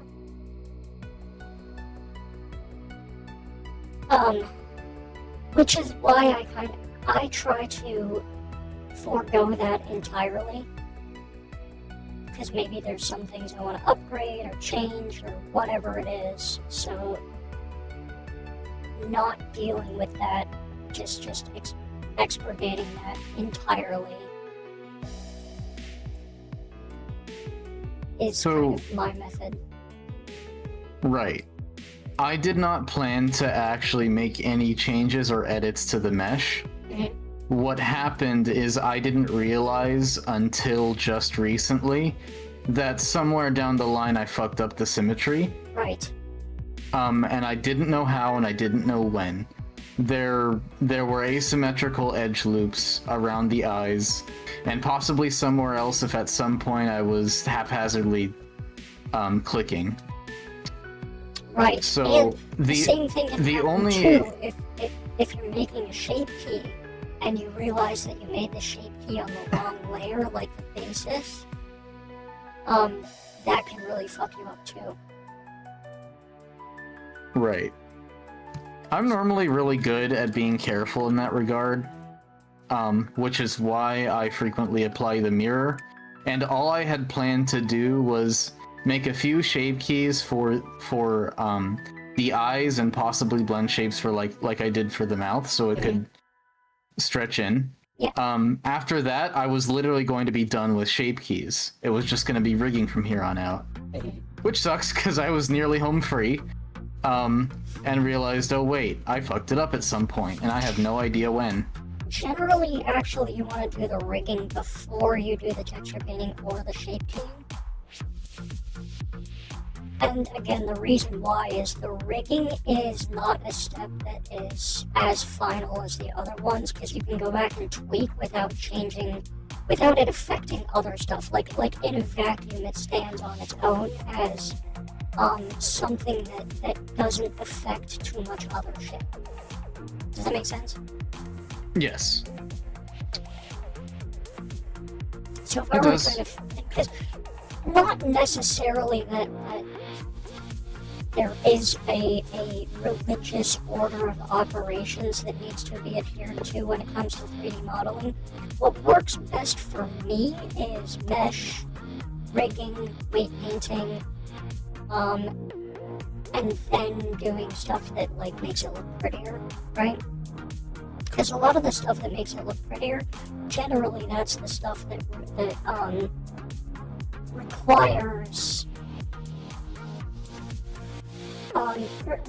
things like, you know, the mirror to be applied or, you know, stuff like that.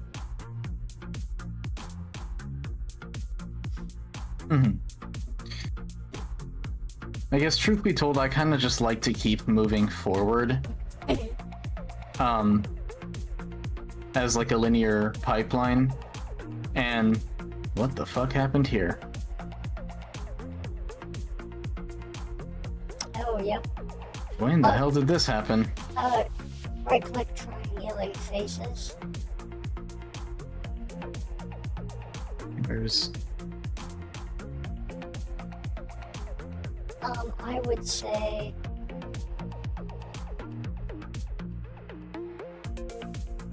The hell did that happen?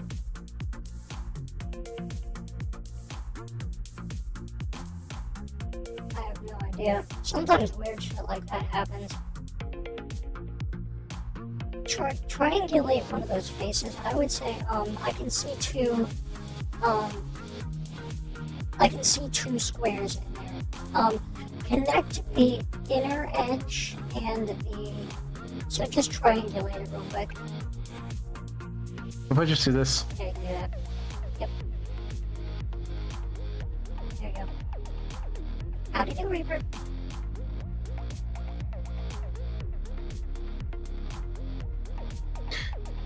I think the reason I wanted to just, I think also the reason I applied... Well, I guess it's... I see what you mean. Maybe it's worth adjusting my pipeline.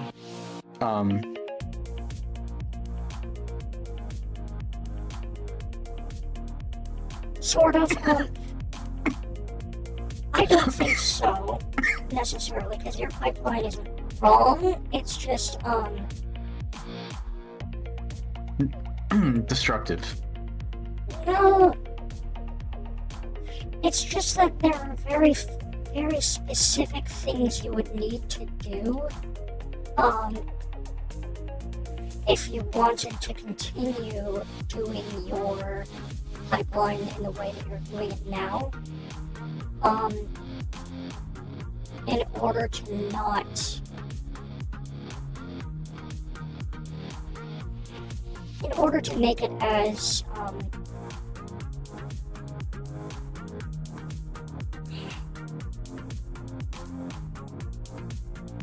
smooth as it possibly can be, I guess. Because again, the way you're doing it isn't wrong in any regard. It's just that I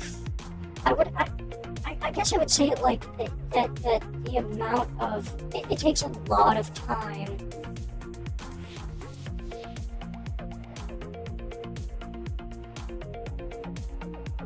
to get to a point where you've done each step in the pipeline enough times that you know what you need to do if you want to trace your steps backwards. So I would say it's more of like a matter of like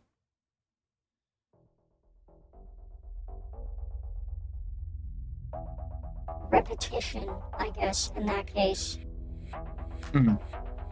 I know what to do to keep it safe. I just clearly blundered this time. Right, no, that's the, what I'm saying isn't like that you wouldn't know, not that you wouldn't know or anything like that. It's that like so many different things can kind of go wrong that it's like,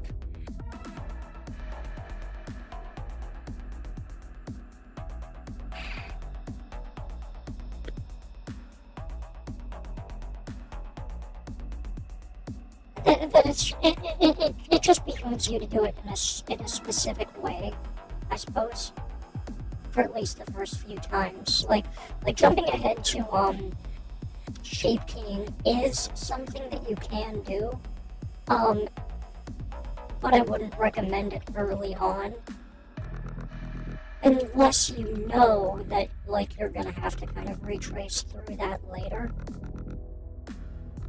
Oh, I'm sorry to hear that, Reaper.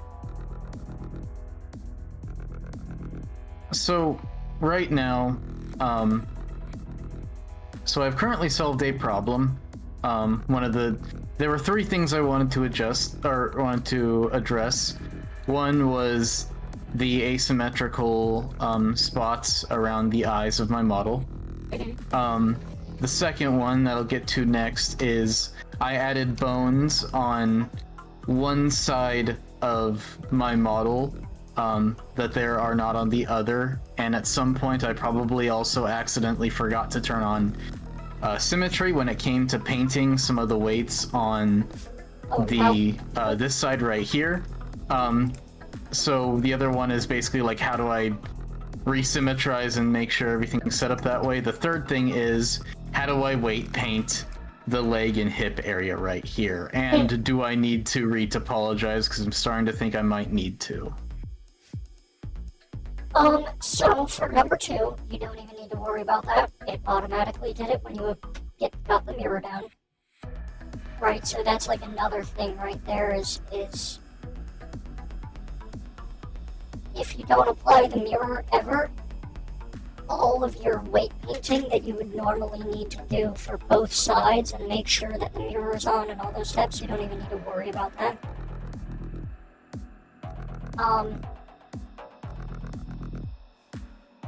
So now like for the bones that you added, just select everything on the right side of your mesh.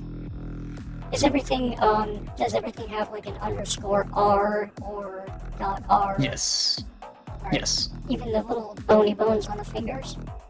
Or under the fingers? Alright, select them. Everything and there just is. drag select the whole hand there. Right click. On pose mode? Or edit mode? Symmetrize. Some. There we go. And all the weights are already there because you've got a mirror. Oh, neat. Mm-hmm. Okay, that is kind of nice. So for number 3, that's actually the hardest thing I ever did, is hip and ass bones. Generally, you'll find a lot of models don't have any solutions for this when it comes to the rig.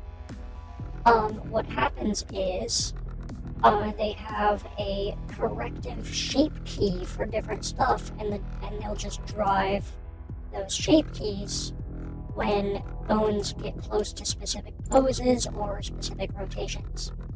And I thought that's fucking retarded and stupid, and I hate that.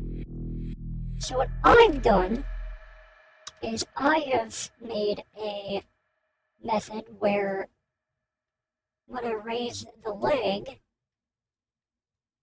I have a hip bone that I can use to add a corrective direction. So I have an IK bone that goes just up to the thigh, and the thigh bone actually just goes just to the bottom. Like, it doesn't actually behave like an actual thigh bone. It goes just up above the crotch. Do you see?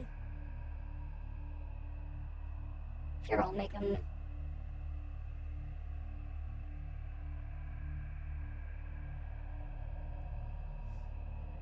Off the hedgerow here. So here. See that? Mm-hmm. Like, it's just above, it's not actually where the bone would be normally. It's a bit lower.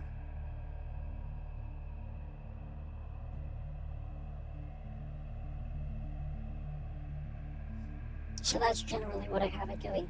The other thing I have is that the hip bone is not necessarily, or the thigh is not connected to the hip bone per se. And what that does is it gives a better angle of rotation. Hell yeah, Felix.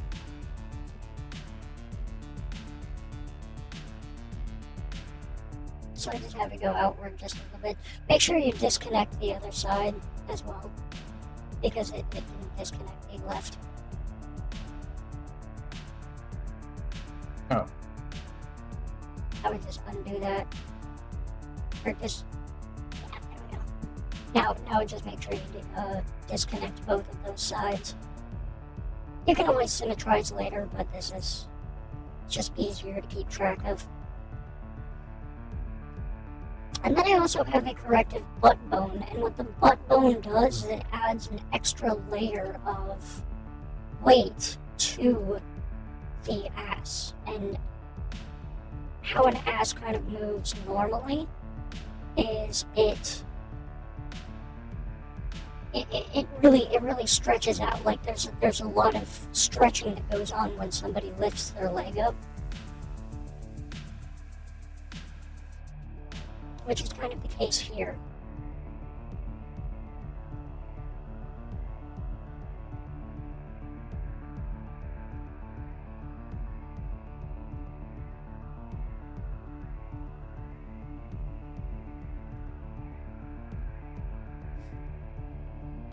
But the butt bone actually, it really helps with that because what it again, it gives it like an extra. There's an extra control of what's going on with the leg, if that makes sense. Right. So, like, as opposed to the ass being at the mercy of having to balance between the spine base and the thigh bones, it can still do both. Like, there is a decent amount of weight from the thigh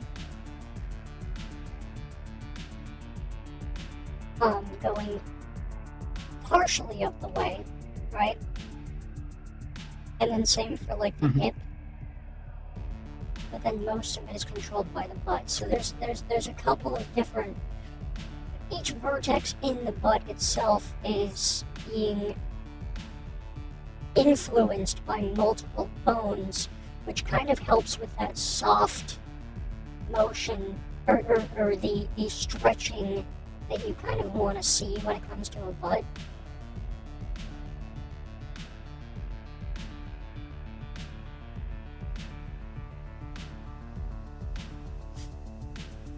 And yeah, it's kind of surprising how far down you actually want the thigh bone to be.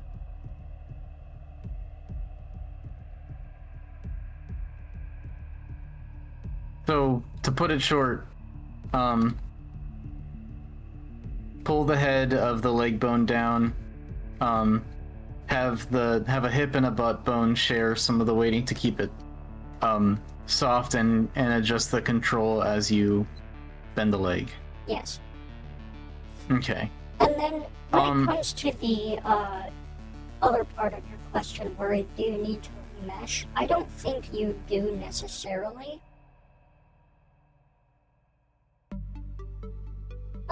Mostly because you've got a male armature and or a male model, and you don't necessarily need that. For me though, when I have with my female models, there's a few loops here that go around the butt.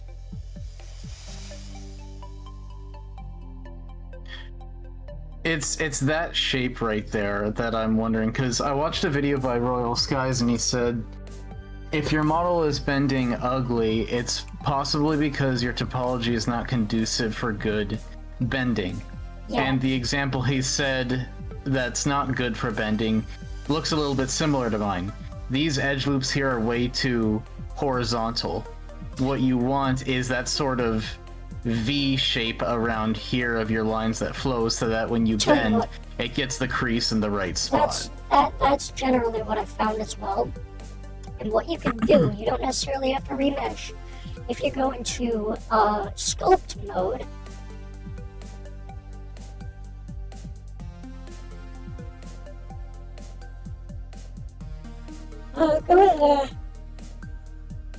go to the top right-hand corner of the viewport, and in the overlays tab, it's those two little circles there, or the circle on top of the other circle. It's going to be a blue one. Go down to wireframe and turn that on. Here's wireframe. It's one of the sliders. Oh. There you go. Okay. Now, go grab your relax slide tool. Make it a bit larger. And just move those edges up. So just click drag up. There you go. That's going to preserve some of that shape that you have. This is probably going to distort the texture though, right? No. Not really. I don't think so. Oh, yeah, this one might actually, yeah. It's not so bad, especially because it's going to be a part that's not going to be seen very much. And you can actually just go into UV editing and tweak it back where it was.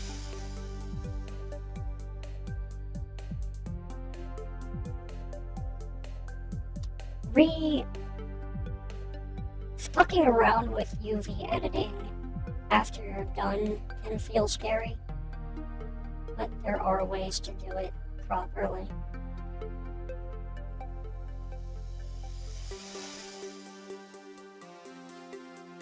Okay, I'll be right back. I gotta use the restroom. Okay. She going. I understand why you're not into 3D modeling, Arva. It's a pain in the ass sometimes. I look into it, I learn, I forgot how to learn.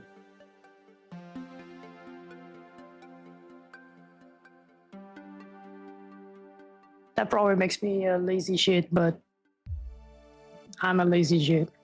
However, when it comes to 2D art, I'd be like, oh yeah, I'm gonna grind. Nah, don't grind too much, but you know, easy Right. to learn from mistake, and then you gotta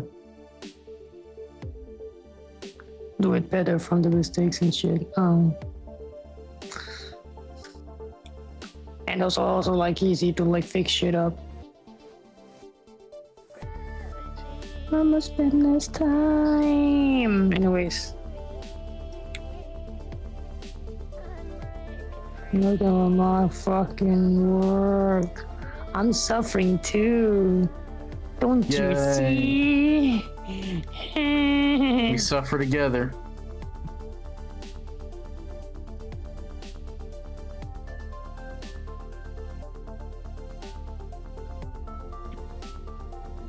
But, here. You're watching her now. Here's what it looks like. Let me see.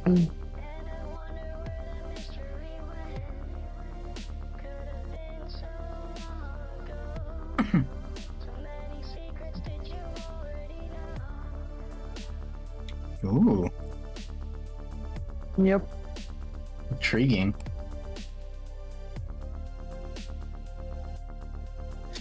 And then I'm gonna have a fucking character be looking at the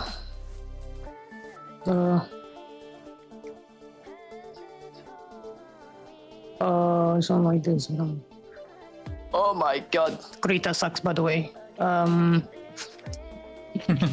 Just to let you guys know, when it comes to animating, it fucking sucks. Maybe if you're just drawing normally, you'll probably be fine, but yeah. Every fucking software gonna be suck ass. This lady gonna be look at the fucking staff, be fucking shocked, be like, what the fuck? What the fuck? Get better, by the way. Thank you. I don't know why I'm coughing so much. I hope it's not anything too bad. I know a lot of people are getting sick. Dude, someone's getting sick on the internet, and then next few days, another guy you talk to also gets sick, and then another one gets sick, and another one gets sick. We had this fucking epidemic, Pandemic, fucking, I don't know what's the difference. Fucking last year, everybody gets fucking sick. What the fuck? In the same fucking month. They cough, they sneeze, they fever. Yo, what the Right. fuck is going on? And I'm the only person who's gonna live. Other than me having a fucking stomachache and go to the bathroom every time, but anyway. Right. That's like the very rare occasion where everybody's fucking healthy and talking about being sick, I may be getting sick, of course. Off to fucking side, don't get sick over here. You're gonna get sick too. Christmas miracle, baby. Don't worry, I don't think it spreads through microphones. Is imagine you listen to it, you're sick. Holy moly, it's scary shit. Cyber virus. It's the Gmod cough virus. Gmod cough virus. Every fucking computer gets cough. That shit was scary back in the old times. Mhm. Back in the ye older days. And it's all Okay. So I guess to do this in proper order, Humans. Kill. I need to have the mirror applied at some point because I need to be able to animate asymmetrical expressions. In that case, do that last. Humans. Okay. Kill. Now how do I... Kill. Now how do I actually... Humans.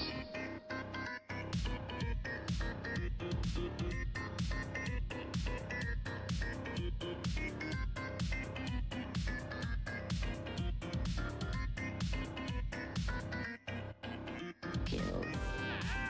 Okay, so how do I understand the concept, but I want to know specifically what to do. How do I set up the hip here? Or like, how do I set up this? Okay, So that the thigh bends properly and that everything is in proper so I order. have mine coming from about the center of my spine bone. Kill. Humans. Center what? The what coming from the center? The hip bone is usually coming from the center of the spine bone. So when it comes to movement in a 3D model, you're not really... Because even thinking about like how Humans. motion comes, or where like the rotation, the center of rotation for a lot of the parts of the human body come from, it's not actually from the bones most of the time. It's from the muscles, right? So you want to find a pretty decent balance between where you like again, not necessarily replicating an actual skeleton, but where motion or centers of rotation come from.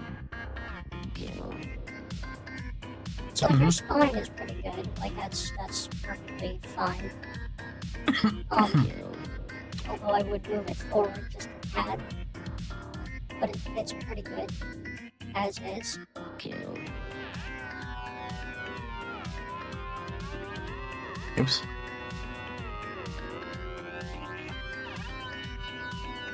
Up there. Yeah, that's good. Humans.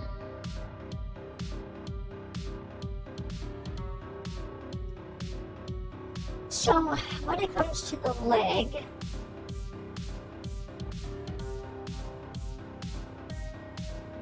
try moving the head of the thigh bone up and down or forward maybe a little bit. Yeah, like maybe right about there. But how how do I do the actual weight painting? Where should the weight be? So mine is kind of spread out.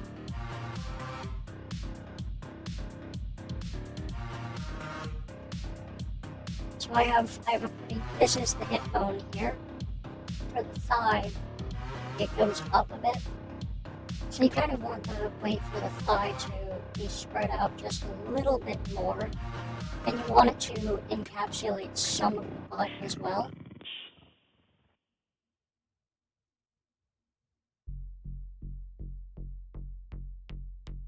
Not all the Kinda way like that? up there. I would erase some of it from the upper thigh.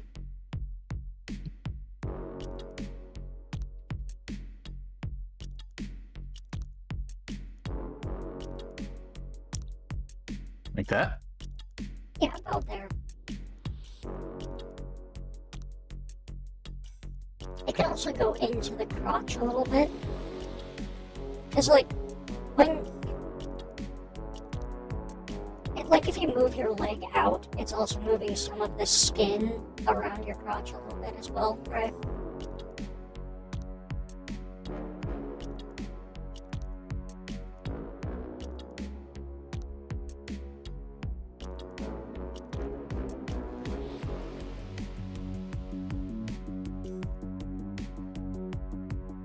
Oof. But then it does that. That's because you've got no weight in other areas. So when you add weight on the hip bone there,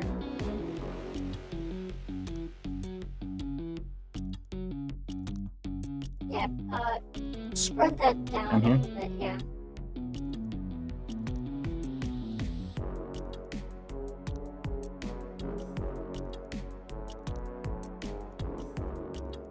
Just a tiny bit. That might be a bit much. I would erase some from the torso there as well. Or from the upper, the top.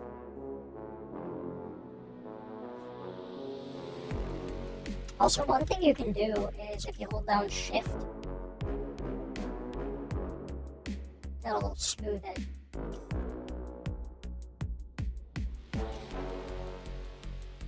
If you hold down Control, it'll do the opposite of whatever your thing is. So, yeah.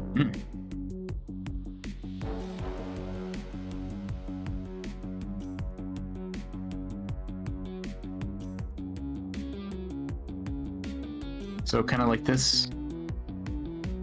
Yeah, kind of like that. And then for the butt, you'll want that too. I do not have a butt bone. Should I add one? Yes.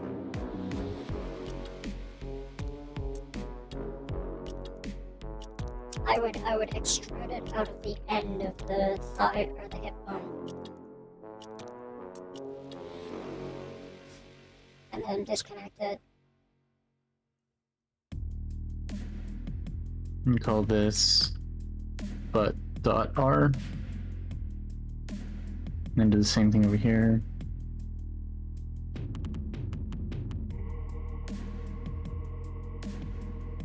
You know what the experts are telling you? Move it in just a bit. That heavy music is dead. Not there is good. About there? Obviously, somebody's wanting to hear something.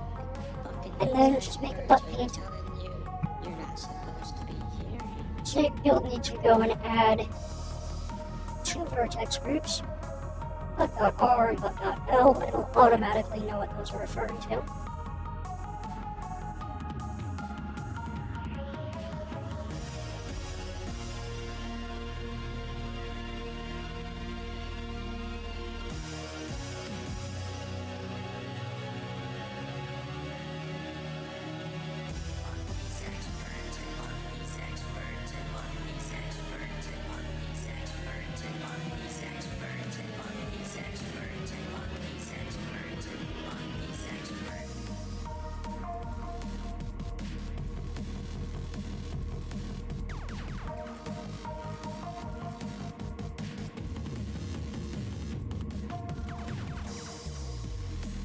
Is that about right? Oops. Yes.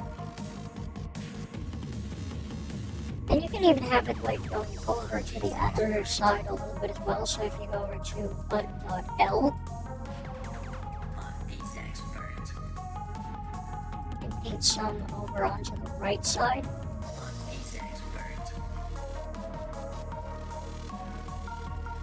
Just a tiny bit though. And be very careful and change the camera angle, because what you've likely done if you're going to the other side, sometimes what happens is you'll paint on to the front. Yeah, so you'll, if you look at it from, just make sure you're always looking from right to left.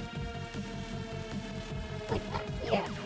Because if you look from left to right, it's likely you'll paint some stuff into a place you don't intend to. You know what the experts are telling you?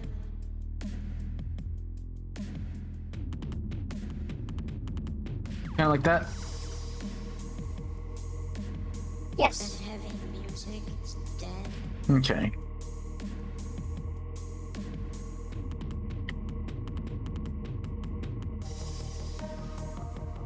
Obviously, somebody's wanting to hear something.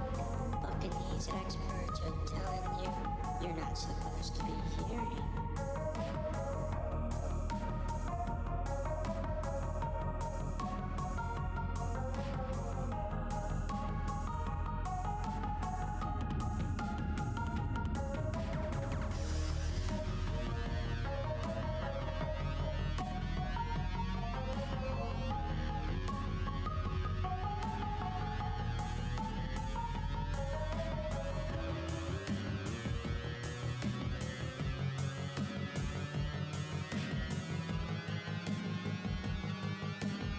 You know what the experts are telling you?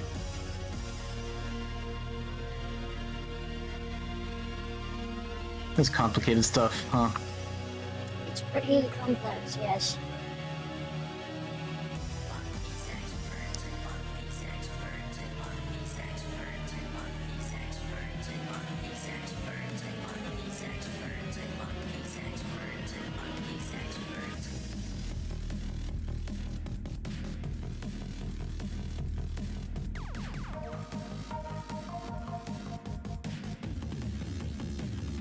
Maybe I'll have a little bit more of the weight down here.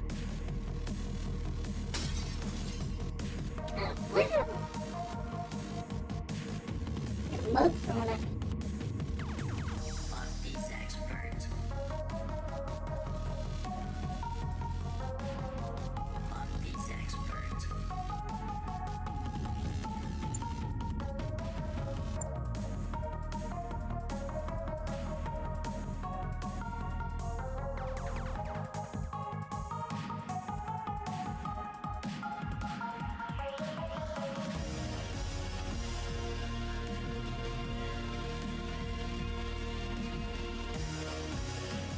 And although it's subtle, I did some messing around with the bones and the palms to get slightly more natural bending on the fingers. I have to fix that pinky though, I forgot that was the only one I didn't do. But I got parts of the palm to bend with the finger.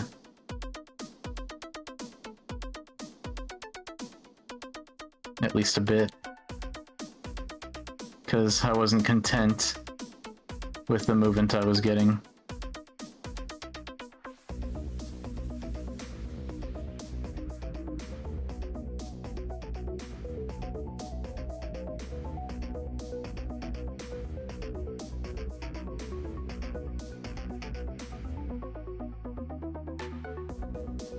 But if I intend to apply the mirror at some point down the line, am I just gonna have to get rid of these shape keys at some point? Again, no.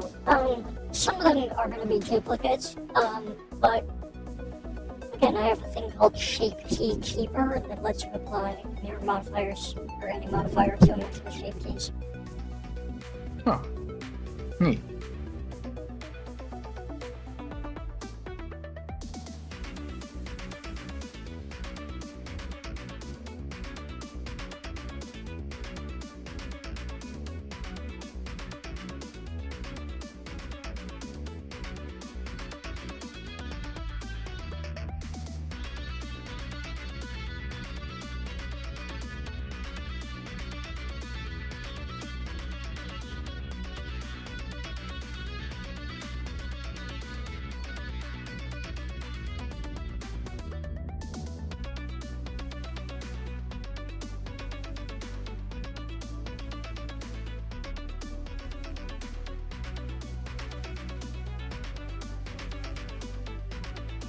I'm getting, oops, getting movement that's a little more natural.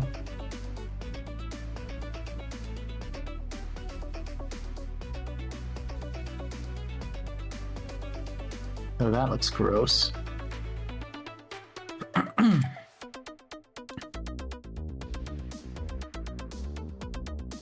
How do I fix that? Oops, no vertex paint.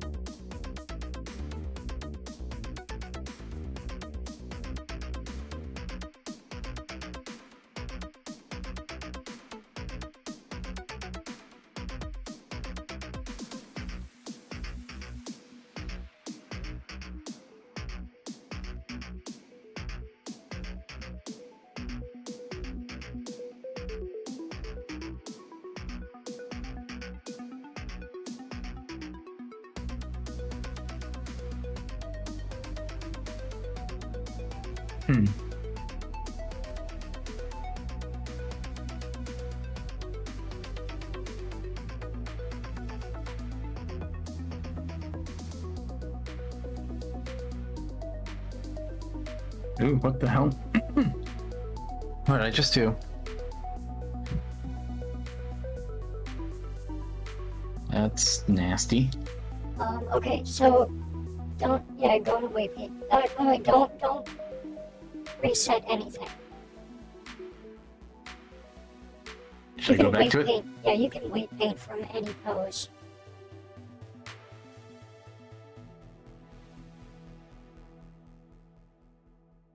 So now go into waypaint mode, or go into object mode. And you can see visually which bone is causing that. So just give it a shift and blur it out a bit. There you go. Go to spine base and see what's going on there. Should be the very top. Give that a bit of a blur down the leg as well. Should help out a bit. Same thing with the thigh. The thigh might be doing it.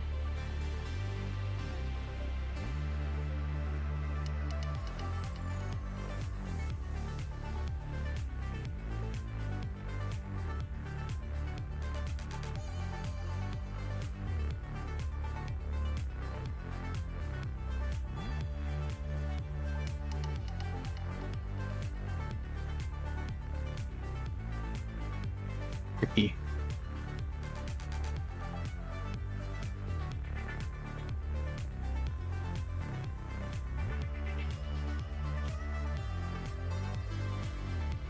Still not quite sure what this divot is being caused by. Does it need more weight from the thigh?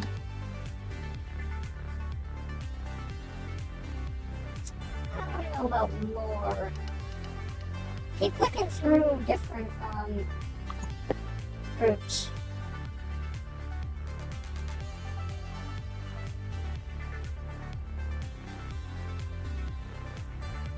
Because it could be something you're not even, that's like weird. Or totally different group.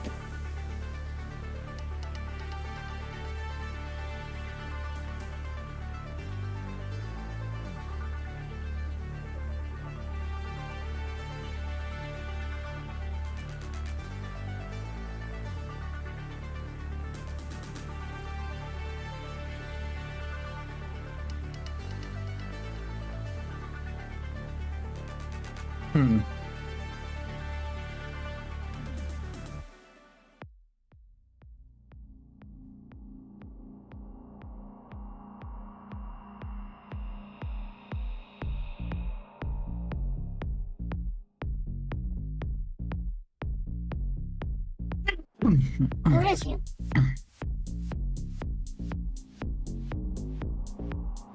Thank you.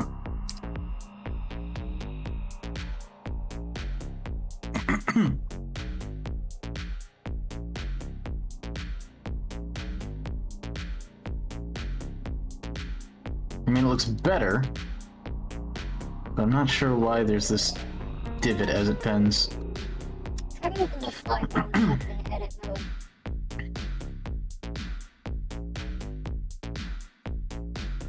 I can move the entire bone up like this and it improves.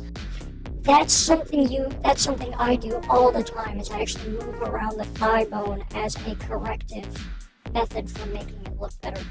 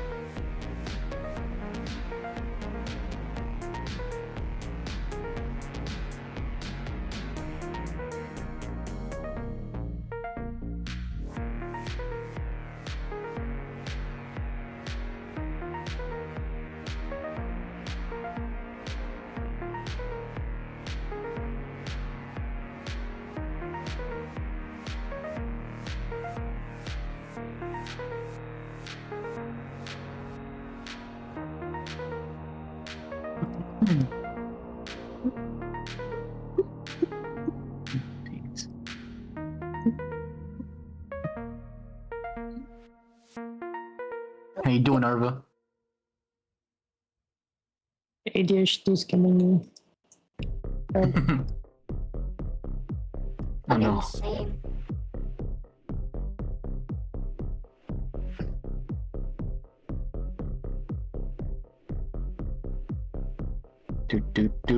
Do. I'm trying my best to trying my best to do this mission.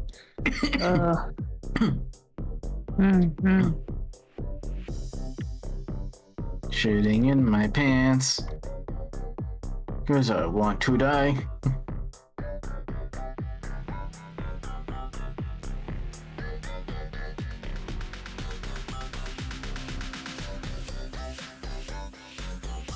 Shitting in my pants, I feel so alive.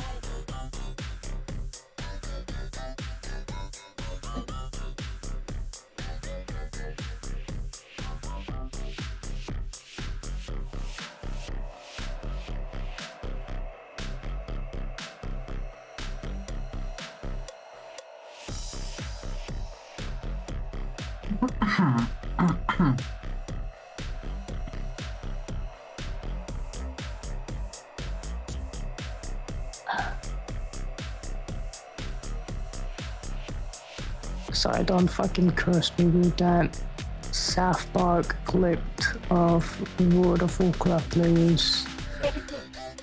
And I don't ever want to watch it ever again. I stopped midway because of that. I show the clip of Cartman shitting everywhere.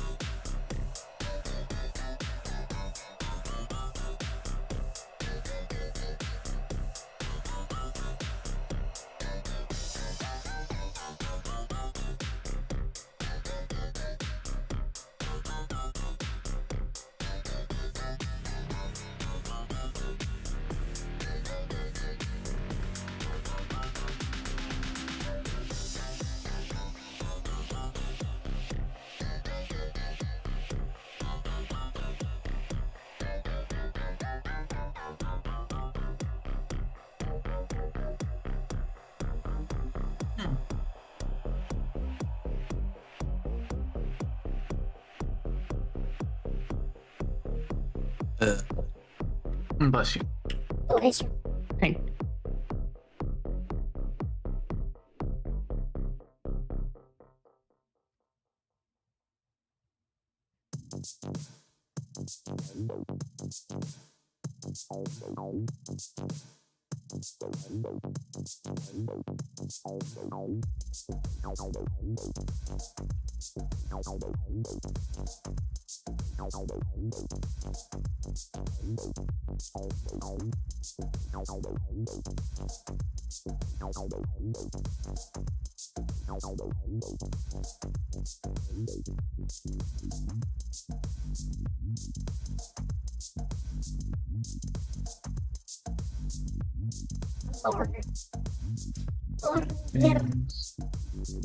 Burger.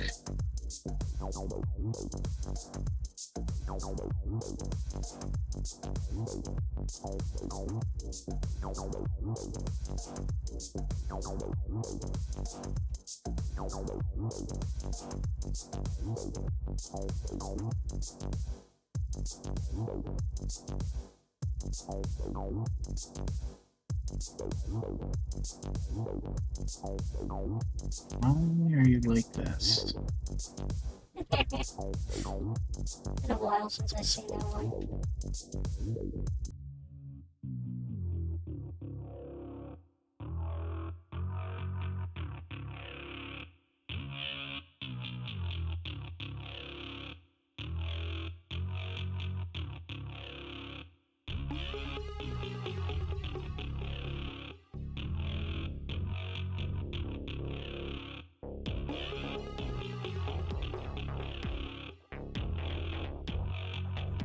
Invaders must die.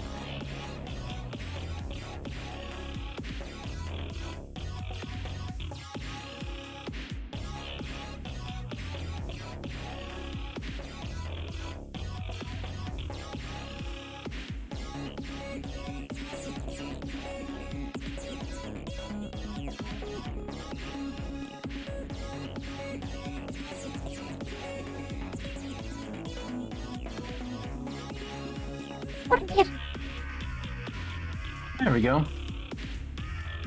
Check that out.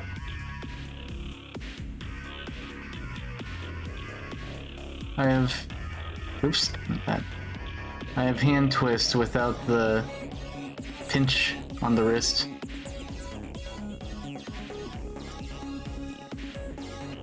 One of the ways you can do that too is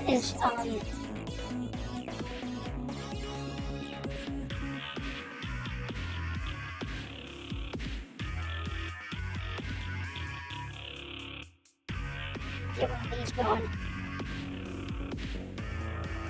Why, when I press Alt-R, does it not set it right back?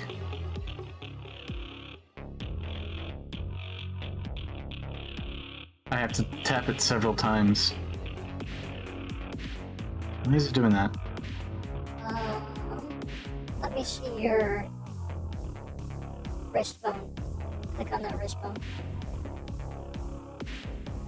Okay, it's telling me the rotation from what? From the hand? Okay. So here's what's going on. This is what's called a dependency loop. Now, what it's doing is the wrist bone is the parent of the hand bone, right? Yes. So the hand bone is getting all of its rotational data from the wrist bone, right? So what's happening when you're trying to get the rotational data from the hand bone on the wrist bone is the wrist bone is then translating that rotational data to the hand bone, which is translating the rotational data to the wrist bone, which is translating it to the hand bone, and back and forth and back and forth. So you can't have something upstream in the hierarchy be getting data from something downstream. Because it's going to create, again, a dependency loop, which means you won't be getting anything. It'll constantly be doing loops of dependency. Okay. So you'll have to. Another thing you can do is create a new bone that is not parented to anything, but copies rotational data from the hand bone. Well, no, because that'll still be a dependency loop. You'll just need to rotate the wrist bone manually.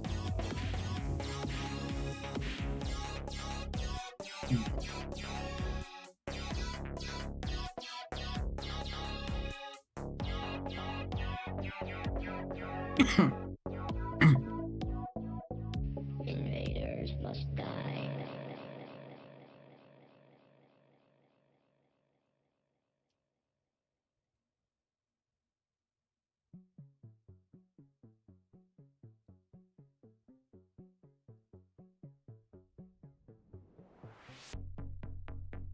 Wait a second.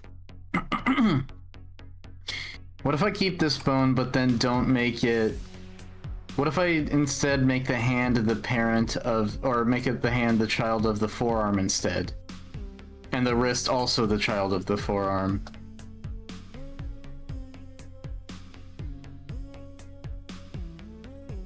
Oh, yeah, you can do that too.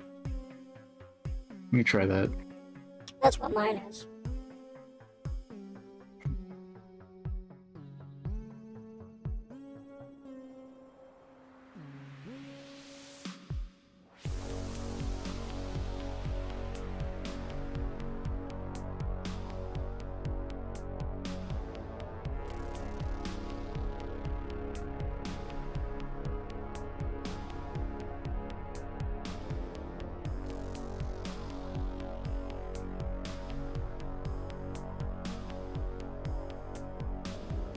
Oh, and don't connect the wrist.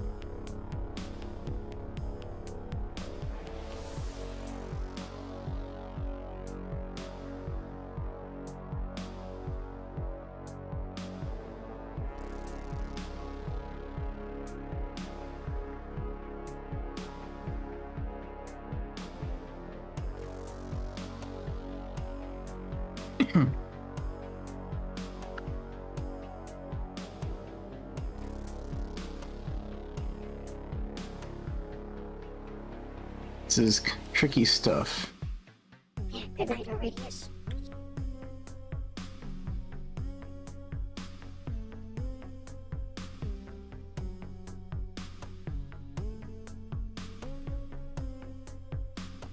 So here's how I just set mine up.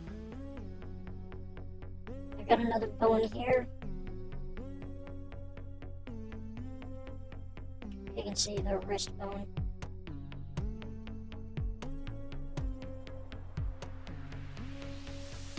and its parent is the lower arm.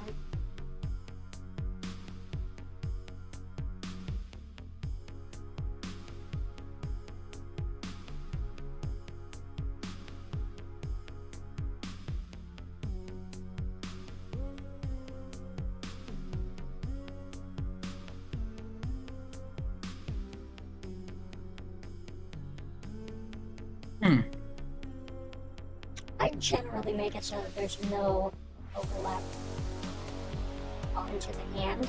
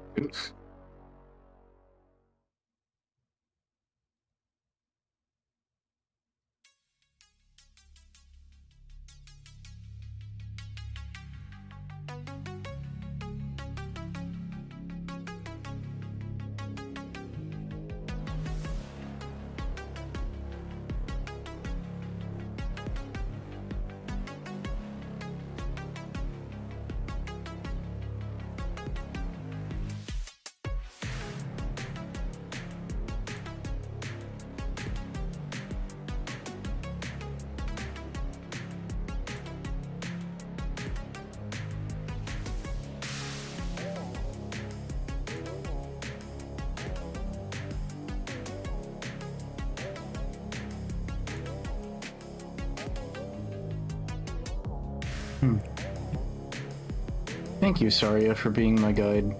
Yeah, well, that's the most difficult part of character design. I mean, there's stuff that can do it for you, but what do you get out of that? What they can rig for you? Yeah, there's like Auto Rig Pro and stuff. How reliable are they, though? Good, but the devil's in the details. And it's like shit. Like when it gets really, when you get like nice and close up.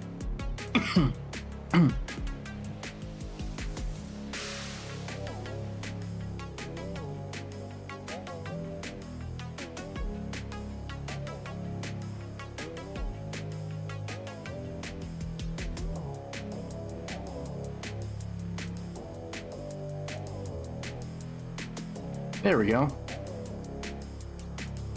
Now that the hand is no longer a child of the wrist can twist independently.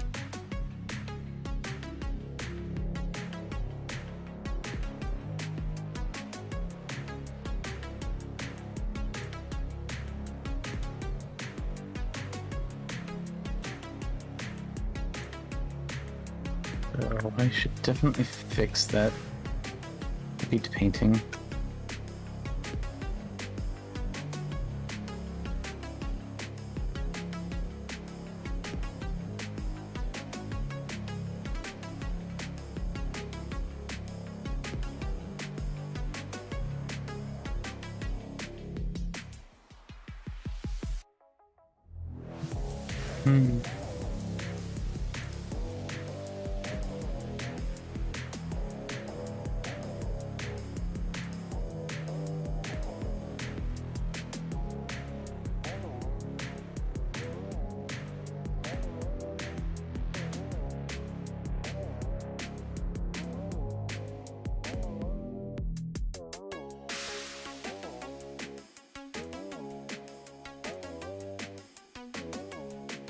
Are you enjoying the animation process, Arva? Which one? The fucking 3D side? Probably less than. No, I mean yours. What you're making right now. So far, I mean, hang on. If you get to see this, then, you know, if you like it, then I'm satisfied, you know?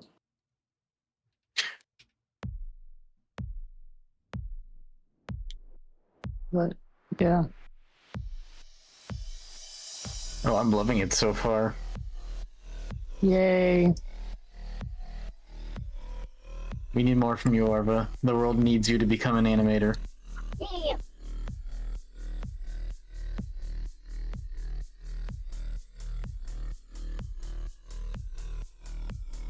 Stuff being knocked down, being fucking, you know, in damage.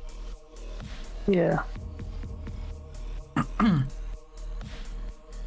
then after that.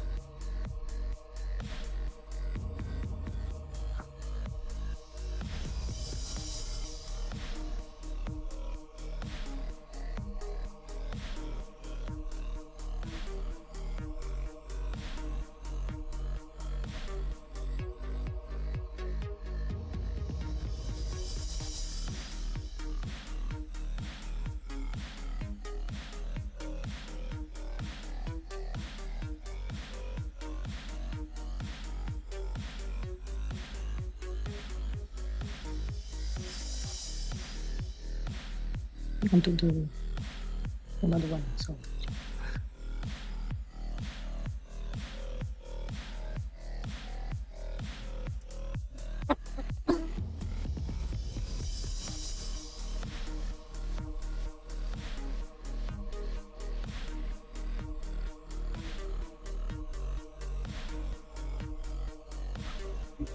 I've got no patience. How did I fucking play a video game?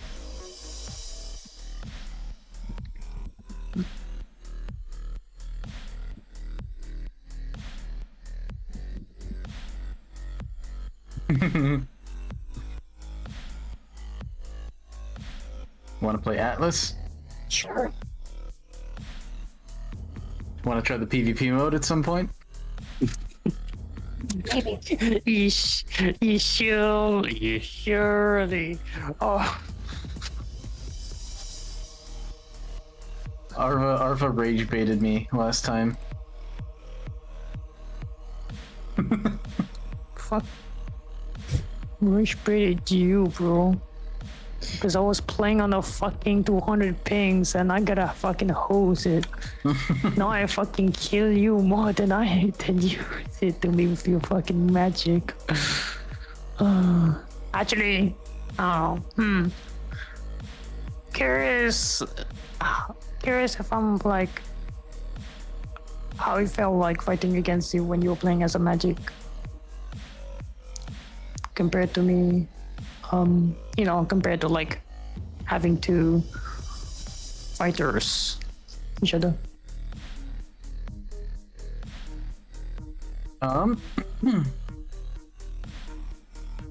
Well, to be honest, the only time I played my wizard against you was when I was hosting, so you had really high ping.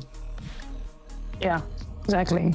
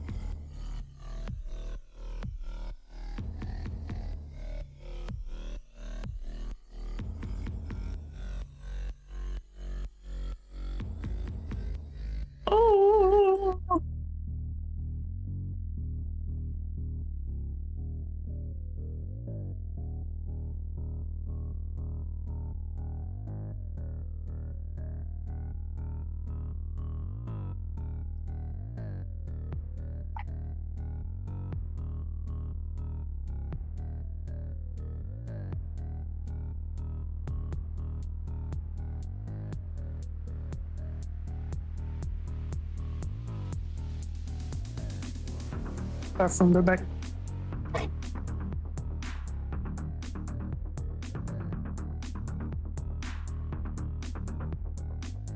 Okay, well with the... Is this the same set of... I guess I should also ask, when it comes to VR chat, is this also the same system of bones that you use for characters there? No, but I've actually had no issue with porting it.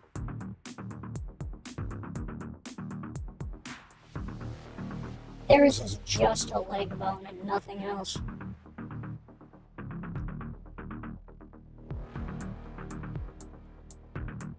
Which of course relies heavily on weight painting.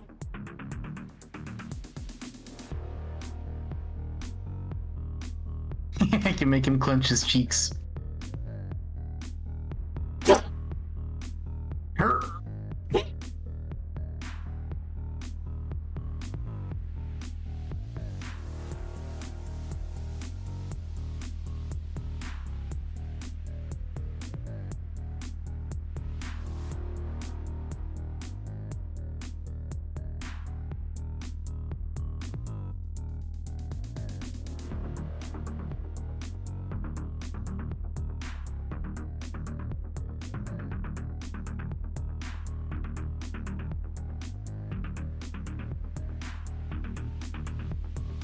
Exactly.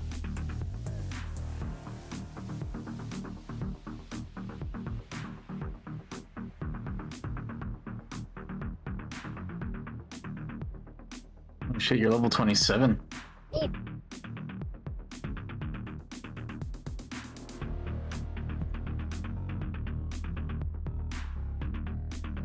Forgive the absolute terrible quality. This is the only one I could find, but here.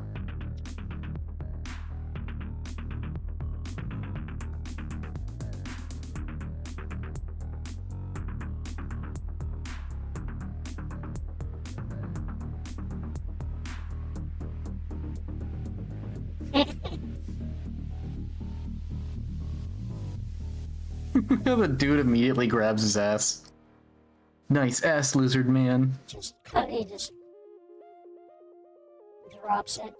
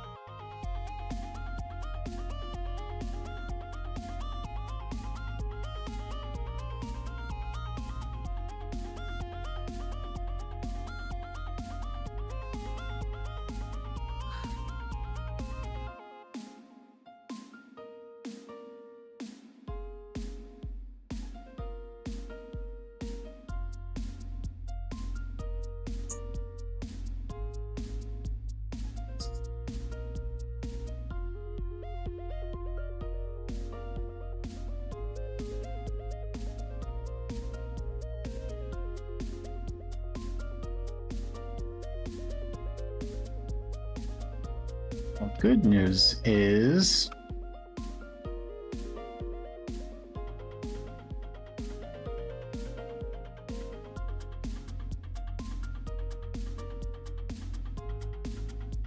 Good news is...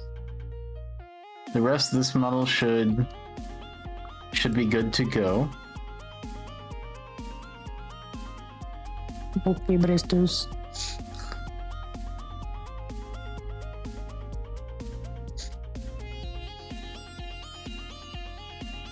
Oops, that's not right. Let me fix that real quick.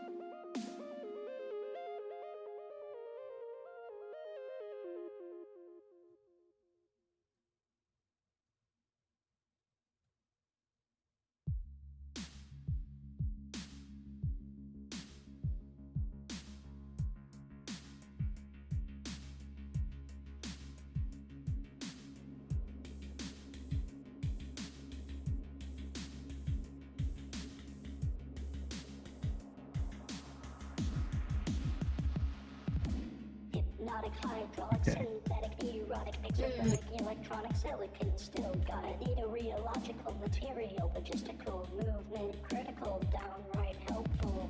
Blood flow is a no-go, nonetheless, I can make a show, I just wanna make a thing grow, give me an inch, I can ride. Actually, come to think of it, Strap in, baby, we'll be here for a while. do we have anything else to do other than run Crescent Grove and Atlas? Where's Takeover then? The fortress where the boars at. Yeah, there's the doors.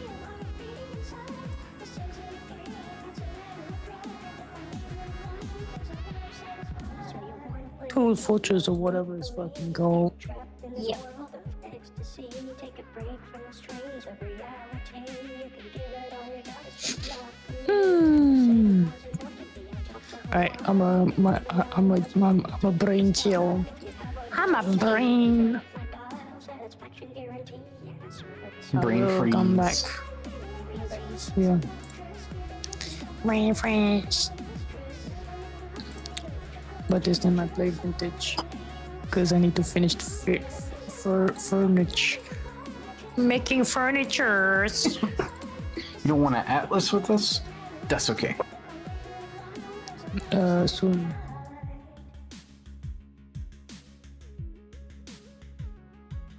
Hello, Neon. It's like one of the best games.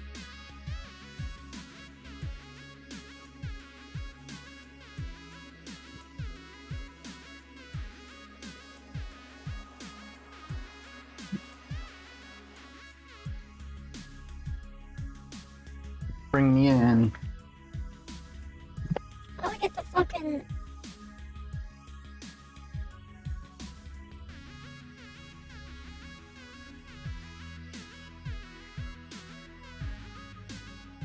How do I get the skill scrolls that I want?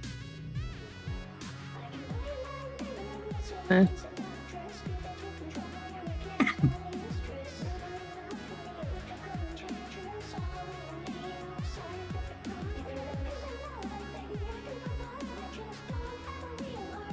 How do I get the warrior skill scrolls? Talk to Enoch. Yeah. He hasn't got them. I think Hang on, let me take a look. So I don't have my warrior thing anymore. I likely indeed am. Warrior class or Yeah, warrior class. Because I don't have... you already have one? I think you already have the mastery and the. Well, I'm Yeah, you not like... already are one. Okay, I'm not doing... There's like 7 things I'm not doing. That's not... No, there's a. Oh. You see on the left? Yeah. Okay, never mind. I Oh, got yeah. I don't know. some stuff.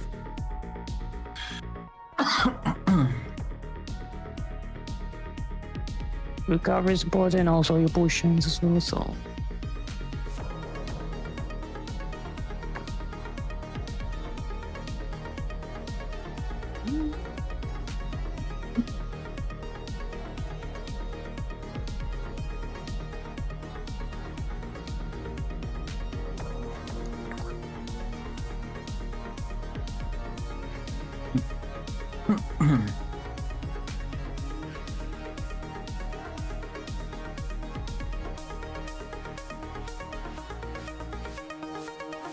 Let me in. Get in. You're still listed as offline.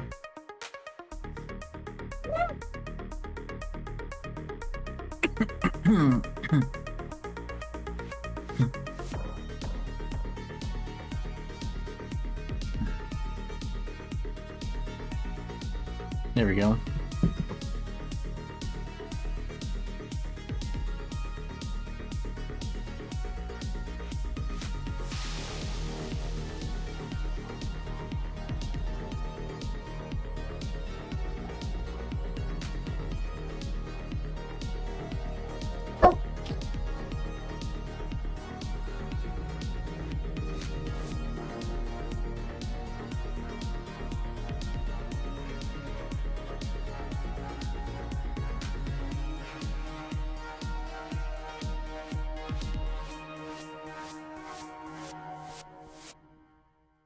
Hey. I love how you've like basically never changed your outfit. Never.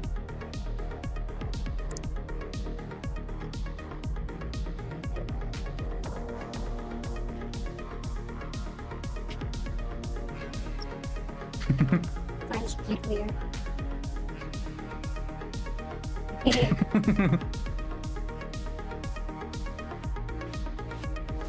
First person mode only. Hi, there we go. I'm in first person.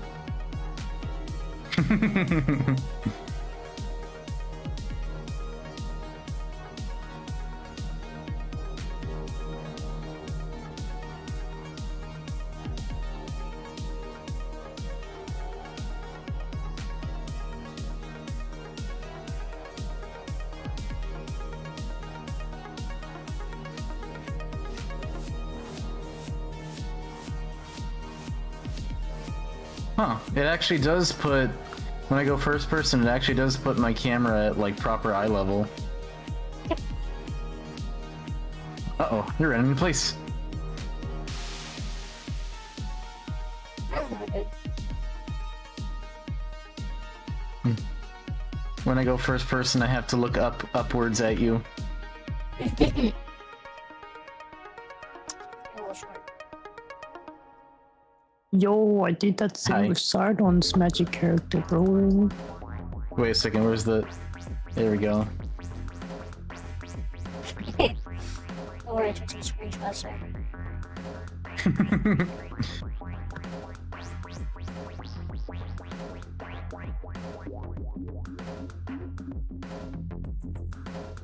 POV. I'm pretty good at audio of this.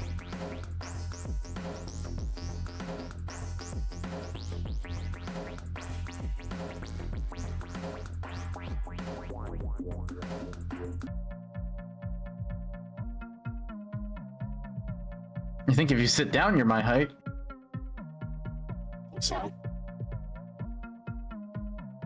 Oh, there's more storage slots. Oh, there's more storage slots. Sprig. There's 8 now. Oh, yes.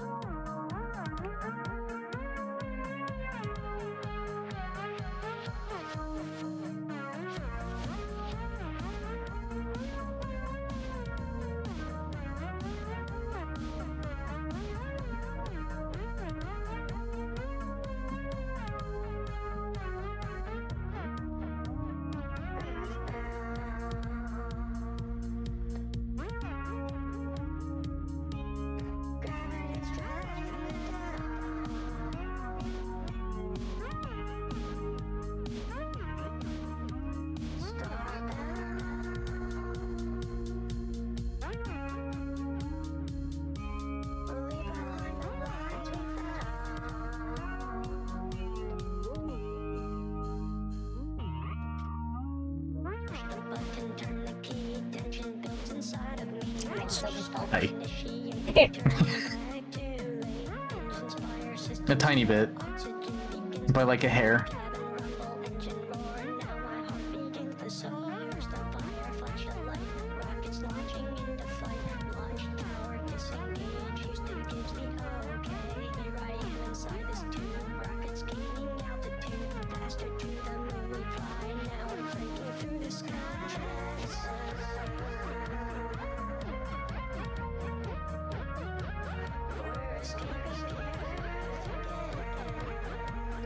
There you go, that seems worth me.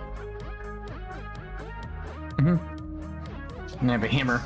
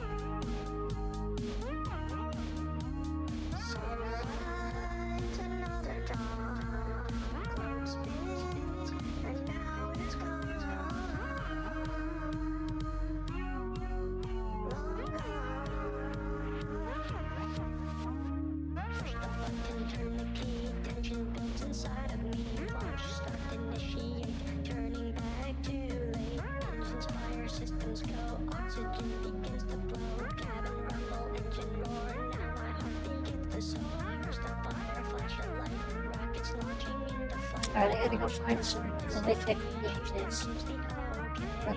What? I gotta go find prolific pages.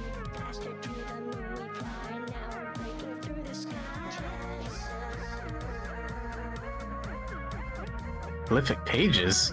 Yeah. What's that quest? I got it from, earlier. Prolific booklet.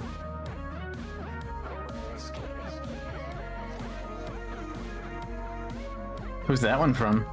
Angela here.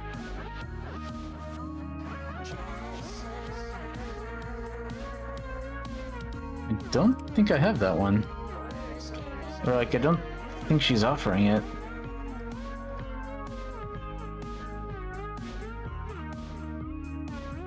Hieroglyphics in the Crescent Keep, right? Straight up Slenderman quest.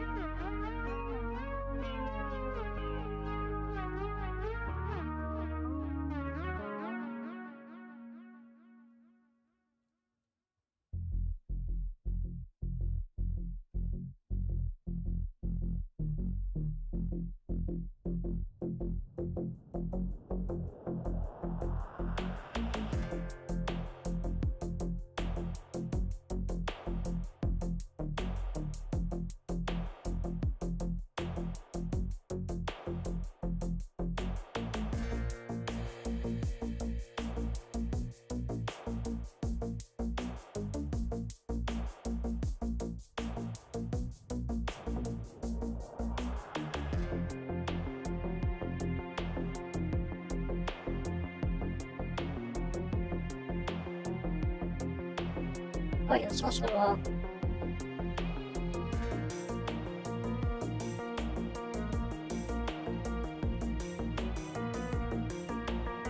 you go.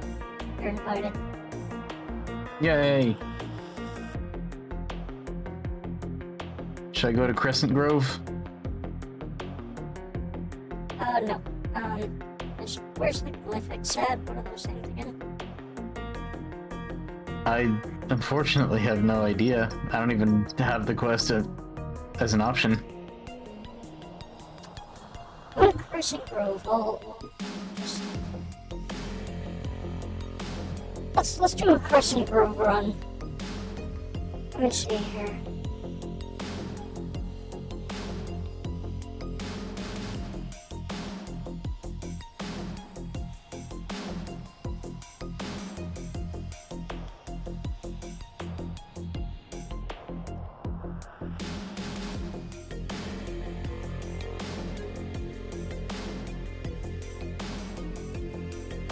Cleansing the grove.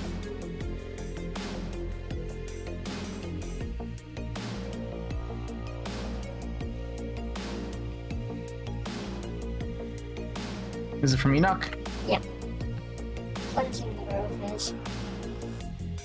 But the glyphic page thing is definitely Angela. I wonder if there's a quest from her I have to complete that I just have not yet. Not sure.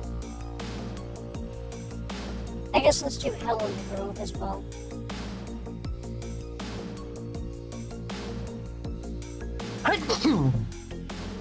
Plus, Thank you.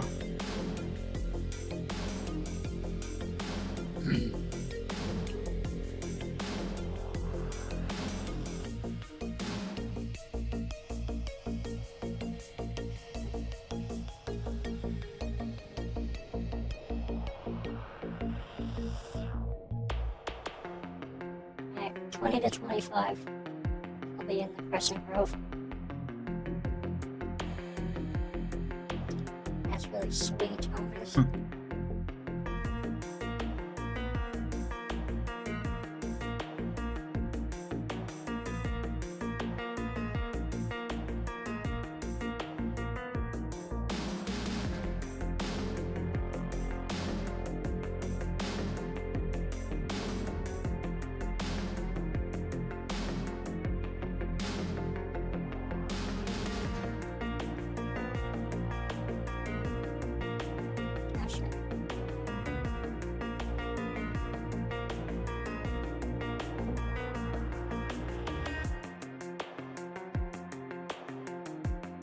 Here it comes.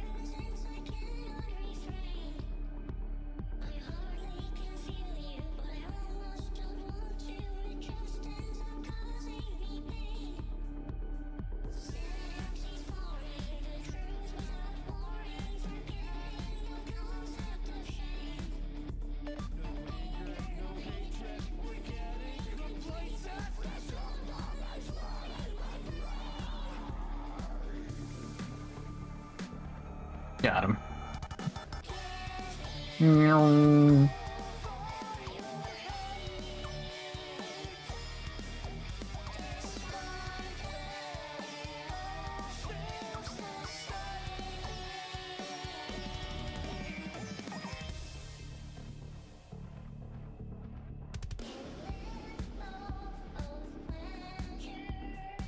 Oh, I got a glyphic page. Somehow.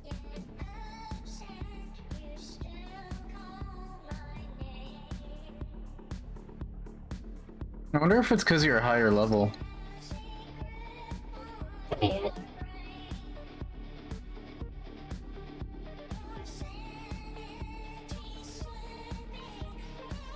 Oh shit! No. Took. Oh. Actually, come think of it, we're right here, so. Yeah. But The demi-golems are the worst. yeah, that's so gnarly. Got another glyphic page.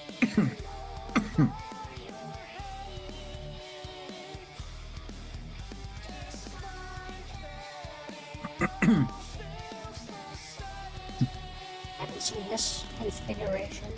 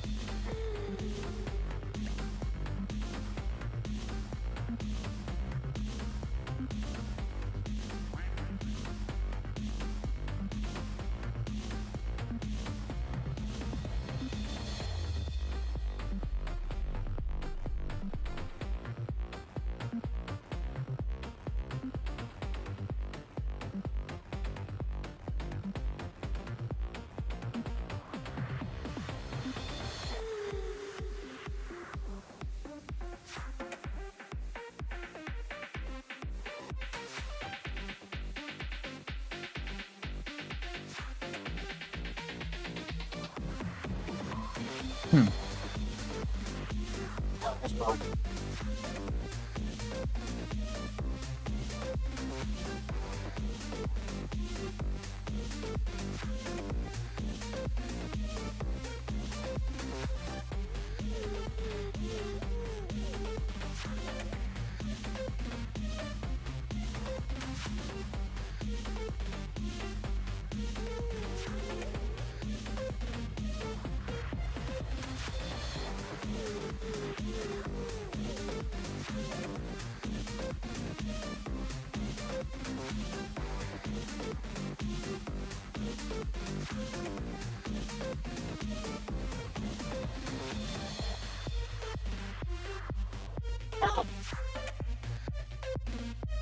Wow,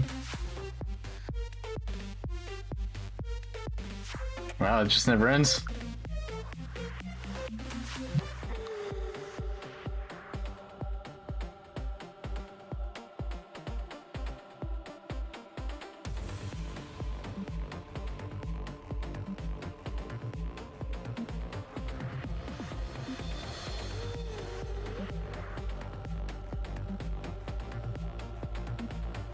There we go.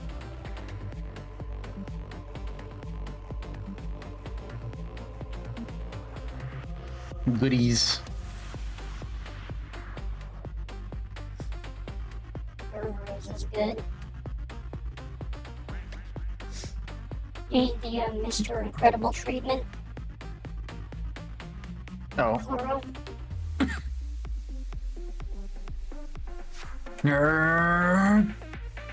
Oh,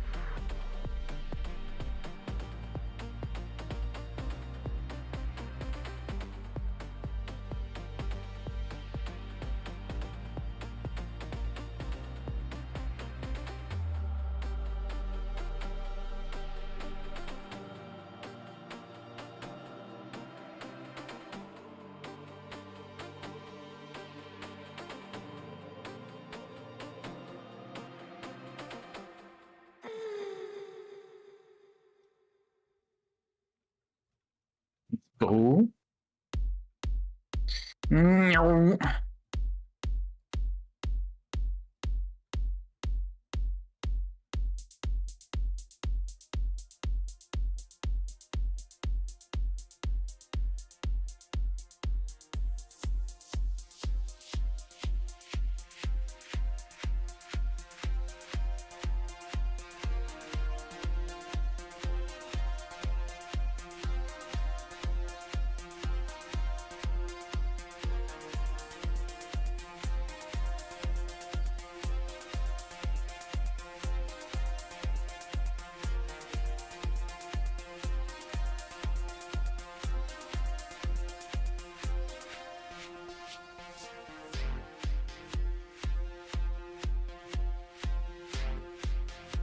fuck! What's wrong? Missed an item.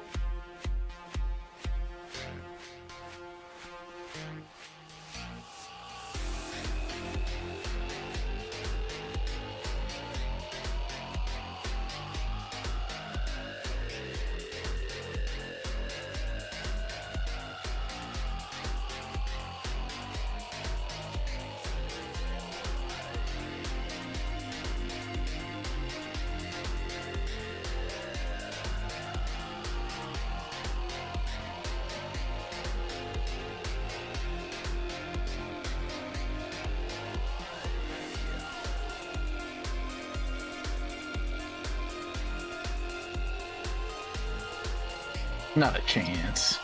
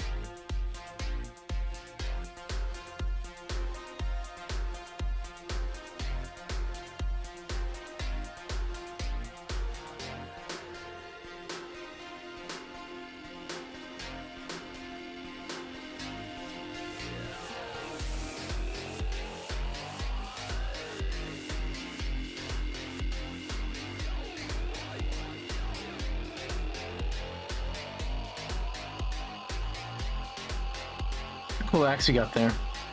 Pretty nice.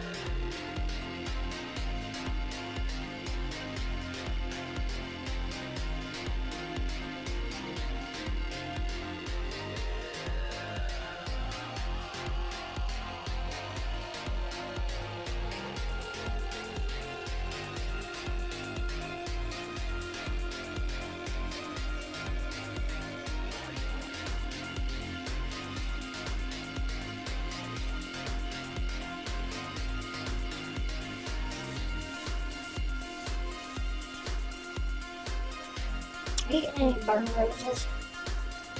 Yes. Would you like some? Maybe. We'll see by the end of the dungeon if I do. Now you're going after the Nulversa Viscera, or whatever it's called? Yeah.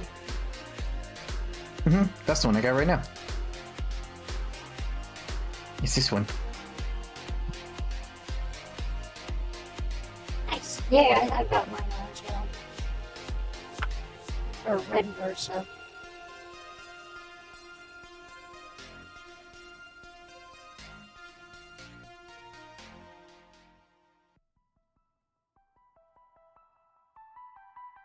Ready for the big boy? Yeah, fuck on. Big boy, it's a big old boy.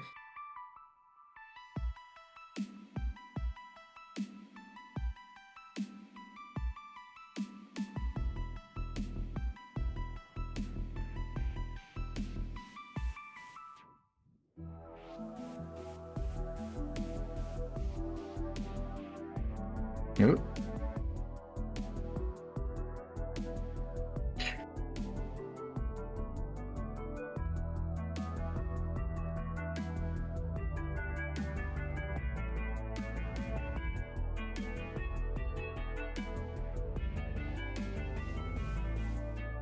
Upgrade me to understand my synthetic ecstasy. Imperfections blasphemy. In synthetic ecstasy, she sings to me her harmony. Her synthetic ecstasy, you'll free me from reality. In synthetic ecstasy. Alright, the ads are dealt with. Binary renders pleasure graphically. Thoughts, lust, and empathy. This is for me. Oh shit. Breathing, but this isn't air. I got you. Oh wait, you got a thingy. Almost there. Fade too dark. It's only fair. This is for me. It's doing his tantrum. Keeps fucking doing that.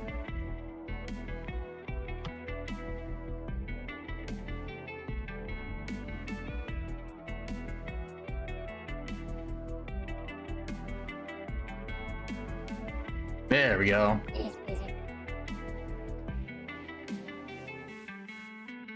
Only she could give to me this synthetic ecstasy. Imperfections blasphemy. In synthetic ecstasy. Upgrade me to understand this synthetic ecstasy. You'll free me from reality. In synthetic ecstasy. Alright. Take care, Felix. Be safe. God, it's late.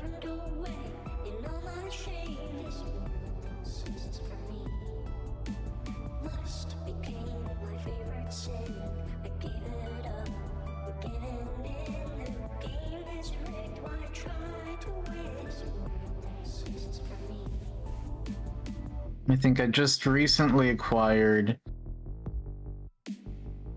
2 pieces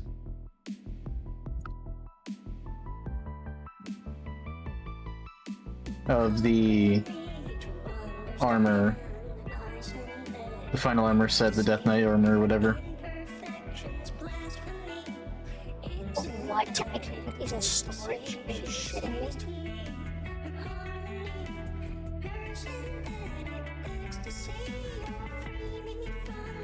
Actually, Sly, I am a dirty sinner at heart. I do not deserve much of the good things I have. They have been given to me through grace. Oh, come here. Can you grab these? Not on quest. Wow. It says, Alright, I guess. what is this mystical quest you found that no one else has? I have no idea.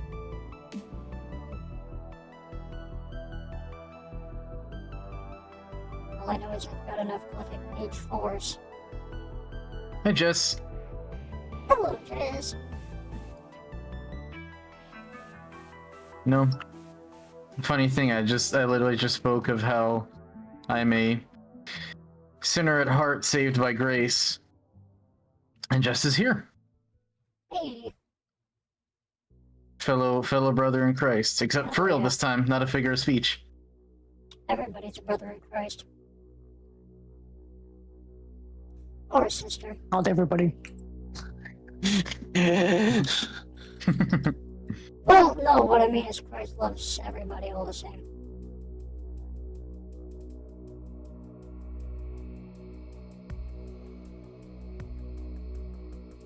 Look, Jess, it's me. It's me in the game.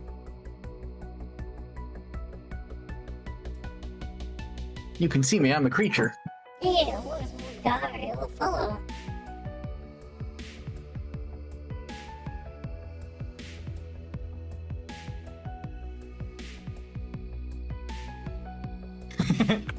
Even with proper respective height to SAR-IA.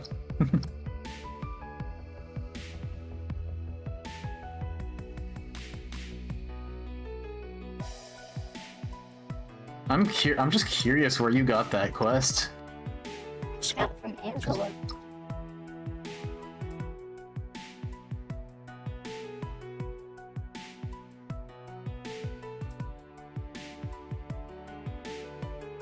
I need page 1 and page 5. These are...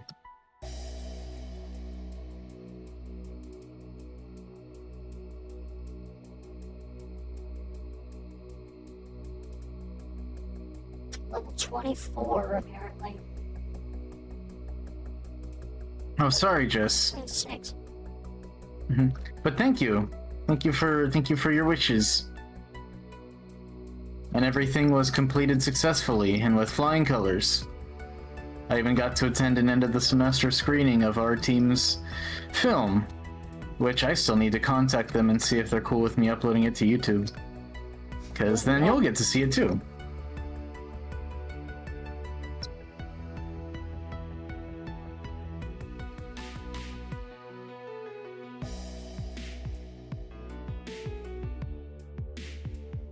Alright, I just threw, I just threw 3 push-up emotes in your chat. And per the rule, you have to do 10 push-ups for each, so that's 30. Don't worry, I'll do them with you. Let's all do them. Do them with me, sorry. Some push-ups? How many? 30. For what? What? Who fucking pushes for playing a fucking game, bro? God damn, Yes. you're very fucking gym rat as fuck. Arva. You gotta do them with us, Arva. 1, 3, 4, 5, 6, 7, 8, 9, 10, 11, 12, 13, 14, 15, 16, 17, 18, 19, 20, 1, 2, 23, 24, 25, 26, 27, 28, 29, 30. Okay, ow! Oh, I just hit my knee. You're not being careful. It's no problem. Come on. Come on, gym It's rat. leaving the body, Arva. Specifically, leaving my patella.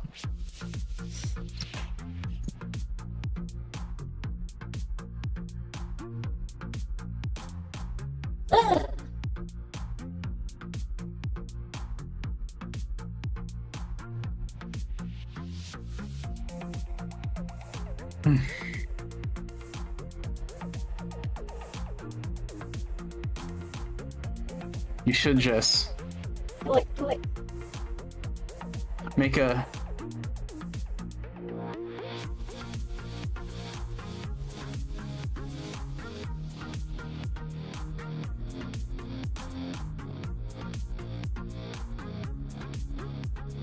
You should make a push-up emote too, Jess.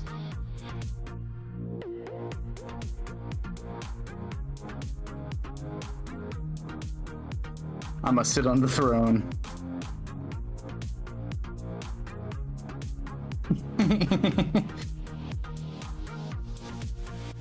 Look at me. I'm the king. I'm the Joker, baby.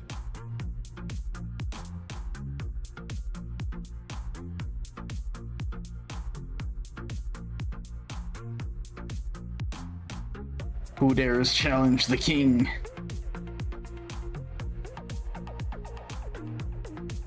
Hey.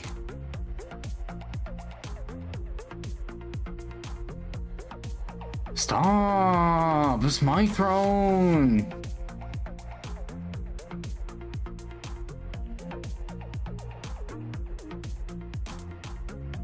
I mean, you got your own.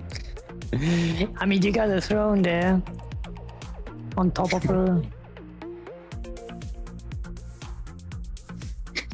It's my Rainbow Dash throne. God,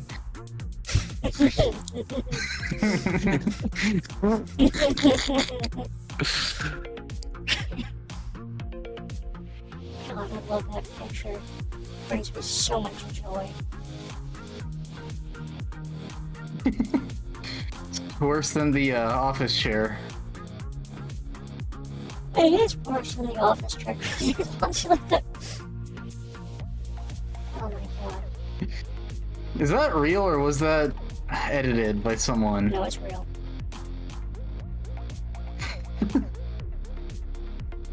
It's real. There you go, Jess. And that feeling you're gonna feel in the morning is improvement. Superiority. Is mounting strength.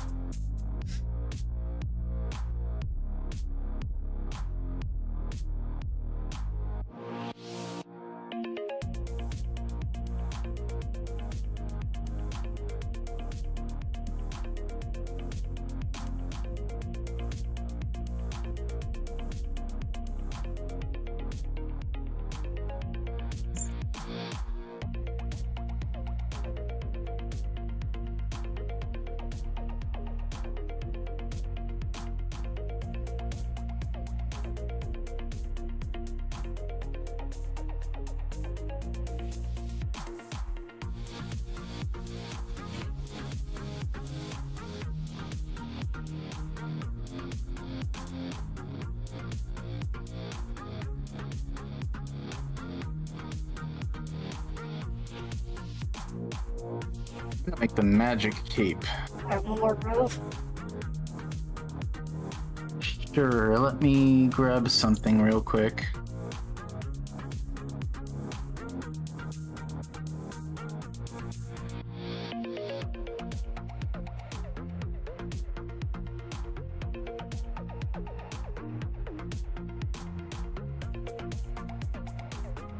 Take your turns. Oh, you're gonna experience pain one way or the other, or at least suffering.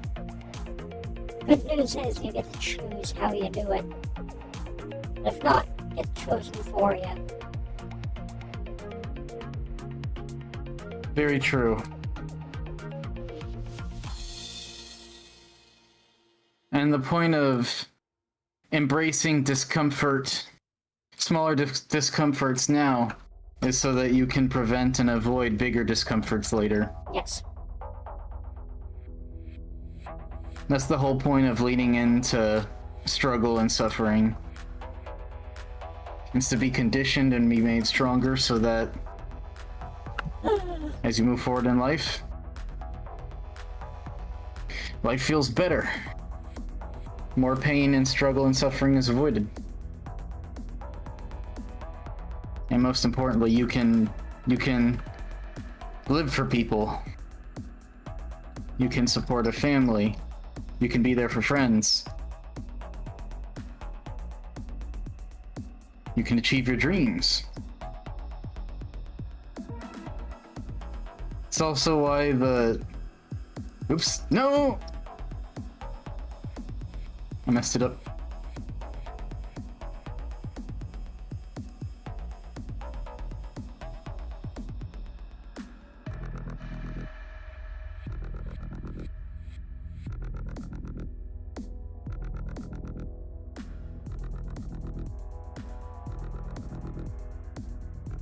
It's also why a lot of those, like, alpha male Instagram influencers are really stupid. Because the suffering that they advocate for is not productive. No, it's not. The point of discomfort now is so we can prevent discomfort later, not just Be in wake up. discomfort at all times. Yeah. Shit pants. For no reason. Yeah. Get out of bed. Okay, well, he's right, though. No, you're actually, yeah, you're right. Shit your pants and period around all day for You gotta straight.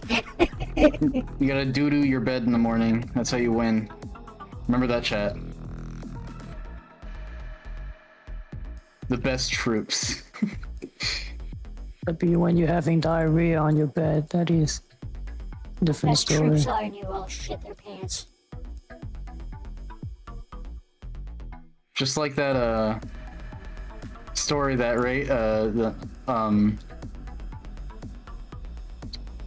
that Jocko Willink. sorry, I'm distracted.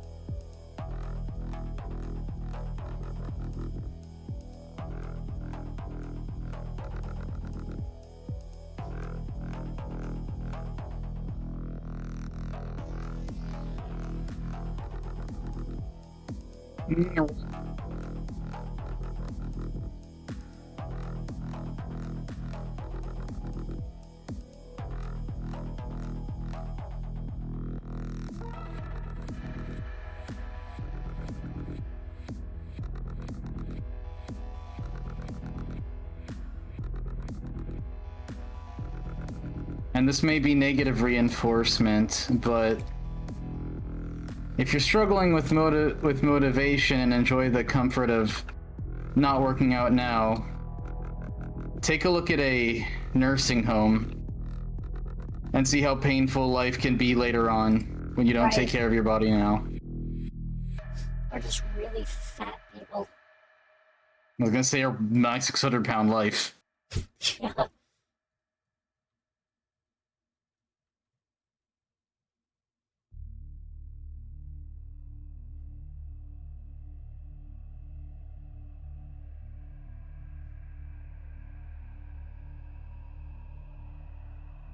If you have an able body and an able mind, it would be ungrateful not to use them to the best of your potential. Or at least the best you can.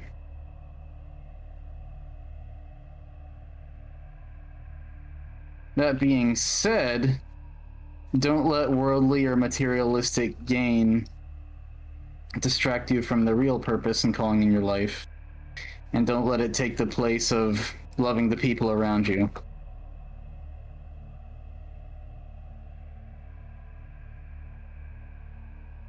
Also, I am ping.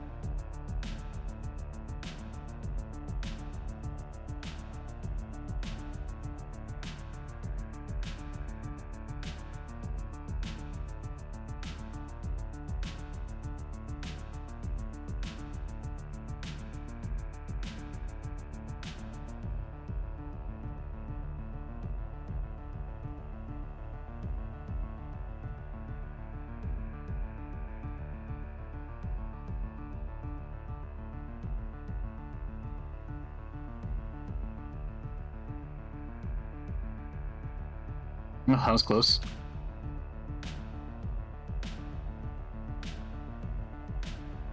That was fat. Yeah. Big boy.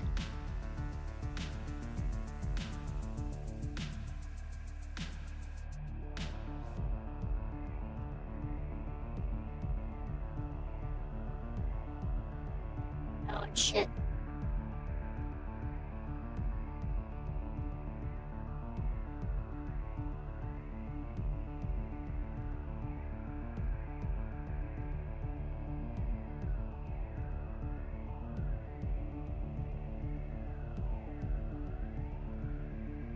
Hmm.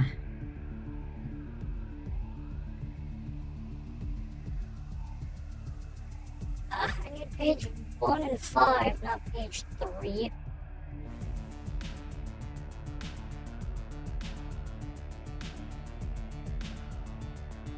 I fell.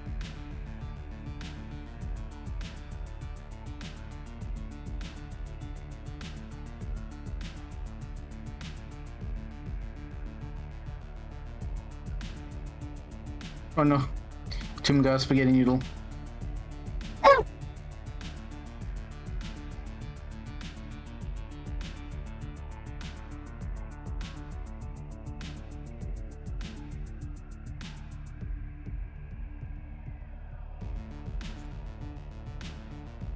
Meow.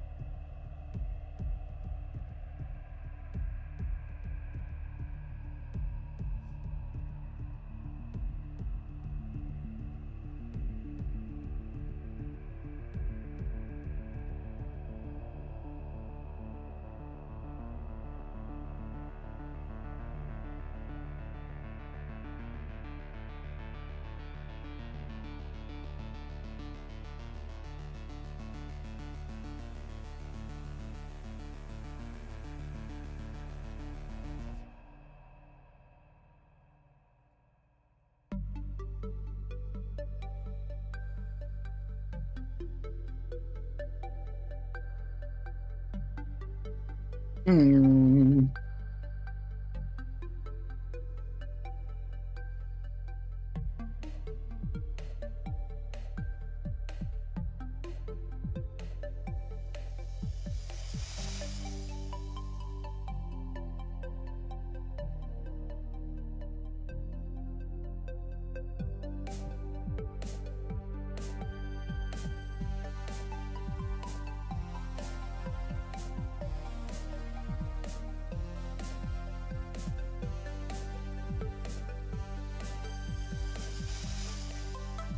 Go. There you go, Fawn. And nice cock.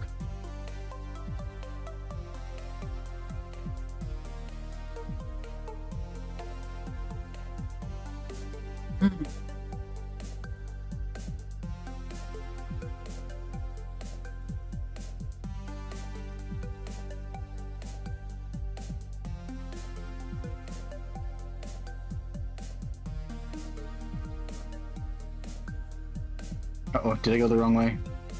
Yeah, you're supposed to go forward. There's a teleporter in that room. No.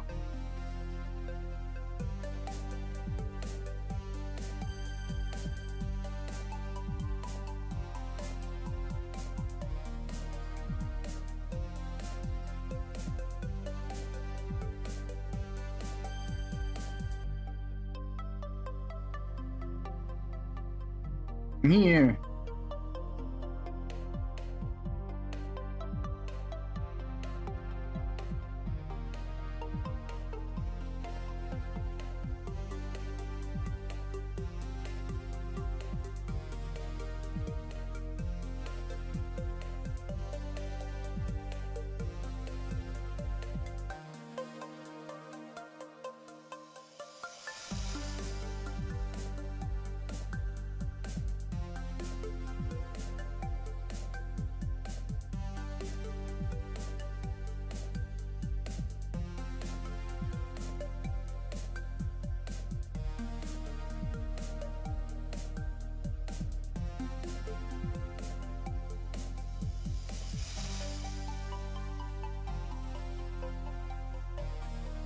Harry has been a godsend.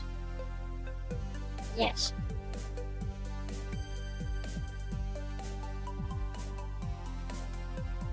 Especially because it reflects damage back. And these guys hit What the hard, so fuck, they hit dude? themselves hard. Oh shit. I got you. Like- Pixie! Hello, Hi, Pixie. hello, welcome everyone! My goodness, what a sweetheart. Good thing Felix shouted you out earlier. But we're gonna do it again, aren't we?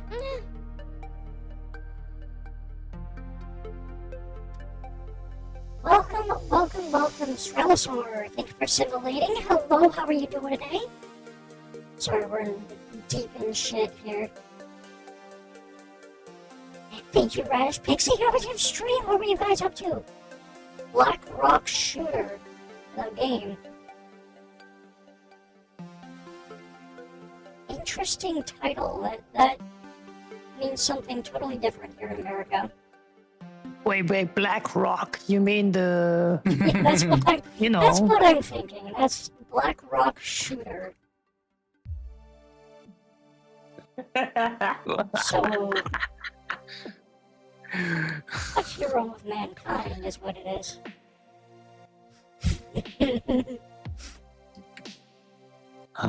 Black Rock Shooter.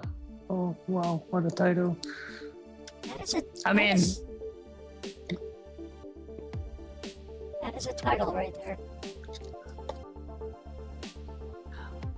I'm sure it's not something I would expect, but if it is something I would expect, then that'll be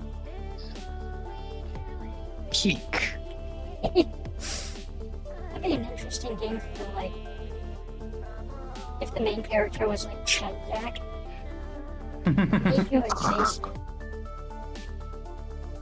Okay, so it came out a while ago. I think I'm tracking.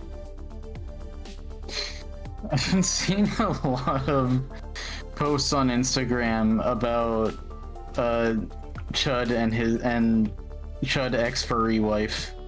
Yeah. What is it like? I don't know what the term is. Are you full health? Yeah, yes. Let's do it.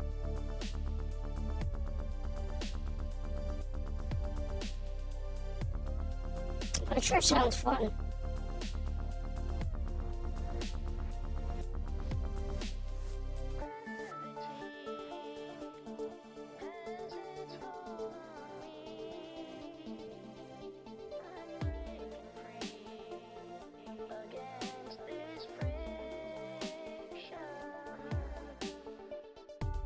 Oh, run.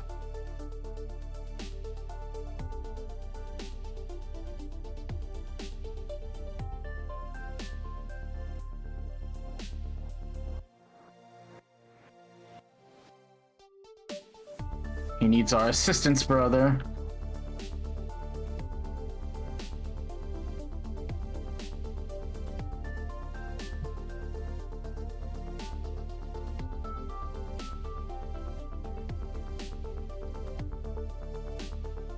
someone dealt with.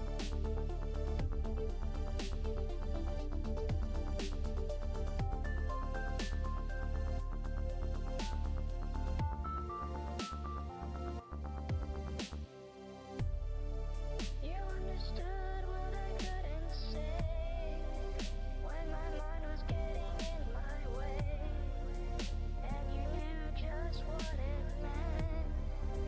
You've seen through my head again.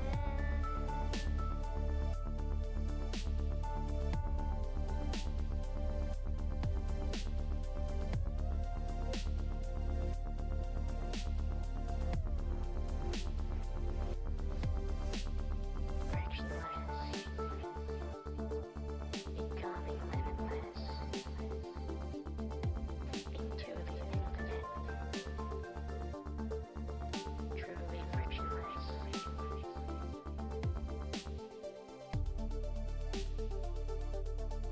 There we go. Easy peasy. Where's the badge? There it is. Yeah, I need the badge.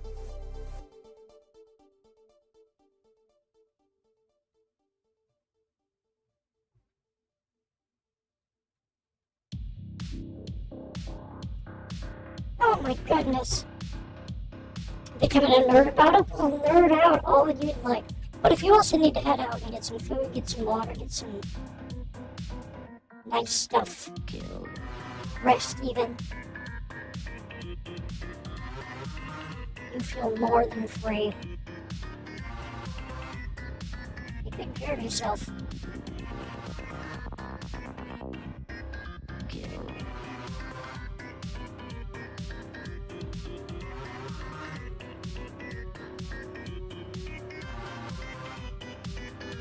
Oh, I gotta get some clothes. Humans. Kill. Humans. I'll get the chest piece, I guess. Kill. Humans. Kill. Humans. Oh no, poetry. No, no, no. Humans. Oh no. Pote, no. You're banned. What's You're going on? banned for gotcha games. Pote's gotten into gotcha games. What the fuck are you doing? I'm so disappointed of you. Did you hear Arpa? Did you hear the disappointment in your voice? Do you want to be doing that? Everybody's gone fucking gotcha again, I swear to God. Kill. Kill. Humans. What happened to this civilization? Kill. My respect gone. Humans.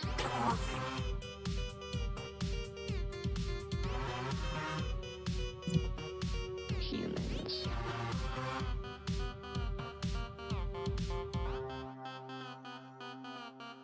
Humans.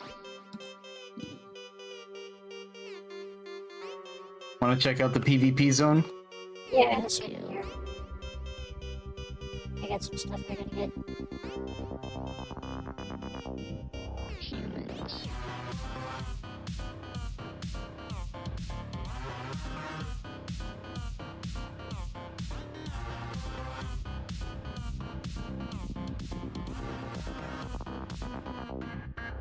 Kill.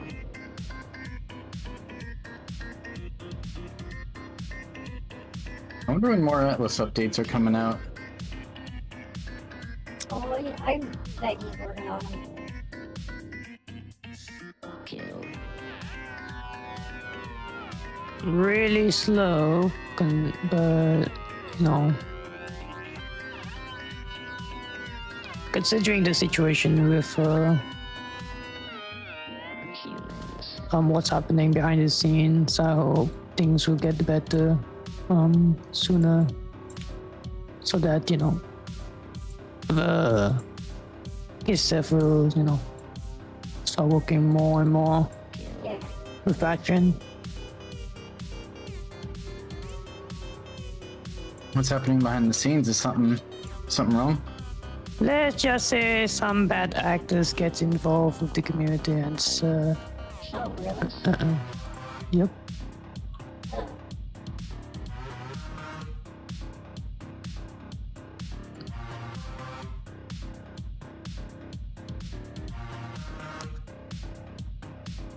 It's not as bad, at least for my hurt, thankfully, but It's still not fun to deal with.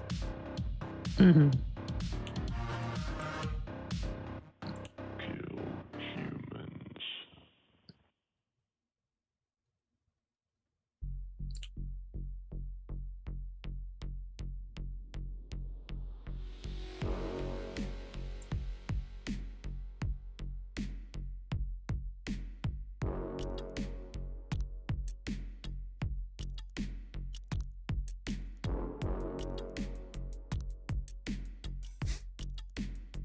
Alright.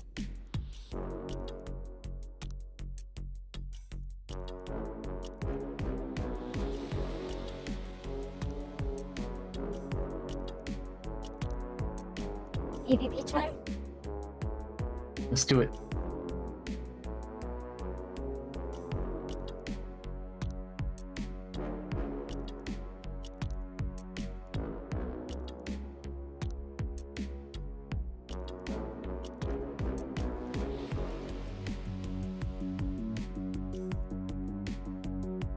In order for us to deal damage, I have to leave the party.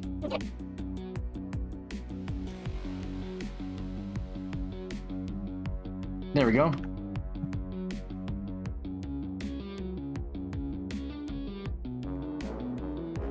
On guard.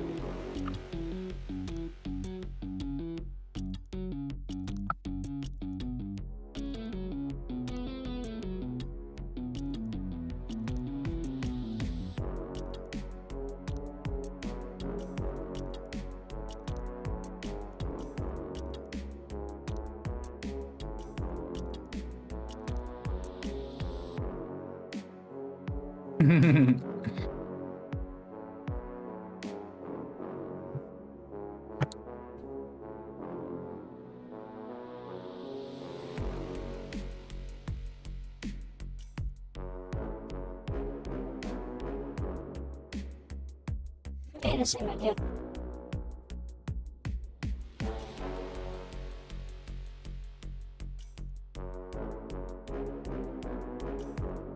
Damn it. No! Here, heal back up to full. Handful.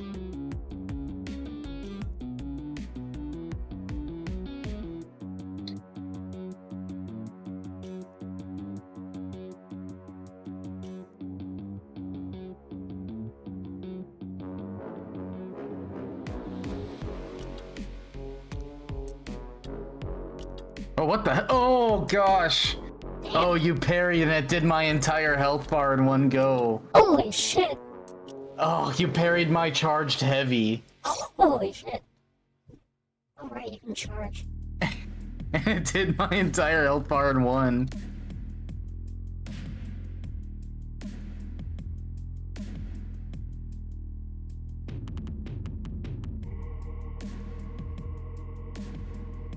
You know what the experts are telling you?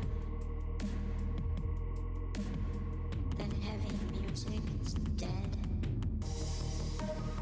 Obviously, somebody's wanting to hear something. Buccaneers experts are telling you you're not supposed to be hearing.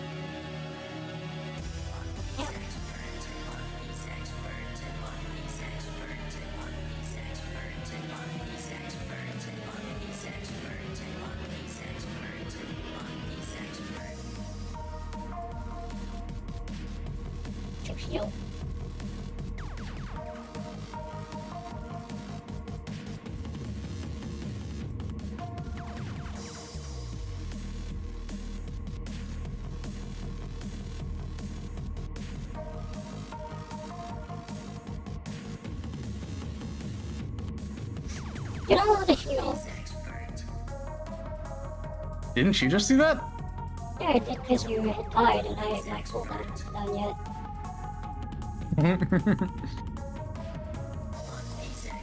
Oopsie daisy.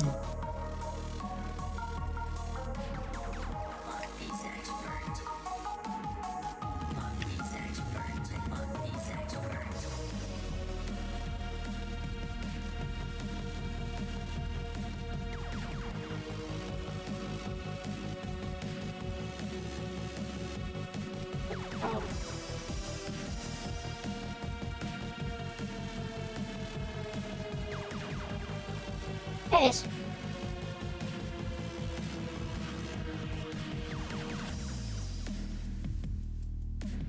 Damn it. You know what the experts are telling you? Heal first. Yeah. Heal? Yes. That heavy music is dead.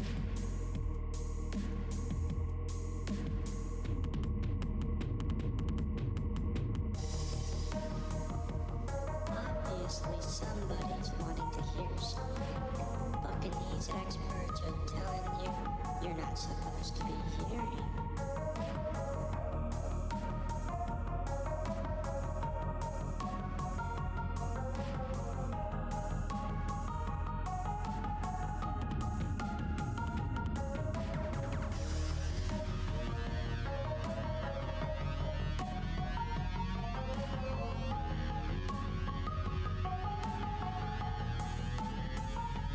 Damn it.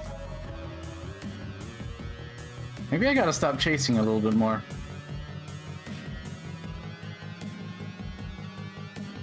You know what the experts are telling you? Heal? Almost. Okay, now we're good.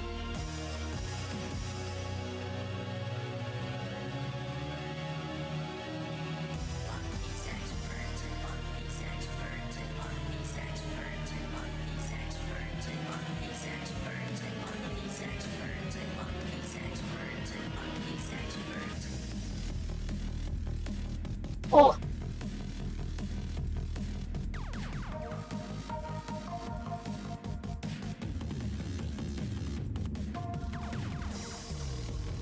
Oh, Gotcha. that's good.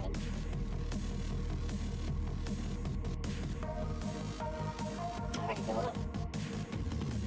Pretty intense, huh? Pretty fun. You ready? Yes.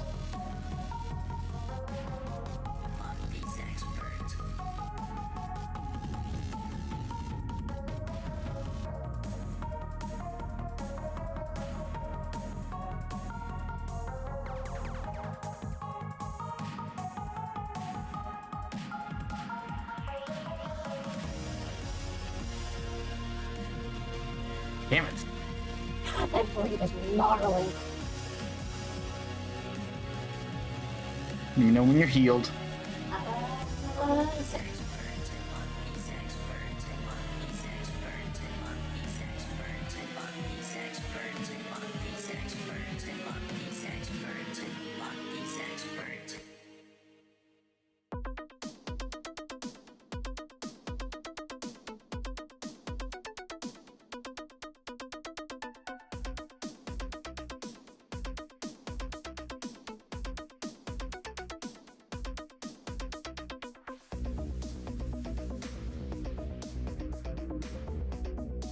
Damn it.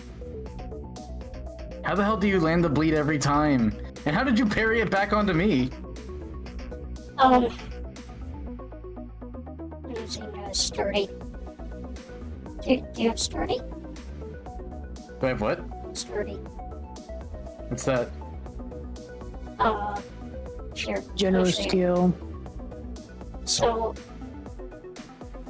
come here and I'm gonna apply sturdy. Now attack me. Oh, is that the Poon's natural ability? I don't. Is it the? I'm not sure whose it is, but you can get it. It's not the point thing, but you can like buy something from There's one of the vendors out there. Hey, Platinum, hi, John. Oh, good Wait, heavens. there's. It's something that you can then buy a scroll from a trader. Wait, there's more skills than just the ones at the Sanctum? Yeah. Oh, there's Yeah. tons, man. What the fuck? What do you How got? did I not know Yeah. this? What the fuck? What the fuck? Shit, is where are this they? from? Around the places. I mean, like, you I'll show can you find some. traders. Yeah. I thought the Sanctum was the only place you could get. I'll show you, Sidon. How do you get out of the Sanctum? Where's G? Oh, yeah. Grab the recall.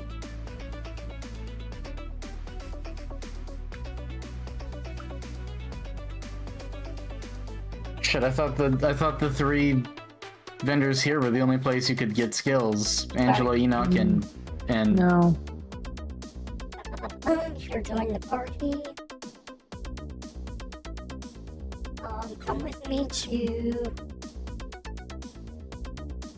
Hmm. the large fortress, I think. There's one around here.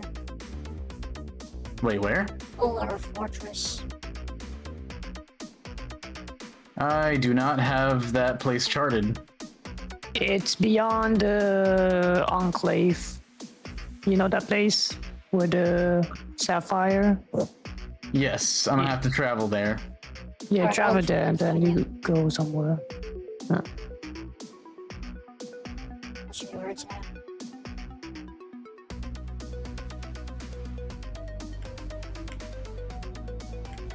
Wait for me.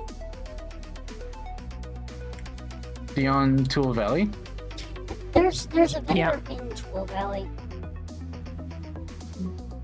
Wait for me. Oh, I kind of know where it is. Or I think I do.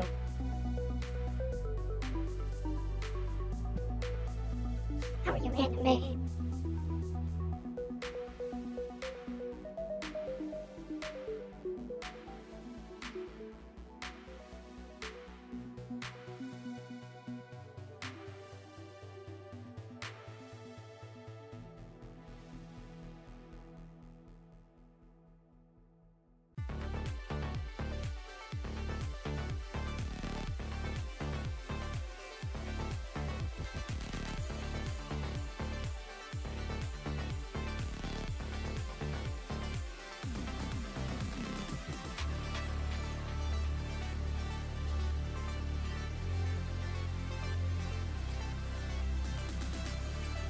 Over here is... Where can I go here?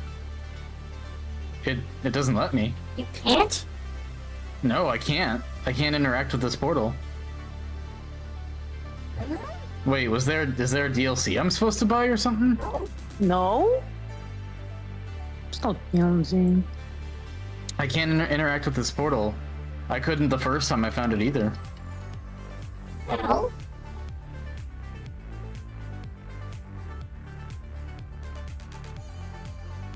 Hang on, I gotta take a look in again. I wonder if this has something to do with why I didn't have the same quest as you. maybe. Where you at right now? The Tool Enclave. The Enclave? I don't really think... I don't know if there's a teleport into Did you Enclave, do the but... quest with Enoch to go there? Says chat. Thank you, Jane. Oh, anagram. Yeah, did you talk to Enoch? Maybe there's one that I'm missing. Maybe I think there's a thing. Yeah. I think there's like a level 12 quest that I never did or something. Yeah. Probably that. It's mainly because of the update that the developer added something. Yeah. And considering the levels were reworked to be more, you know, coherent. So you gotta talk to Enoch in Sanctum and find a quest called Finding Anagram, whatever his name is. Amagon. Amagon. Whatever, yeah. Shoot. I didn't know there were more abilities. I might have to grab a Tome of Unlearning or something. if there's a lot of good stuff. It's pretty cheap to buy that online, but yeah.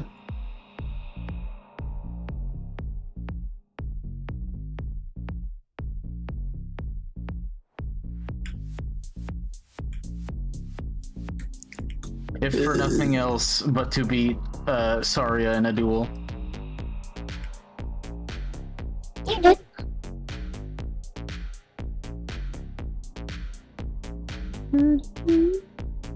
That would explain why I was bleeding like constantly. Because every time I hit you with it, it just reflected it back to me. I also use my bleed a lot.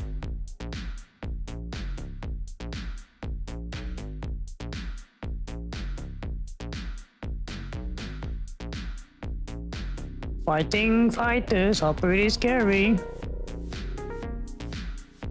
Actually, you both playing fighters, right? Yeah. Mm-hmm.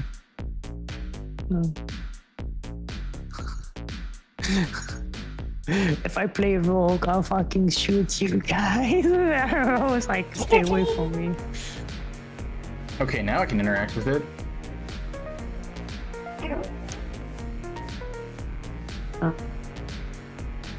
Gotta explore.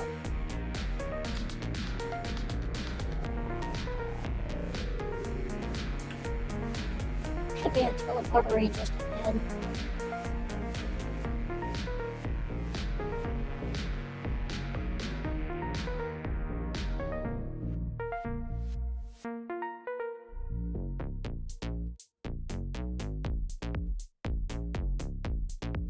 There we go. I don't think this. Oh, there's name of gun.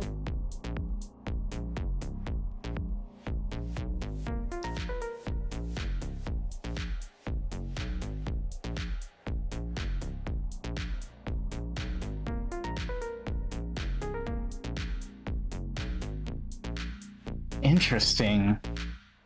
This is neat. Oh, there's quests here. Yeah.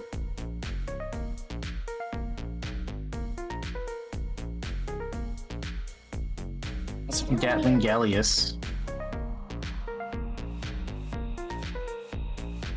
In the Sanctum Catacombs? I know there's somebody somewhere that actually sells stuff.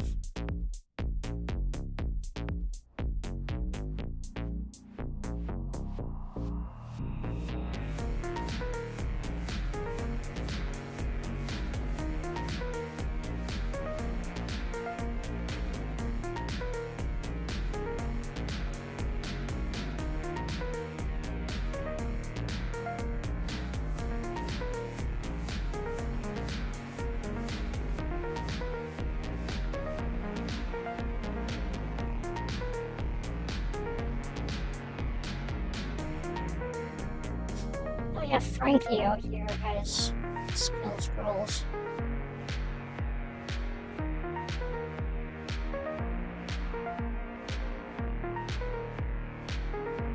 It's one of them. Boom boom. Die, creature. La la la la la la la la la la.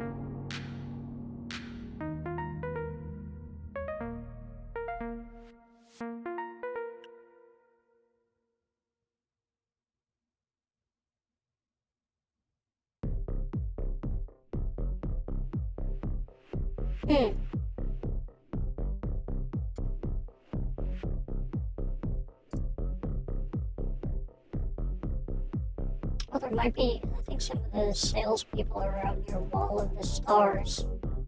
They have that unlocked.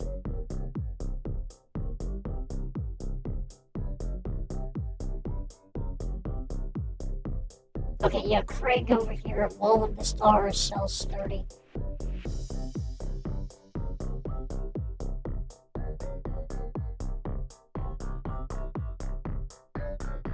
Is that the only other ability? Or are there more? There's more, yeah, no, there's like,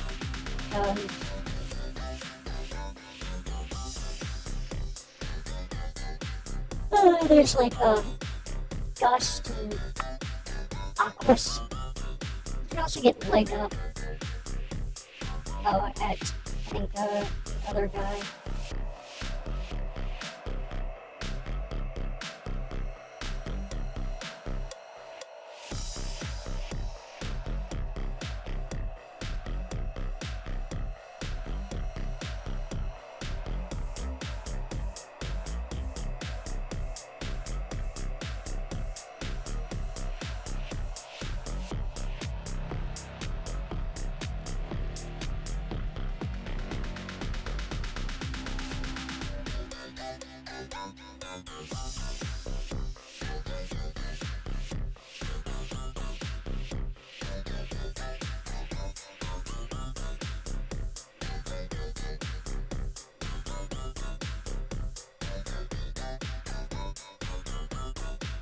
So I don't even know if I'm going the right direction for this quest. Gallius. He's the boss.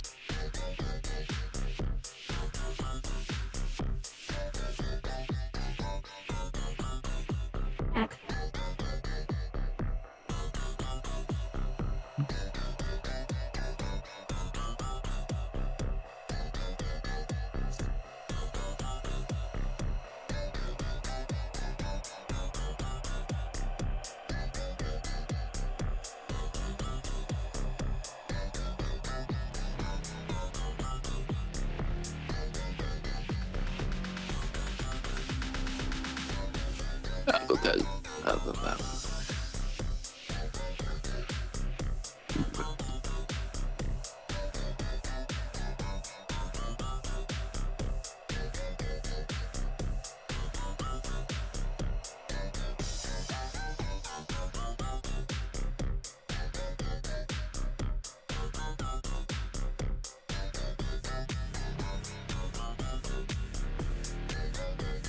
Oh, okay.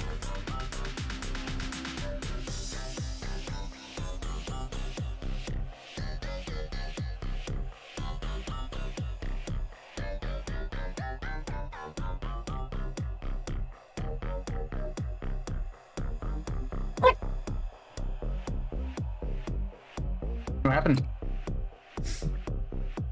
Something more of that good old parkour bullshit.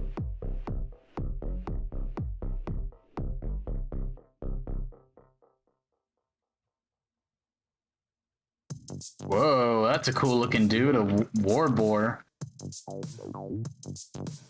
Have you not been over there yet? No. Really? I'll join you in a moment here.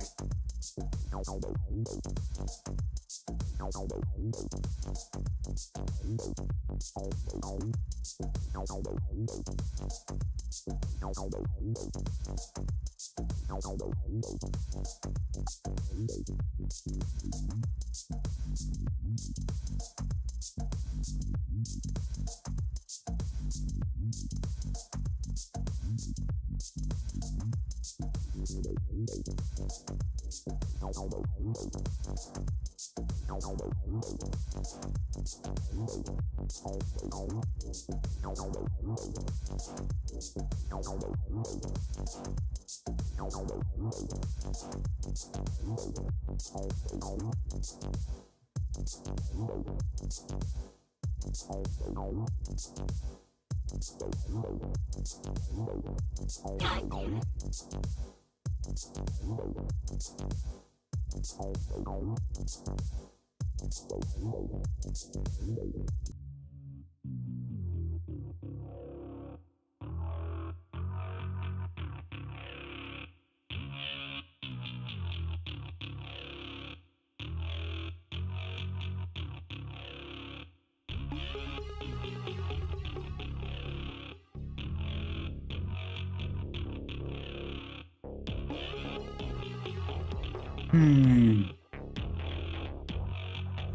Invaders must die.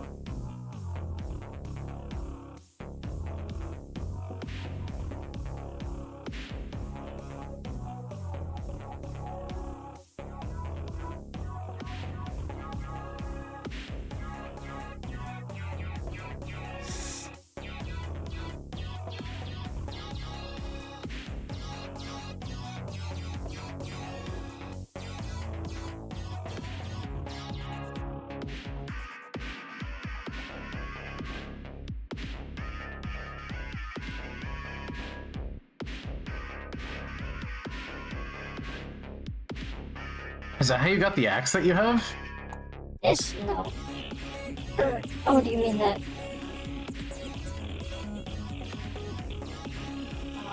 The one that you use. Let's see what it's called.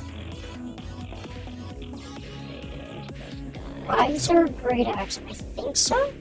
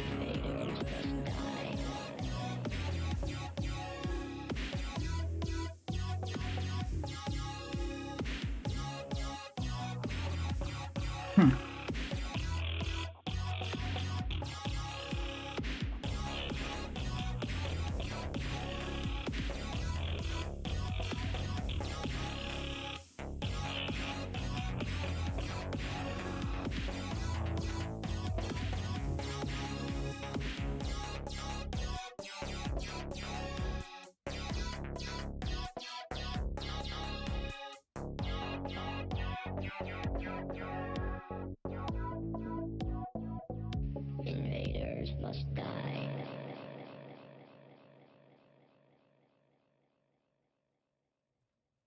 You gotta be fucking kidding me with that. Oh, dude.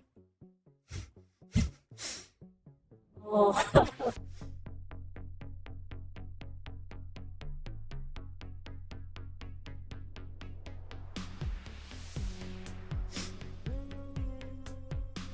That is some AIDS. Oh. Hello, Punka. Dude, you don't even understand how much I hate parkour in games. Whoa, that's Gallius. Big dude. Oh, you're playing that. Yeah, I'm the worst,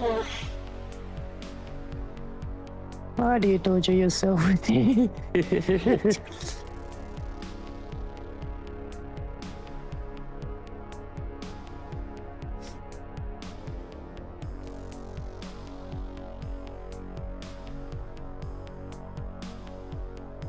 You've got it.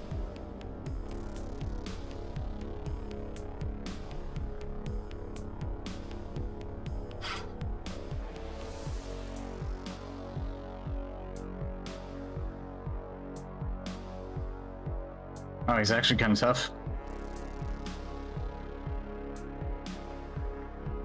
You've been here before, Silence. Hmm? The parkour thing. Yes, that I do remember very vividly. Well, there she is right now.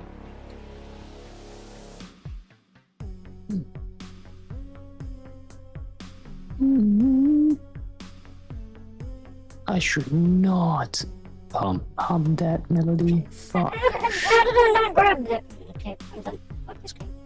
Sorry. Annoying. Okay, retarded. Fuck off. Sucks, meg penis.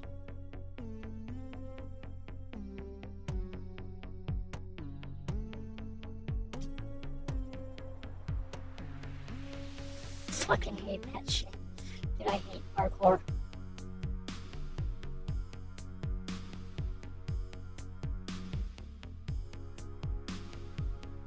I want to box anybody who's good at parkour in video games. Like, I want to fight them in real life. Whoa. I found a good sword. Okay, sorry. I want to I fight found a them. really good sword. I'll fight. I'll fight you. I mean, you were asking for. Alright, sure. I'm You not don't gonna have to play be good at fair. parkour. I mean, I'm not trying to. I'm just. You can just say you're not good at parkour and I'll believe you. I mean, true. I will lie and say I'm not very good at parkour, but you will fight me for it. box. Or would you rather do pugil sticks? We should do pugil sticks, those are fun. Hugo. You ever seen I don't know pugil what that sticks? means. Okay, I'll show you pugil No. sticks. Oh, I'm finding good stuff.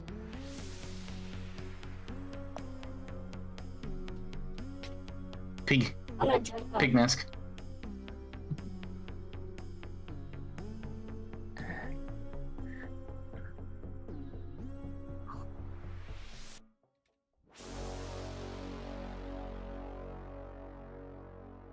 there you go.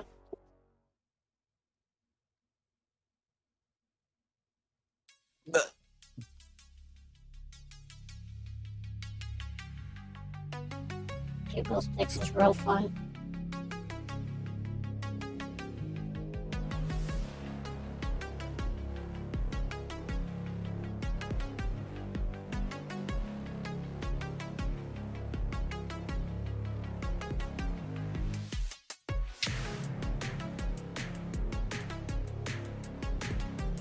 Alright, where you at, China? I went back to the sanctum. Yeah. Because I want to see if people are offering different quests now. Oh, wow. She's offering way more. Holy shit.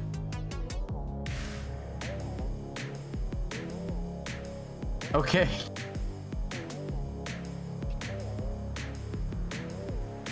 This, like, multiplied the amount of quests there are. That might have been why you're not getting pages. Pages. I also got a sword from Nice. that Gallius fight that was better than the one I had from Crescent Grove. What sword was it? The Fiery Blade, I think is what it's called. Interesting.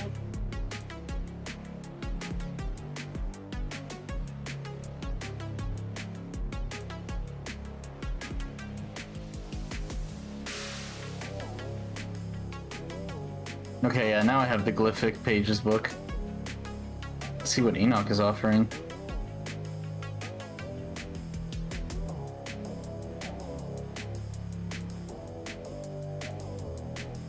Yeah, he's offering the same. That's surprising.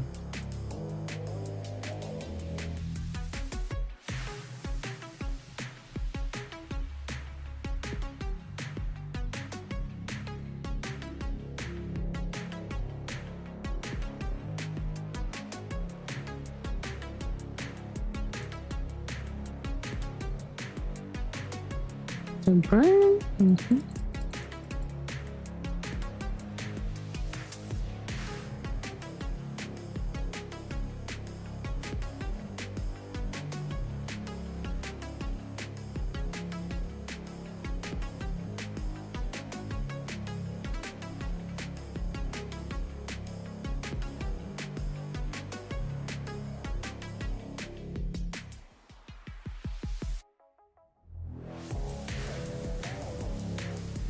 I need another Crescent Grove. How have you been, Aiko? Aiko's like the coolest.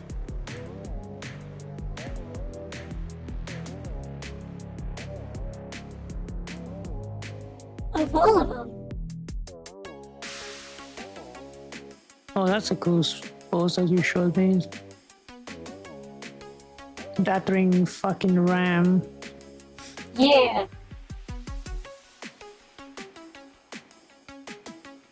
Your sticks coated in foam and you beat the fuck out of each other with them. That's ballin'. Those are No Pugil shit. sticks.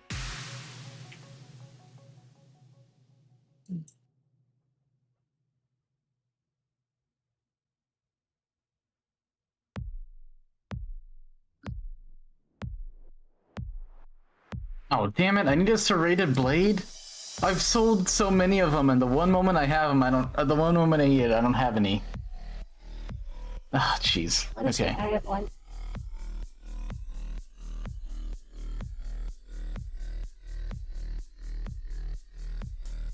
Set the bread.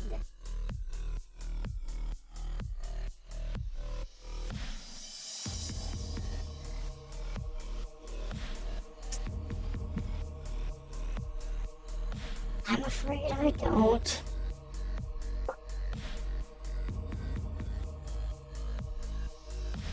That's okay. Do you have any...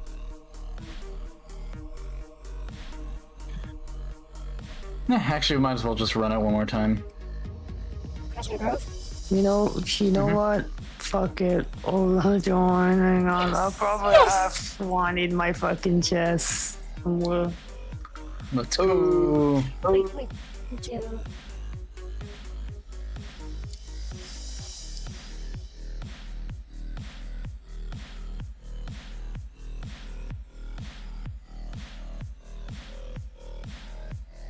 Can we do Crescent Grove with Bill Arva? Yeah, sure. You keep me warm, Michael. Michael, do you want to join us? You've had this, right?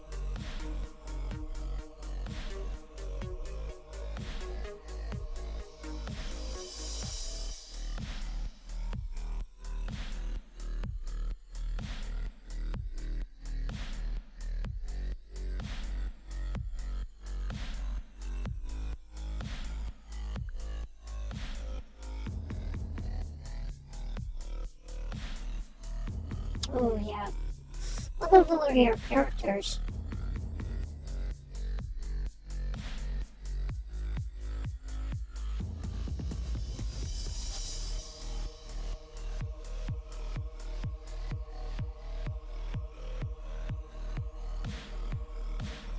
Not like on the level, but that's fine. Oh yeah, that's a rated blade. Hang on. I just...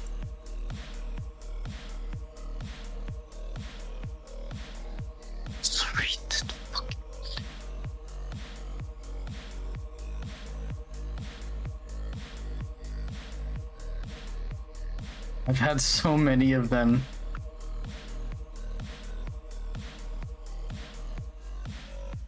Is there any other portion of the game that I am not aware of?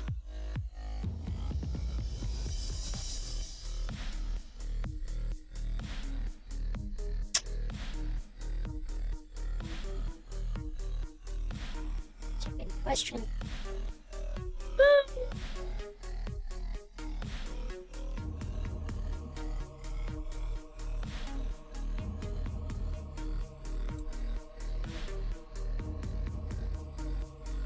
Have you done mining yet? Yes, that I have. That I certainly have. Also, I've done that. I guess I do not have an. You know what? We can just do a run. Crescent Grove time. Alright, well, get your ass. But first, bathroom. We're back. I'll get the dunga started.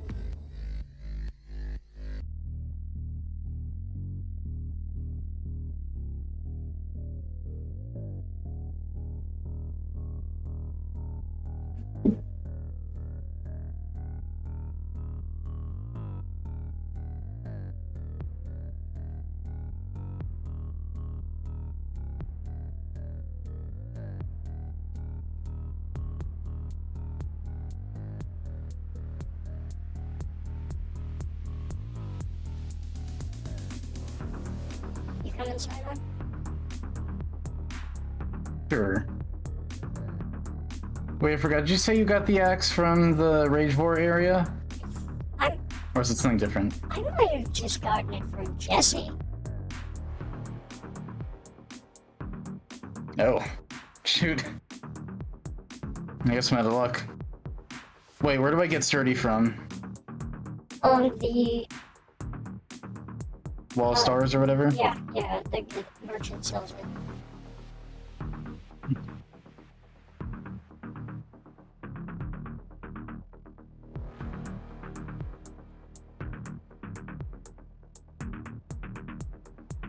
I did find this one like red area that's kind of creepy with these really powerful things. Yes. I think that's the next area.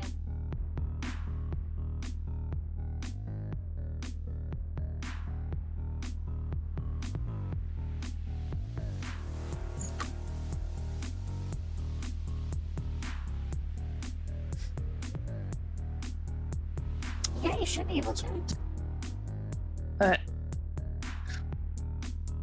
I don't know. You doing parkour? No, I was getting sturdy. Okay.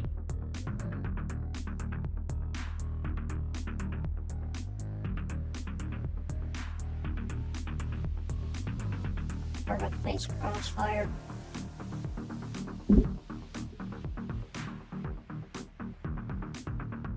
Crossfire. Yeah, Echo. Let's get Echo in voice chat. Let's see. I'm gonna join somewhere. Yeah. The VC. Echo, join the workload relief. I'll be in there.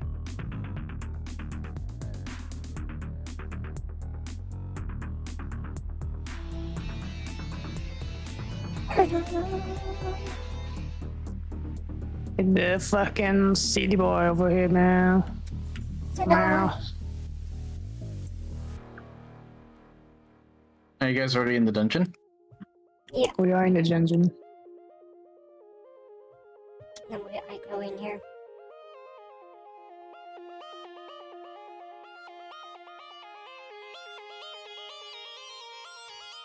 Okay, let's get Echo in the party.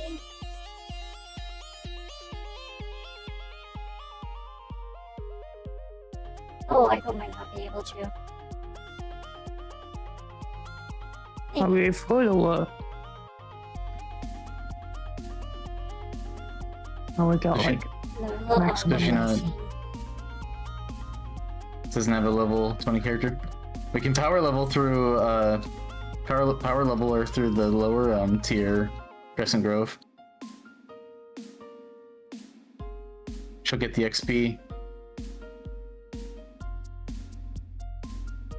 She needs some certain access to certain areas Yeah.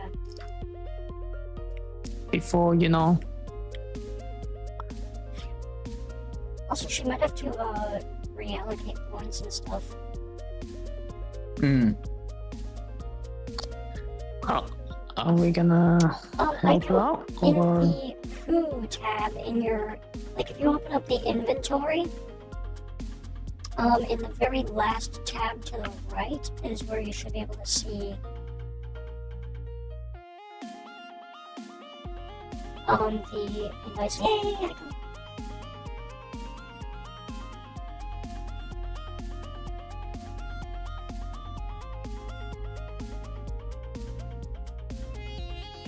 Where are we going? Everyone's a poon. we pulling, bro? I'm the only one who's not.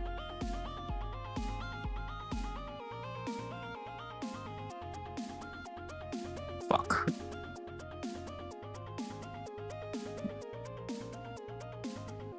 Okay, who's joining? Who's joining? There's some randos joining us. It's box. Ah, They asked. Should be shift, Echo. no, E. Okay. Shift is mine. Yeah, shift like, what was it? Lock, reticule. Hypnotic, hydraulic, synthetic, erotic, exothermic, electronic, silicon, still gotta need a realogical material, logistical, movement, critical, downright helpful. Blood flow is a no-go, nonetheless, I can make a show, I just wanna make a thing grow, give me an inch, I can ride for a mile, just strap in, baby, we'll be here for a while. I can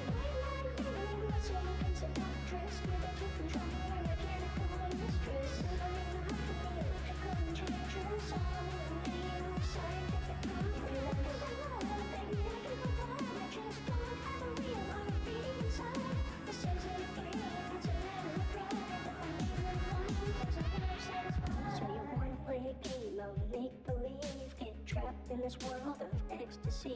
Take Here we a get real rapid straight fire. to reality. You can give it all you got, it's just not for me. Never said it wasn't enough to be on top for a while. We can go to 9 hours and I can take it with style. If you have what it takes, I'm on the lookout for satisfaction guaranteed. Answer with a smile. fire breath glands and a serrated blade. Alright.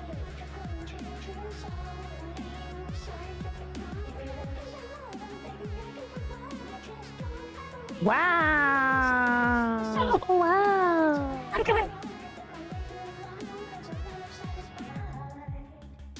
I got you. I got you. Dang. I cannot. Oh, fucking no.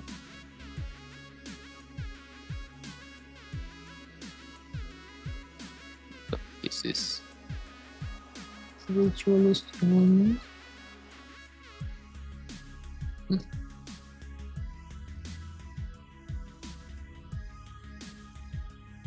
So life out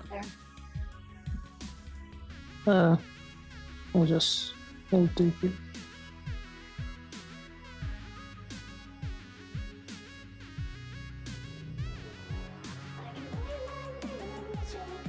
What the fuck?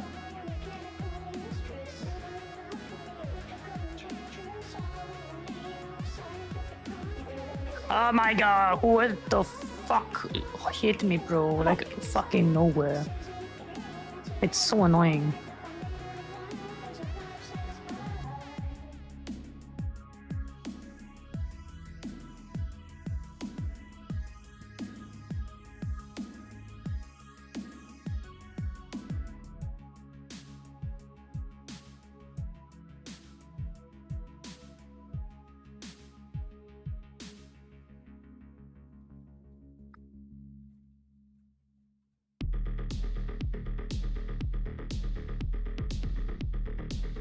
I never use fucking lock on at all. Me either. Neither do I. We're the cool kid squad.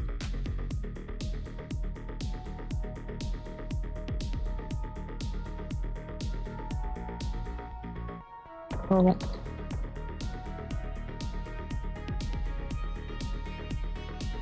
Hmm.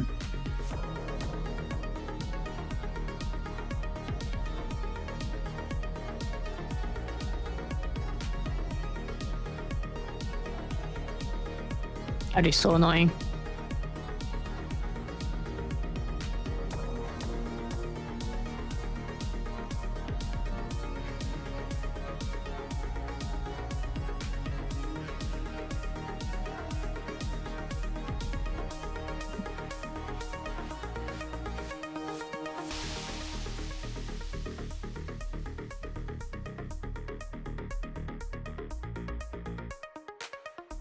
Oh, jeez.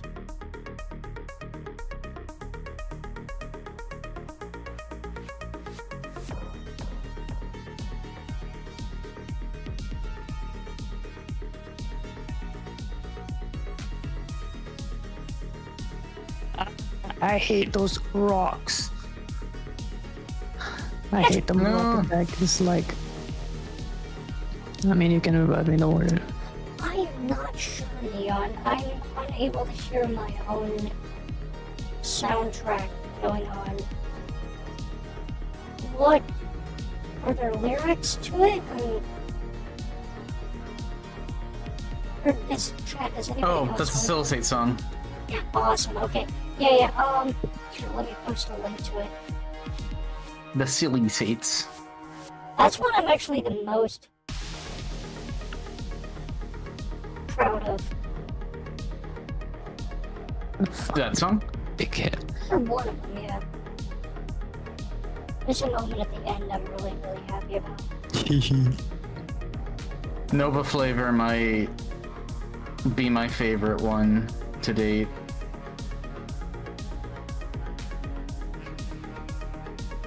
Anime should not bury my fucking range attacks. Go fuck yourself.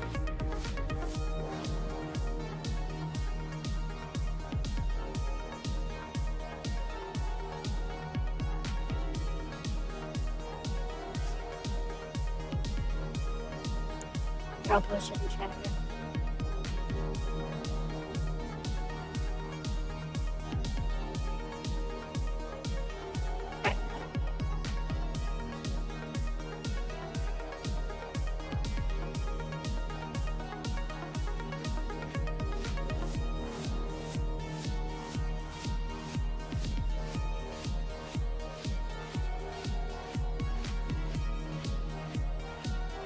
Boo, fucking who? Fuck off.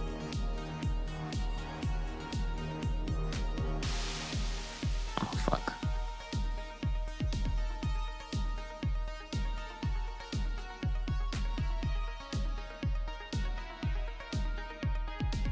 Hey, serrated blade.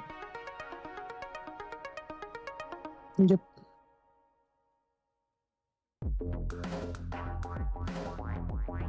Dude, this feels so long. So we've been in this one room forever.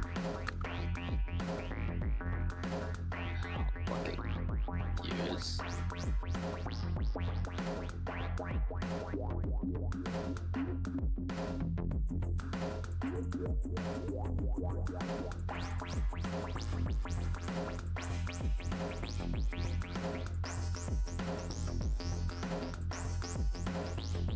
There we go.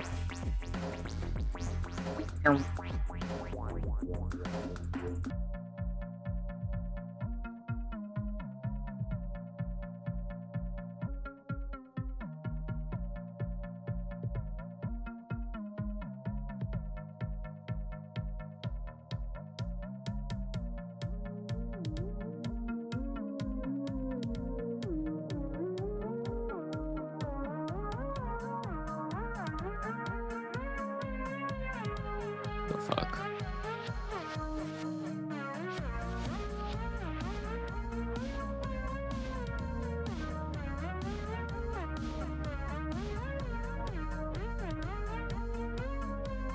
You know what? I'm gonna listen to Nova Flavor while we play. Hell yeah.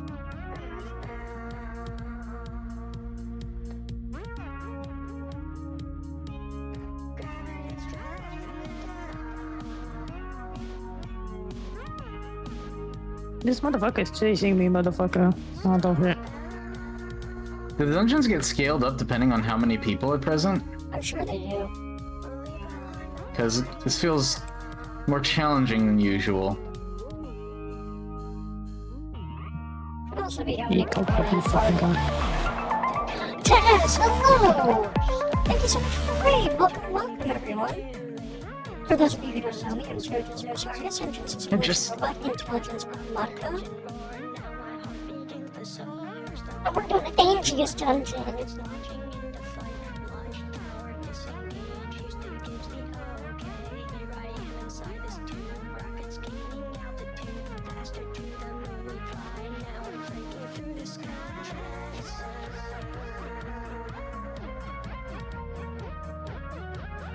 Thank you for raiding in, Jess. I sure appreciate it. It is a joy to have you here.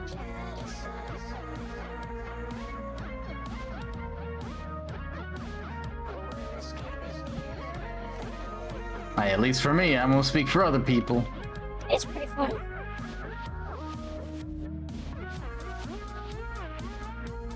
Merry Christmas!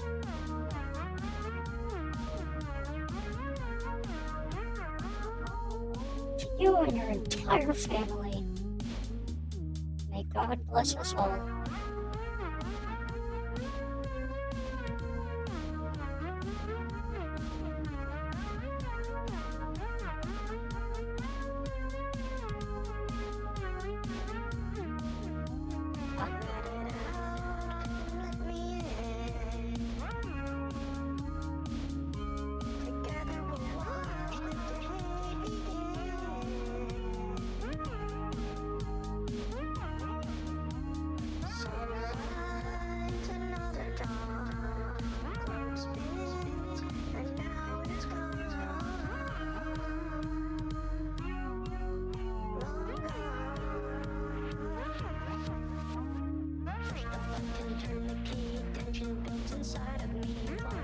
What the fuck? against the flow. Cabin rumble, engine roar. Now my heart begins to soar. Burst of fire, flash of light. Rockets launching into flight. Launch tower disengage. Houston gives the okay. Be right inside this tube. Rockets gaining altitude. Faster to the moon we fly. Now we're breaking through the sky. It's these guys that drop what I need, but they're not dropping the glands. There we go. Oh, looks They're dropping the roses, but I need the glands. I need glands. Is it glands the thing at the tip of the penis? Hmm? Is it glands the thing at the tip of the penis? No. Yes, it is.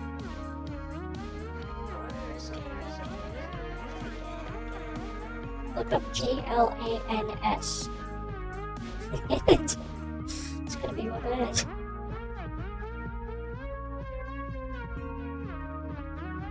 Glands with a D. Also, I actually don't know what you're talking about. Right.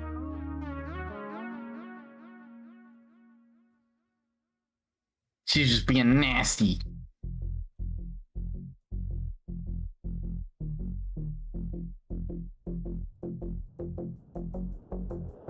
I'm gonna hit him.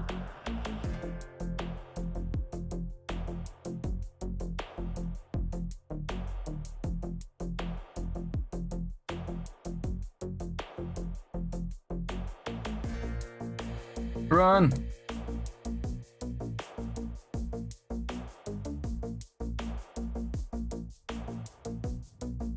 There we go.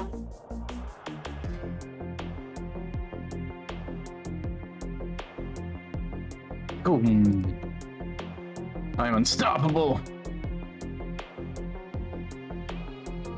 finally. Where's the badge? There it is. I gotta get a badge? What do you mean I didn't get a badge? Where's the badge? I need a badge. Oh, of course, I had that same problem as well last fucking time. You fucking suck. What? You need a longbow, Arvo. I don't have a longbow. Oh, sorry, what? You want that? Ah, thank you. Oh my god, thank you. I don't need to fucking farm through this shit. Come on up. Gotcha. What do you mean Christmas is a thing? Of course it's a thing. Who told you that? Hey, SAR-IA. Come here for a second. Merry Christmas. Oh, thank you. You can have mine. God bless you. You're the pro. Can I grab it? Please. Oh, hey, hey. Ah, Try to figure out what to put. Do you have any fire glands by any chance? Yeah. I'll take that if you don't need it. nice.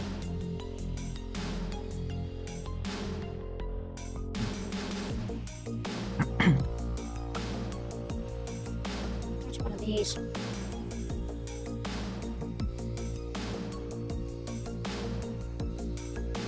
Right there. Do you have any fire glands? Oh, Oh, thank you. I am just 3 short.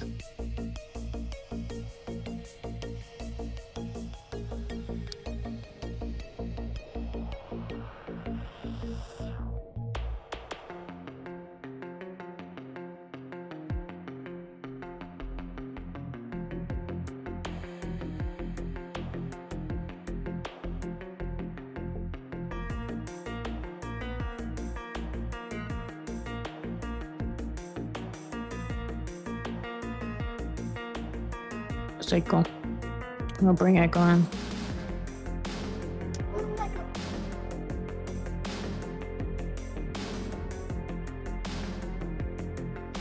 Wait, hold still for a moment.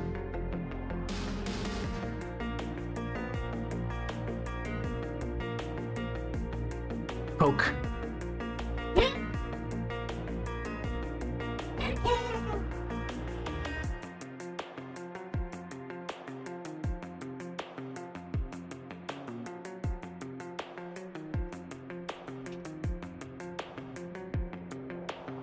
Oh, damn it, I fucked it up. Why isn't it letting me point? Or, oh, it's point, not poke. I'm an idiot.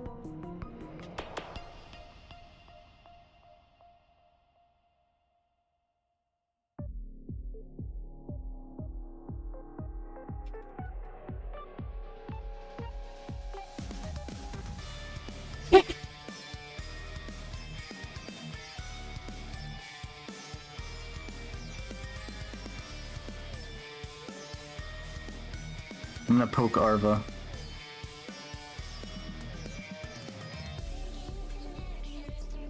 Oh!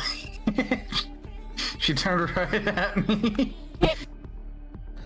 This is I was how I trying- fucking beat your ass. Now she's slapping me.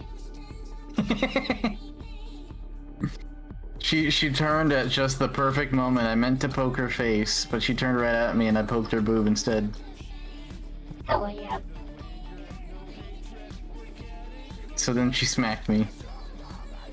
Beatings, bro. What you deserve.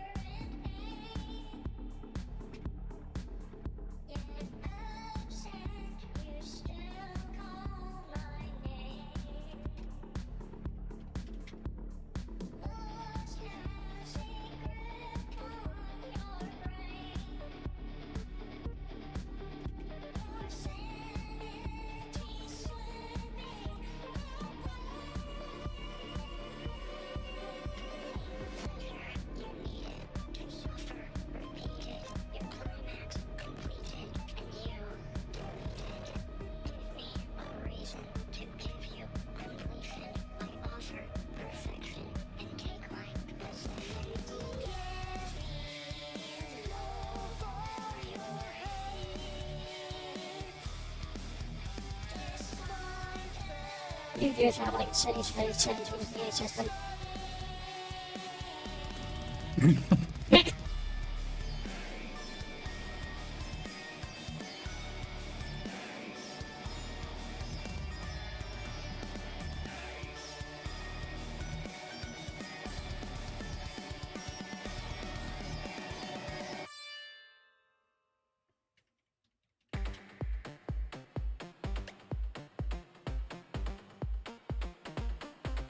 What does this do? Thunder. Hmm.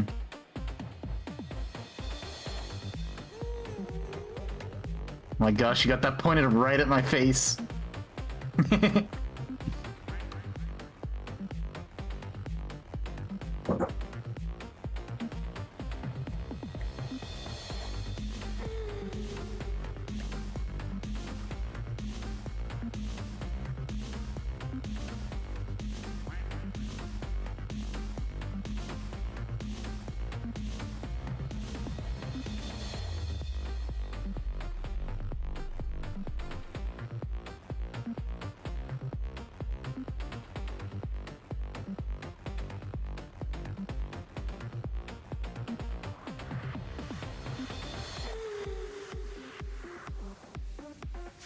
I just realized your character actually makes an expression depending on your action.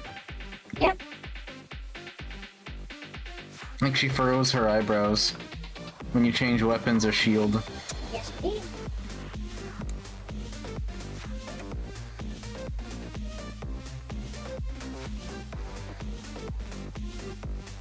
Mine doesn't. Just same face no matter what.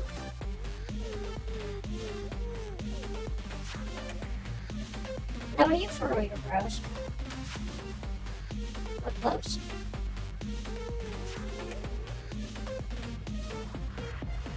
Nothing's happening. It gets slightly angrier. There's a furrow. See? Oh, when I block, I see. Yeah. That's fun. Slightly. Too stoic. Michael, what dungeon do you want to do?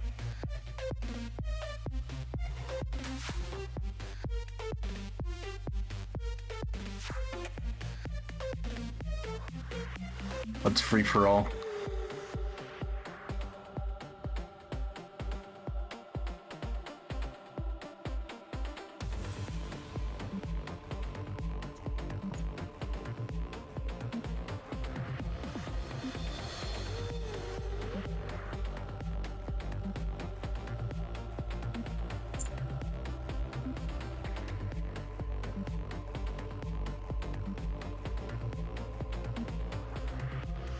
I shouldn't fucking shit like that.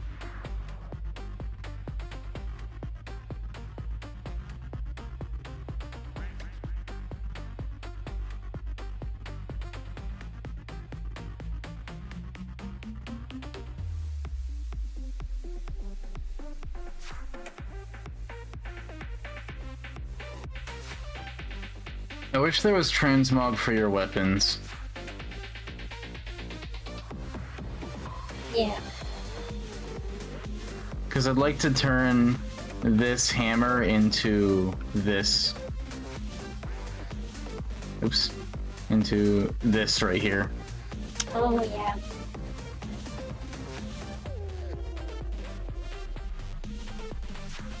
Let's do those ones.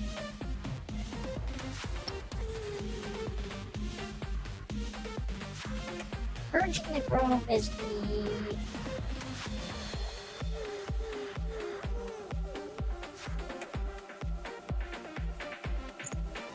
Let's see.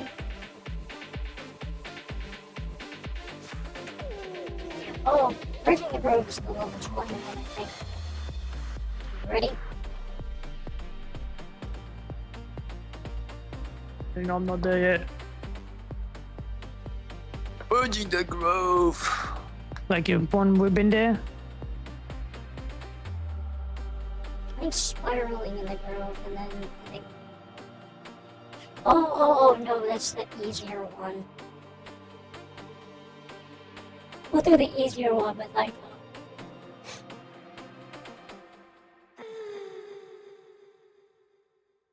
Hello, Zenny.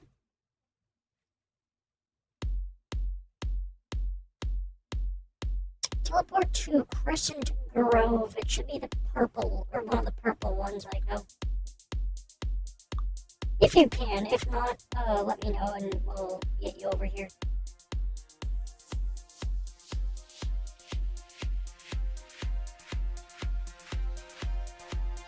Hey.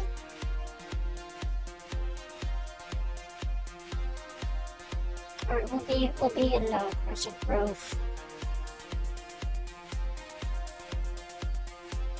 Yeah, it's good to see you here.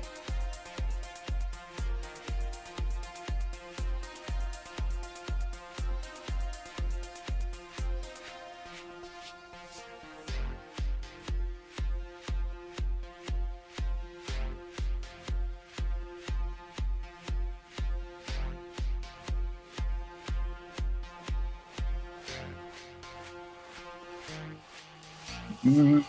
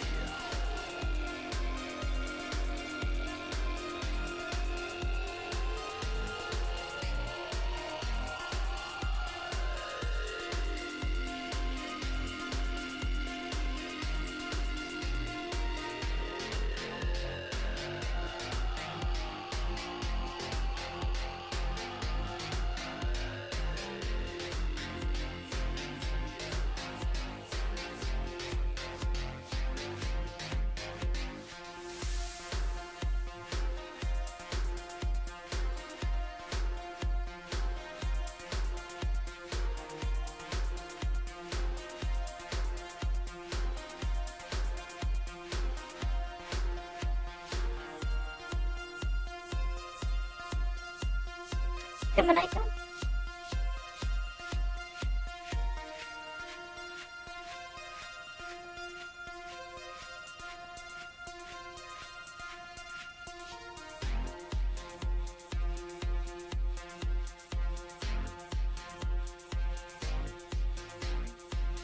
Yeah.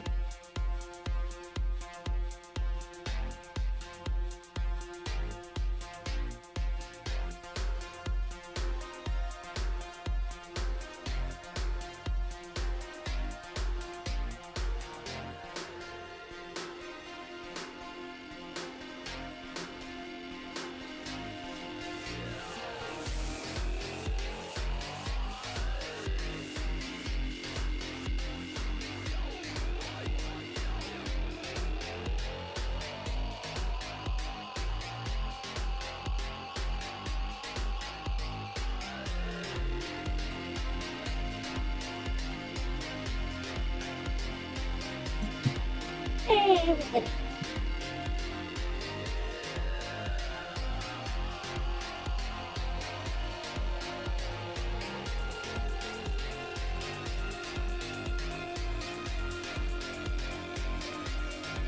There's a secret right here.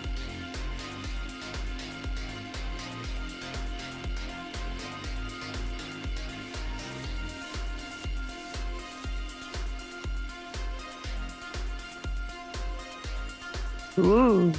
Okay.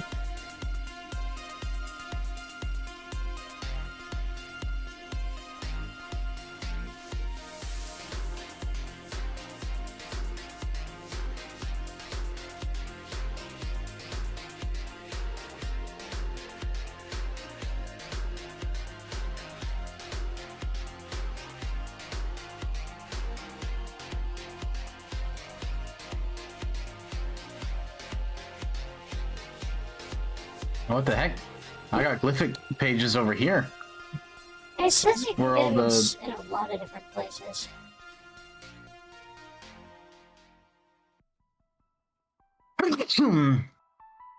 Yes. Thank you.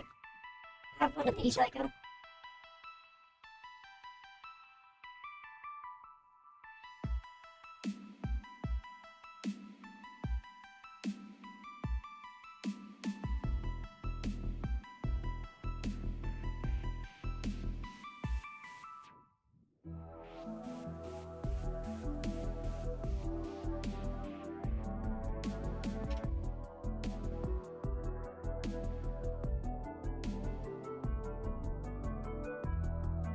Alright, right.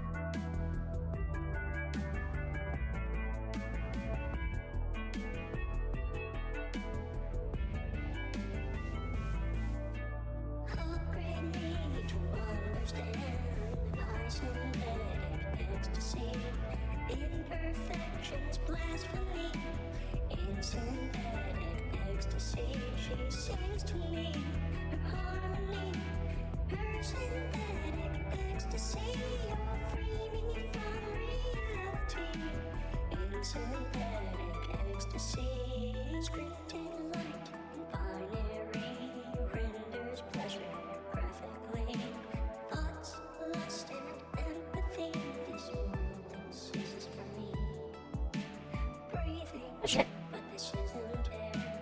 Try again, we're almost there. Fade too dark, it's only fair. This is for me.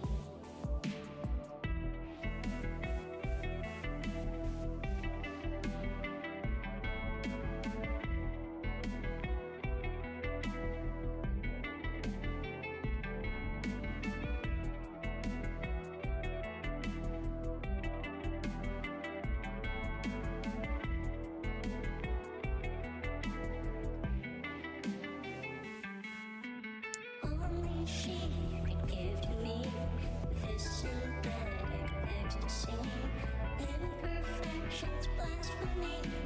In synthetic ecstasy, upgrade me to understand. In synthetic ecstasy, you'll free me from There we go. reality. In synthetic ecstasy, waiting but never came. Look for someone else.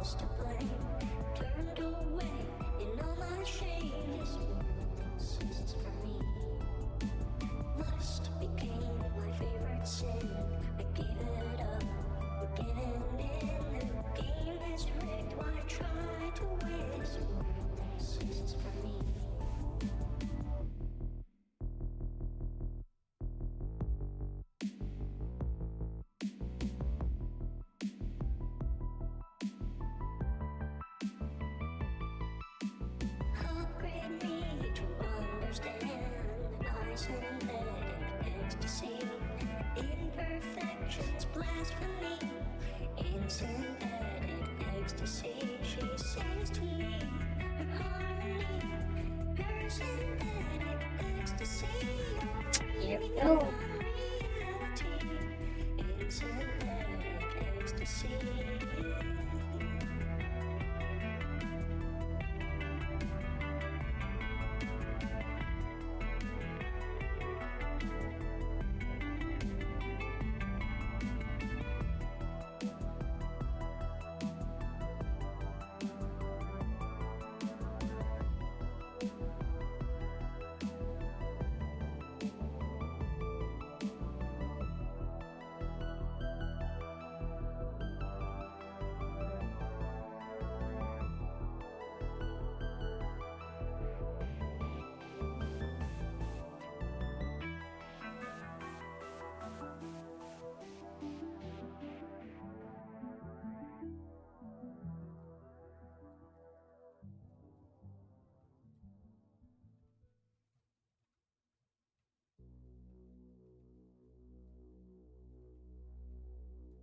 Hey, gamer. Hey, There we gamer. go. Hi. I'm looking for boarheads.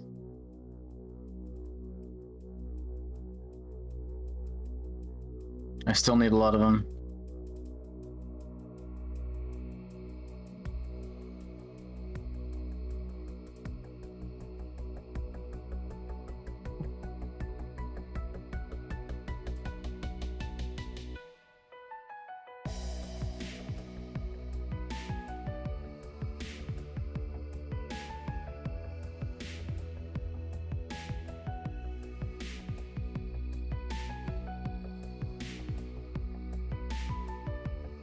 Wait.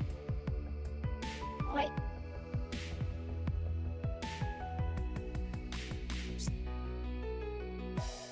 Oh, this guy, this is a big fucking cannon. What the fuck? Yes, he does. Not a single one of these war boars has I think I dropped can get you. their head.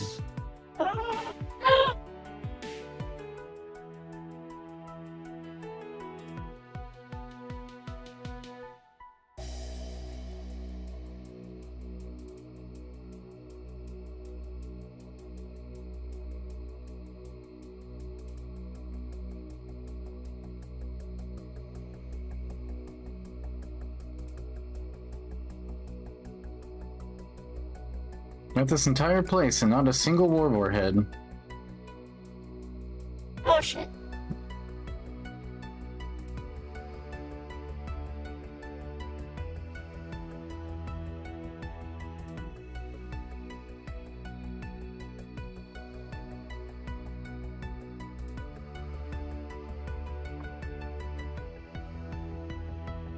You can respawn if you'd like, I go.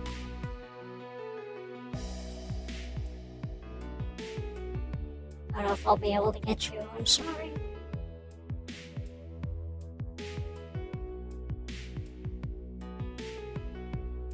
There we go.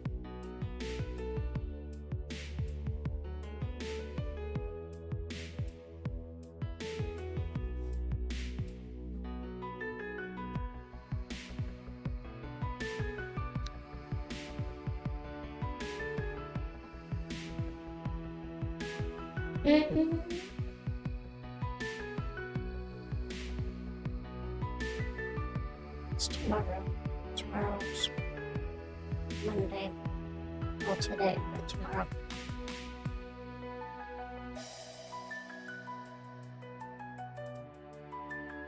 What?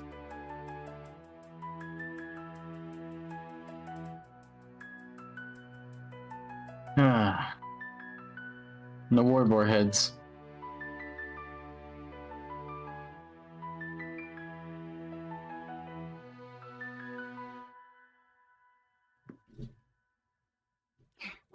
Alright, ready? It's another.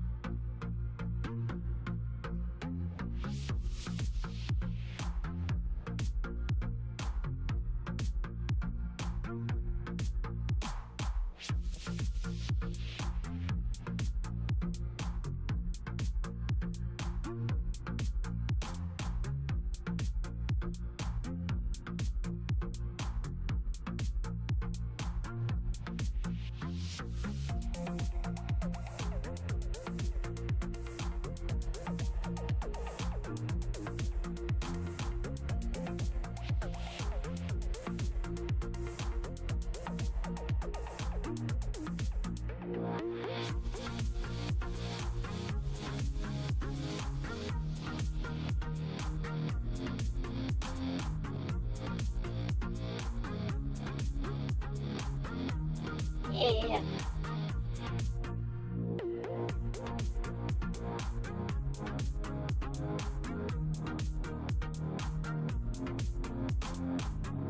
What? Yes. Yeah. I don't suppose, Arva, you have any Rage Boar or War Boar heads, do you? I probably have some in my chest eventually.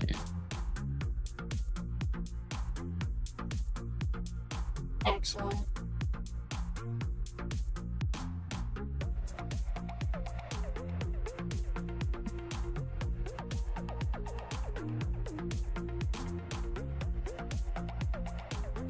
Okay.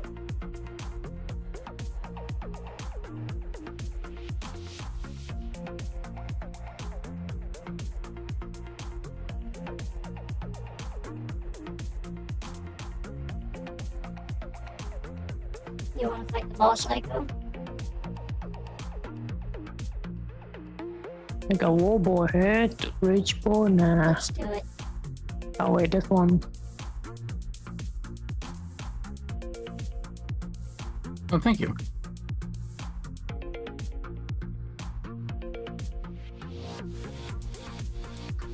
Also do done this parkour through.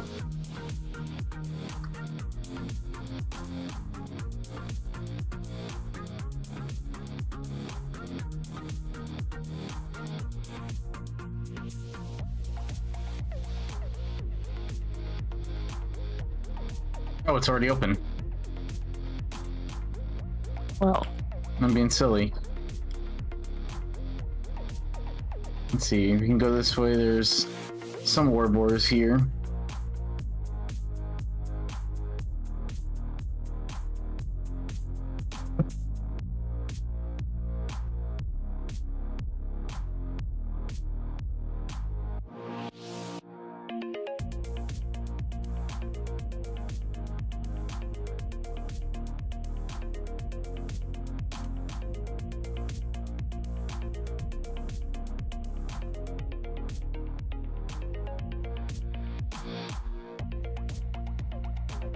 Yeah.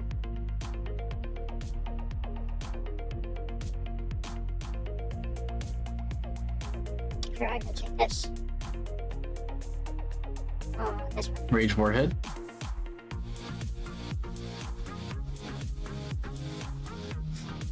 This is a good one.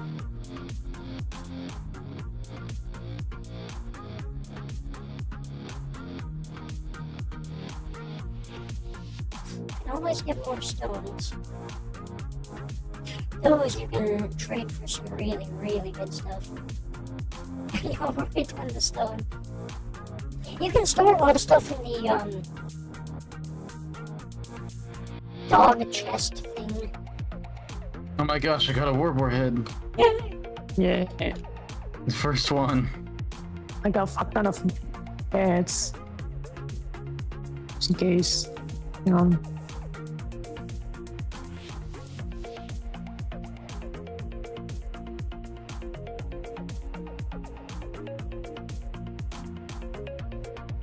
Alright, hang on. So, there. Thank you.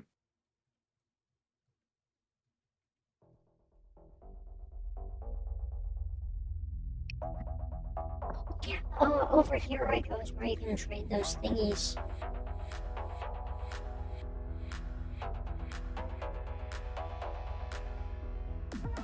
These dudes here.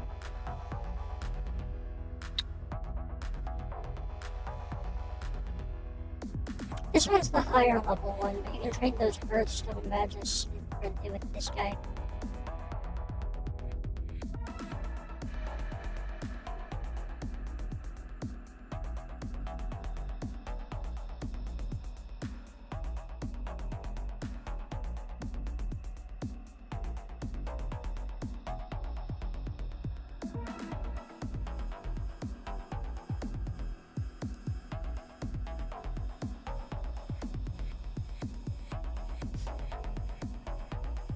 Anchor.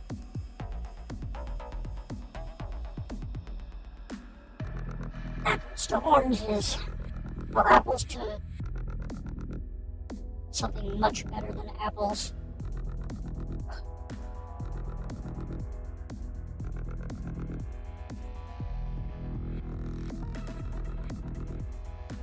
How you doing, Nix? Hello, Scully.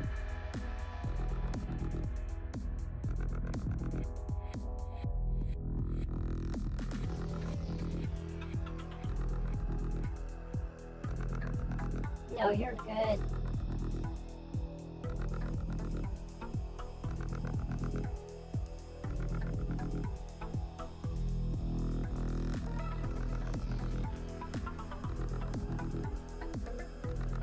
How are you doing today? Well, to consider me a regular robot. We're not even on the same class. I'm not one of those fucking wirebacks. Those dirty oil slickers.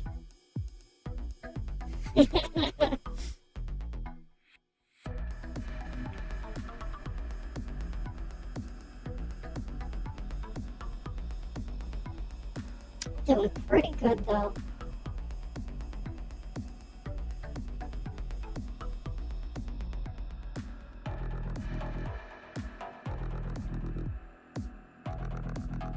Stuck. Oh, There you go. Bitch.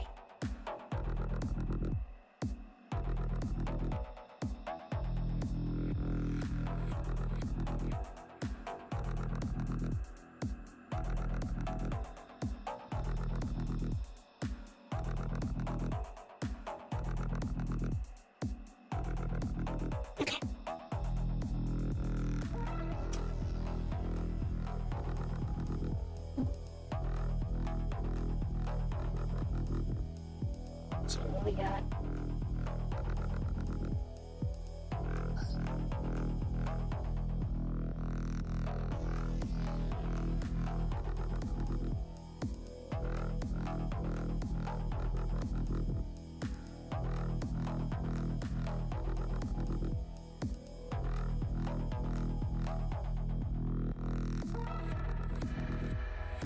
Okay, I have all the war warheads I need. The only thing Good. I'm missing are rage warheads. But luckily, we don't have to keep coming in here for those.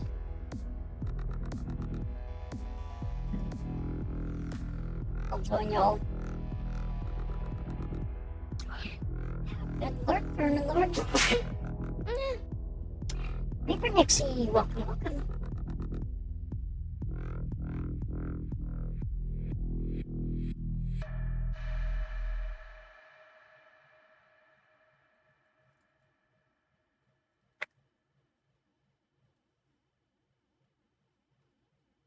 I should have stored some stuff in there.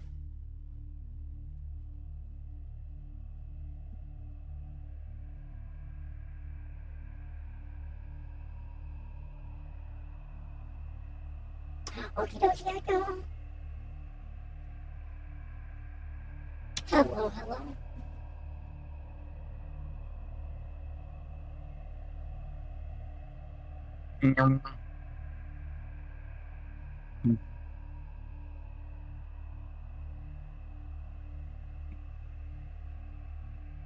Let's see here.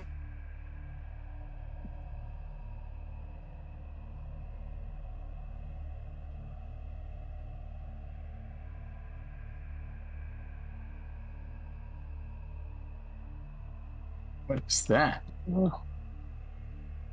Oh, look helmet? at the shit I cannot use. Look at this shit. Whoa. Oh. What'd you find? I think Arva got the same weapon that you have. Oh, okay. Ooh, and I like this one more. Thank you, Arva. Yeah. It's pretty solid. Arva, you are precious. Yeah. Level up. Yeah.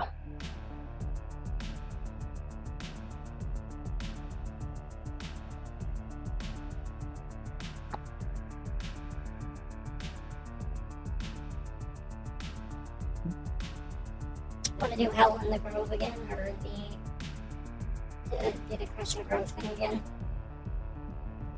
Crescent go. Oh, Yeah, I gotta guess. do it one more time.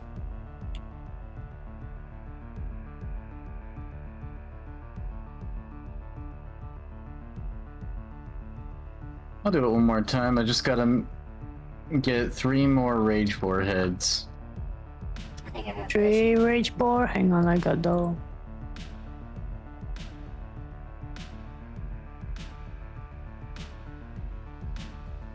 About to rage. Oh wait, I got fucked on. Hang on, the mouth. Yeah, I got a shitload here. Yeah. Beat me to it. Hey, where are you? Oh, isn't still in fucking Bolado.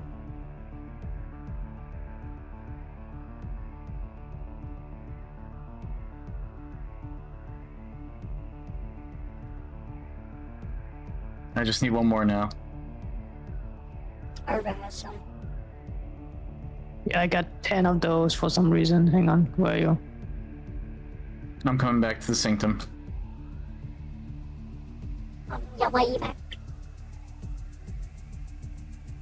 You get your ass over here. Right here.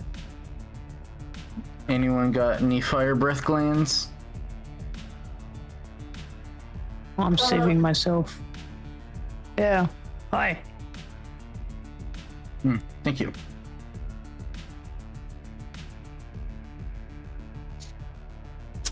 Only a few.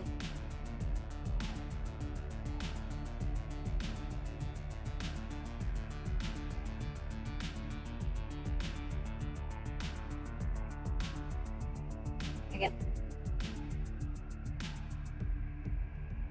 Oh, I'm just 1 short. Okay. Wait, Okay, fine. Hang on. I got, yeah. There you go. Oh, thank you. You're welcome. I don't have very many. Alright, I'll be at the Grove.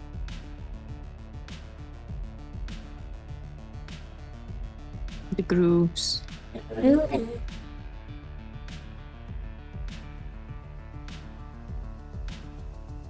Schmoving.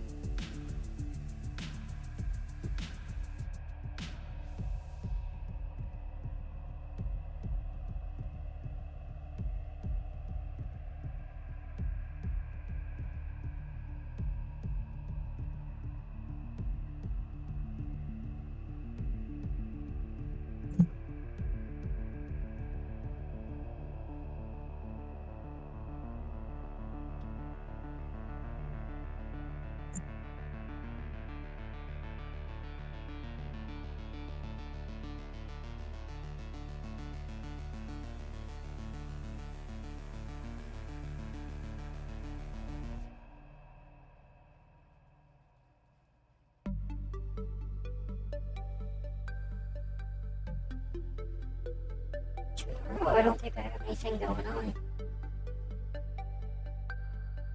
So I'm just gonna animate.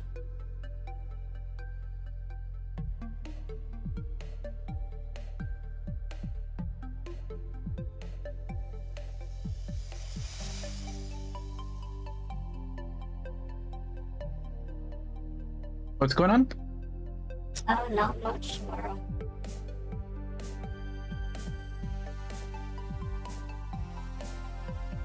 I was just thinking about what I was gonna be doing tomorrow. So I guess I'll just animate. Well, I'll be around. You can hang out with me. Sounds good.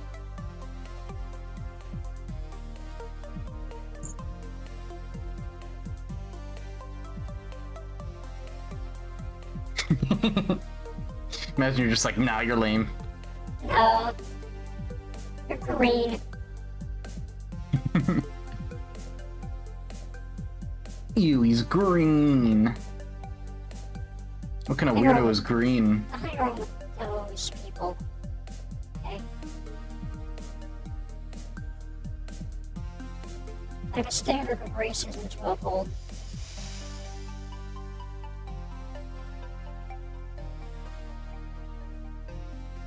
Y'all coming? Yes, just gotta turn a quest in real quick.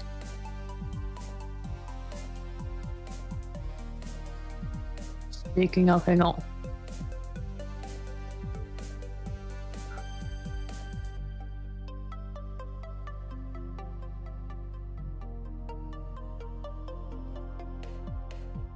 Alright. Now, is there a way to teleport to leader? There we go. I can just teleport straight to you. What the hell? Here I come. Here we go. Whee!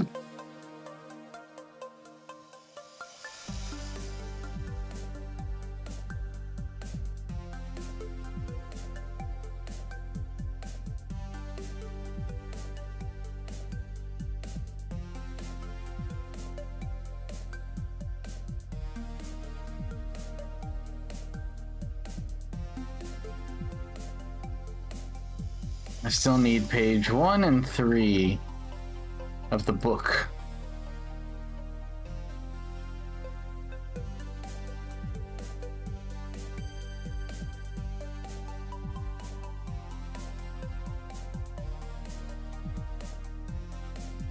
I need page 1 and 5.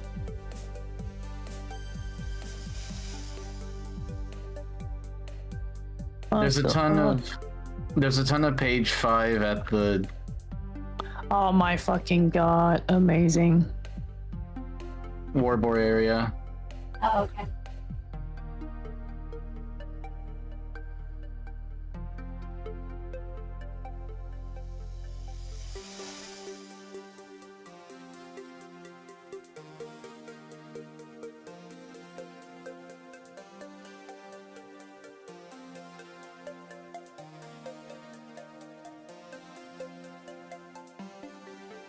Did you say you need page 3? Yes. I think you. 2 page 3s. There you go. Do you want one over? What? Go to page 3. Oh, you need a page 5, right? Yep. I got 3 of them. Oh, Interesting. can you grab it? I'm not on the quest yet. I mean, it's fine. I wouldn't just do next one.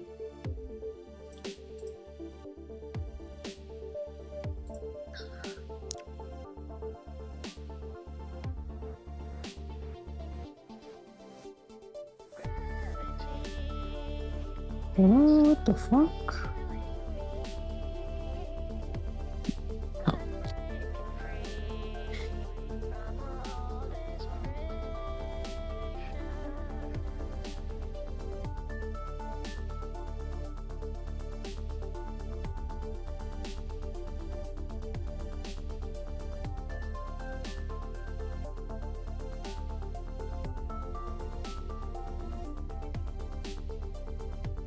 Oh, I know why I'm not doing as awesome as I could be.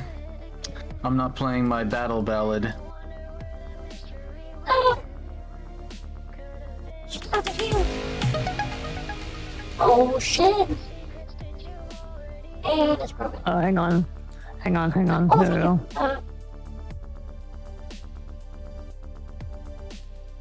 I go invisible, I go revive somebody.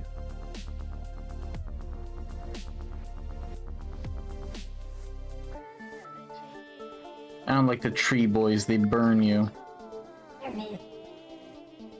They should have burned themselves, realistically, but The great irony. I can deal with the. I feel like I can deal with the golems easier than the trees. Sure, let me fix Age's face here.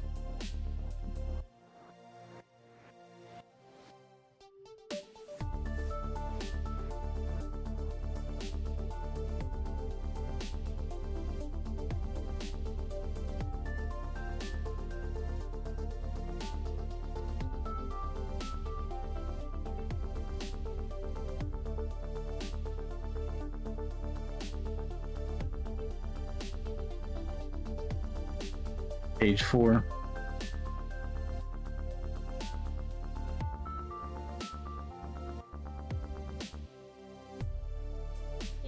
Give me 1 second here.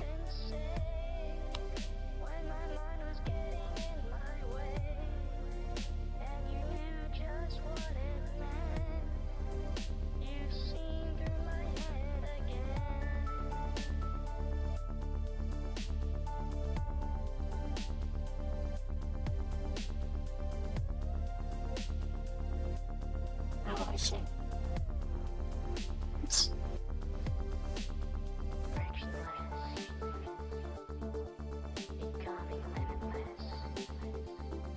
Gonna be fucked to learn those, I guess. Alright, we're back.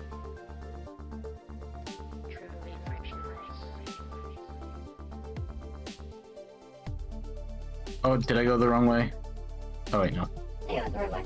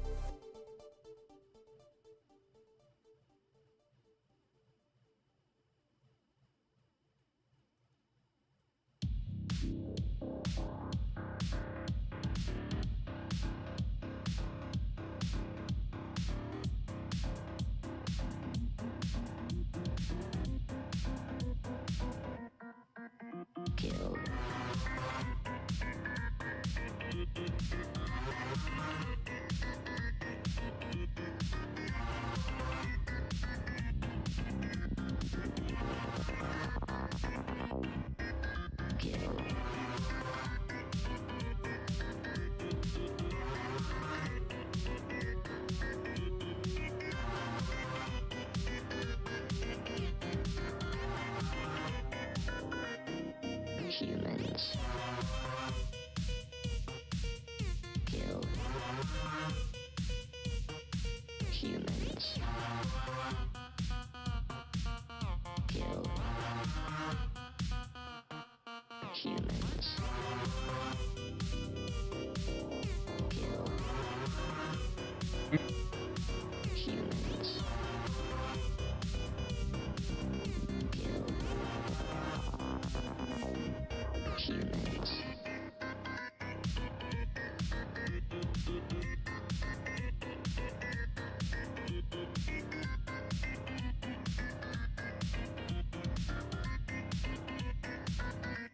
Excellent. Kill. Kill. Kill. Kill.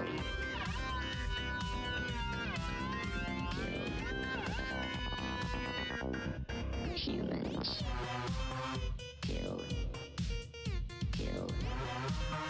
Kill. Humans. Kill. Kill. Kill. Humans.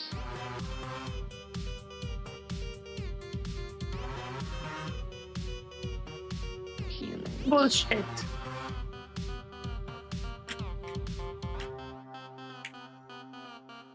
Humans.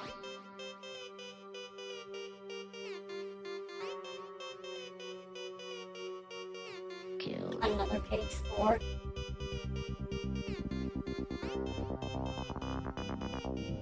Humans.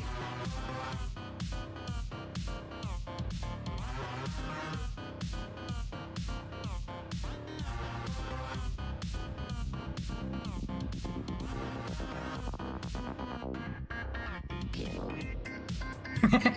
I'm out here comparing weapon stats in the middle of battle. Oh shit, you got the summon again to fuck around, huh? Oh, jeez. Kill.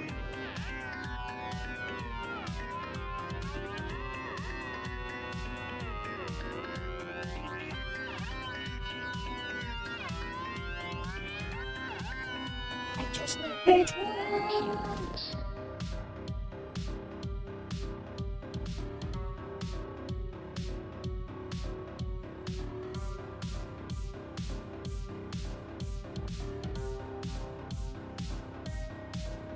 Kill.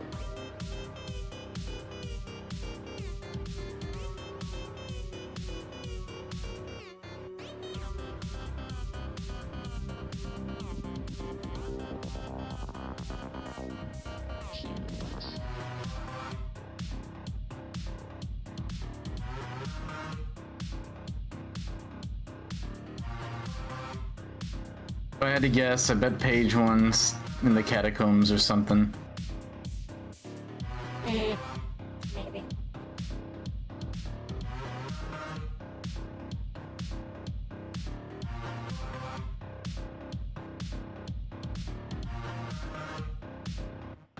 Kill humans.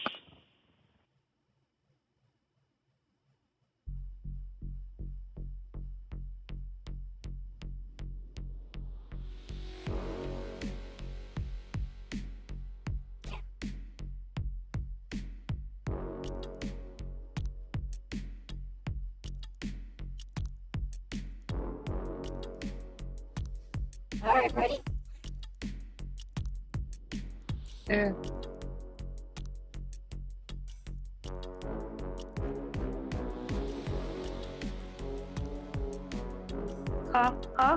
Spinning.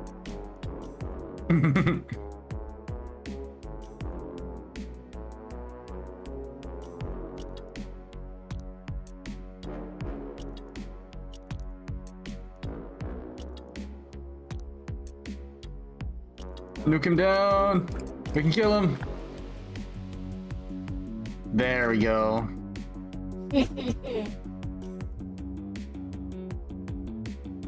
Easy peasy. Why do I keep having fucking mystic bullshit? Same. So magic. What the I fuck? actually got the armor for my class for once, but I already spent the medals on it Oh, yesterday. Which one did you get? Answer. The chest piece. Do you need pants? I need pants. I mean, I'm not wearing any on purpose, but Oh yeah, it's true. there's nothing down there. Got my poon hanging out in the breeze. Cheap booning. Straight pooning it 2 times. 2 times the poon.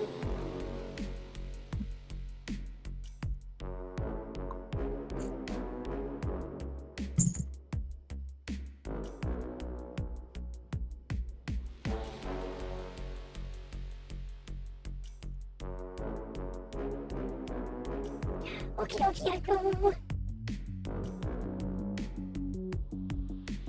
I have to be free as well. Yeah, I'm gonna go fucking eat food, bro. I'm fucking lunchtime. I haven't eaten lunch for breakfast. Alright. I'm gonna go make some steak. But yeah, that's about it. Some steak. Hey, we'll pull out Asia tomorrow, actually. Goodbye, Aiko. Thanks for playing with us.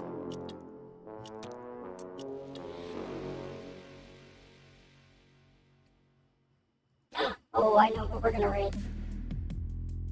One of my favorite Aussies. You'll love her. You'll love her.